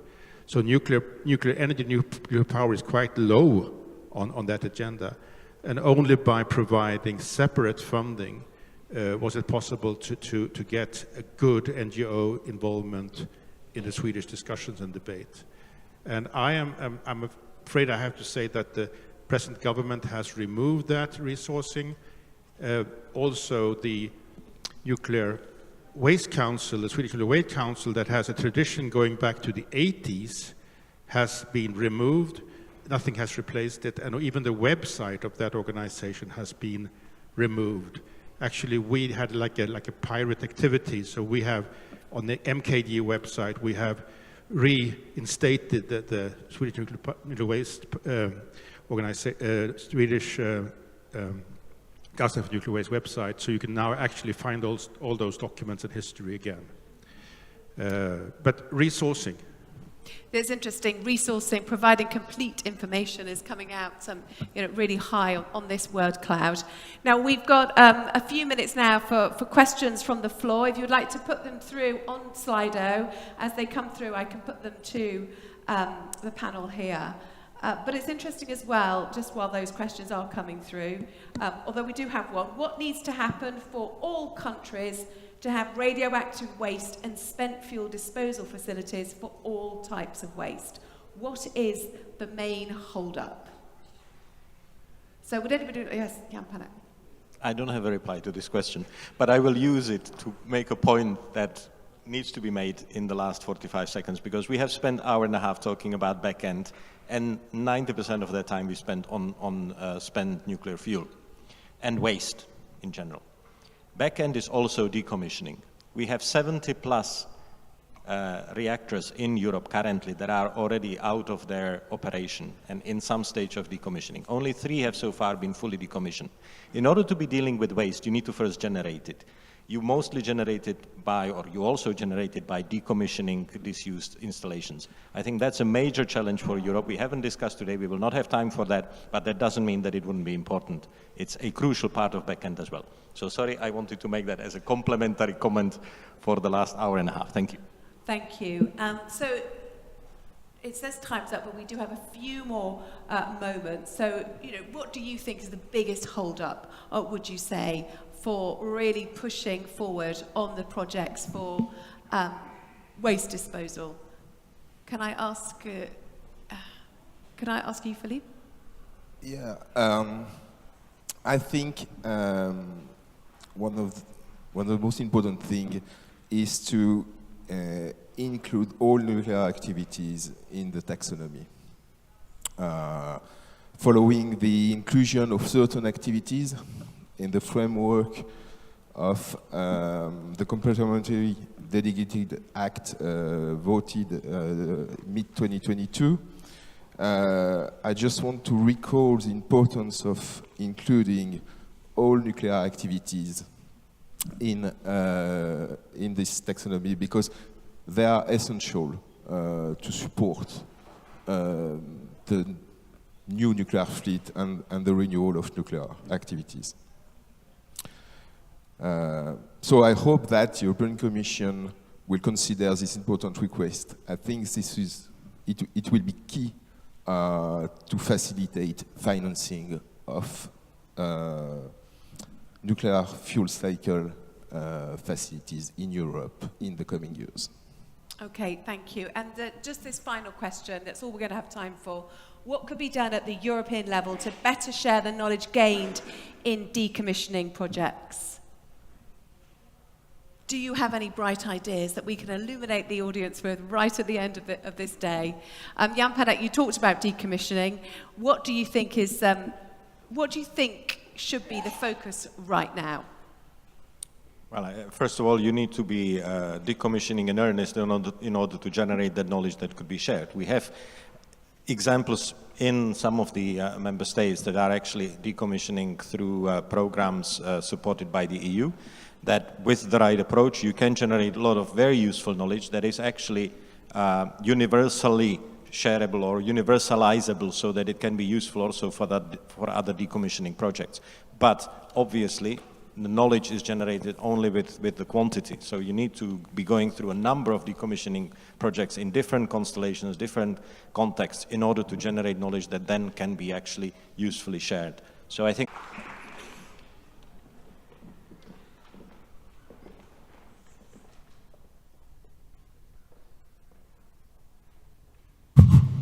Thank you very much. It's a pleasure to close this year's NF, as I think I did last year. I have to, make my usual comments that NF conclusions are for the diehards. I mean, we have these fewer and fewer people here. I will try and focus my attention on 5 points. First of all, security of supply. Ensuring secure, reliable and affordable energy remains equally important as reaching climate neutrality and economic sustainability.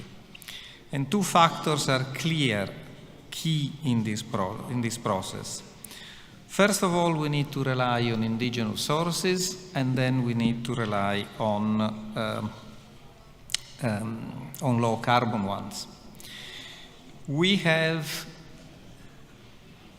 a situation whereby diversifying our nuclear fuel, especially in a number of countries in the EU, has not been and is not a swift process. And I think that the pressure needs to continue to be on that. And this goes beyond that. It goes also to the critical components that are imported still for servicing these reactors. Second, I said it before, I was very surprised, and I continue to be very surprised. I didn't hear any contradictory comment to what I said before. Conversion and enrichment capacity are key to the independence of the Western world. And somebody wrote somewhere, I saw the message appearing, that we need to work with like-minded countries. And this is exactly what we are doing from the European Commission side. Second, we have been working on this study on the nuclear ecosystem. Why? Because, as I said also before, there seemed to be a renewed interest in discussing nuclear energy options. And I will want to see how the takeaways of today and the discussion of today is actually included in the nuclear ecosystem study. I understand that it's touching some of the key issues that we've been looking today, but I will want to see how the recommendations that come out of it are going to be implemented at national level and at the European level. One of the issues which has been lurking today, suspended and came in and out and so on, is financing. Where should financing be? At what level should be? Should be at member states level. There is a continued call for European level. The call for European level is a complex one because it has the interest of the ones who are for and the interest of the ones who are against. So how are the funds, which are the funds of everyone, going to be used and for what part of it? The second point that I would highlight there is what I said before, the need for a supply chain. And for those who want, you know, this industry to develop, and as I said, to develop fast, it will not be done if the supply chain is not realized. And the supply chain has to be, you know, spread, has to be a capillary thing which involves industry throughout all the member states. You cannot imagine to solve the situation of having a working ecosystem with an industry which is unbalanced throughout Europe. It will have to be something which is involving everyone, and it is something where, if there are new technologies emerging, there will have to be new entrants that also come in and compete. In the quest for speed, as I said before, I don't forget, you know, what I told you about acceleration. So this makes me come to the third point, which is the holy grail for some, the small and modular reactors. So I think that there has been quite some work done on that since 2022. Commission supported through the services of DG Energy, but also other services in the Commission. The industry played its part. Yesterday, Commissioner Simpson said she will be working together with her colleagues to transform it in an industrial alliance. But let me be very clear on that. She also said that if this is to be relevant, it has to be realized by the beginning of 2030s. So you need to accelerate. And you need to concentrate on those models of reactors that can be deployed. And we need to come out of the chicken and egg issue about who does the first SMR and how does it work and how does it demonstrate all the potential. I think that this is a very, very, very important issue that will need to be there. The next point, the fourth point, is about skills. I mean, if everything that I hear is correct, I was at a meeting with the representatives of the Nuclear Alliance this morning while you were having the World Café. The French minister quoted 100,000 employment in nuclear energy, 60,000 of which have to be nuclear engineers. The Czech ministers mentioned 8,000 a moment after that. This is going to be an impressive challenge if you multiply it by everything that is needed throughout those 12 member states that have committed to this alliance. And as I said, if you spread it not only through the industry, but also to what is needed in the public sector, in the administrations to support the process, and in the regulatory side to ensure that this is done. We last heard about the back end of the nuclear fuel cycle and the repositories. I mean, you can look at it whichever way you like. However, without a solution which is sustainable and durable for the back end, the industry is not sustainable. And therefore, there has to be a renewed attention to that and to make sure that the solutions are there. So, I will not make it much longer. I just want to note two more things. First of all, I am quite happy to see that in this NF we got back some representative from NGOs that sometimes we lose along the way and sometimes we are able to recover with us. So many thanks for having been here. And let me also give a special thanks to all my colleagues that are here, that have made this meeting possible, together, of course, with the representative of the host country, Slovakia, this year, that have worked hard to make this happen. So this is it, I think, from this NF. I think that for those of you who would like to continue this parkour, this adventure, we will be in Prague next year, and I look forward to welcoming all of you there. Thank you very much.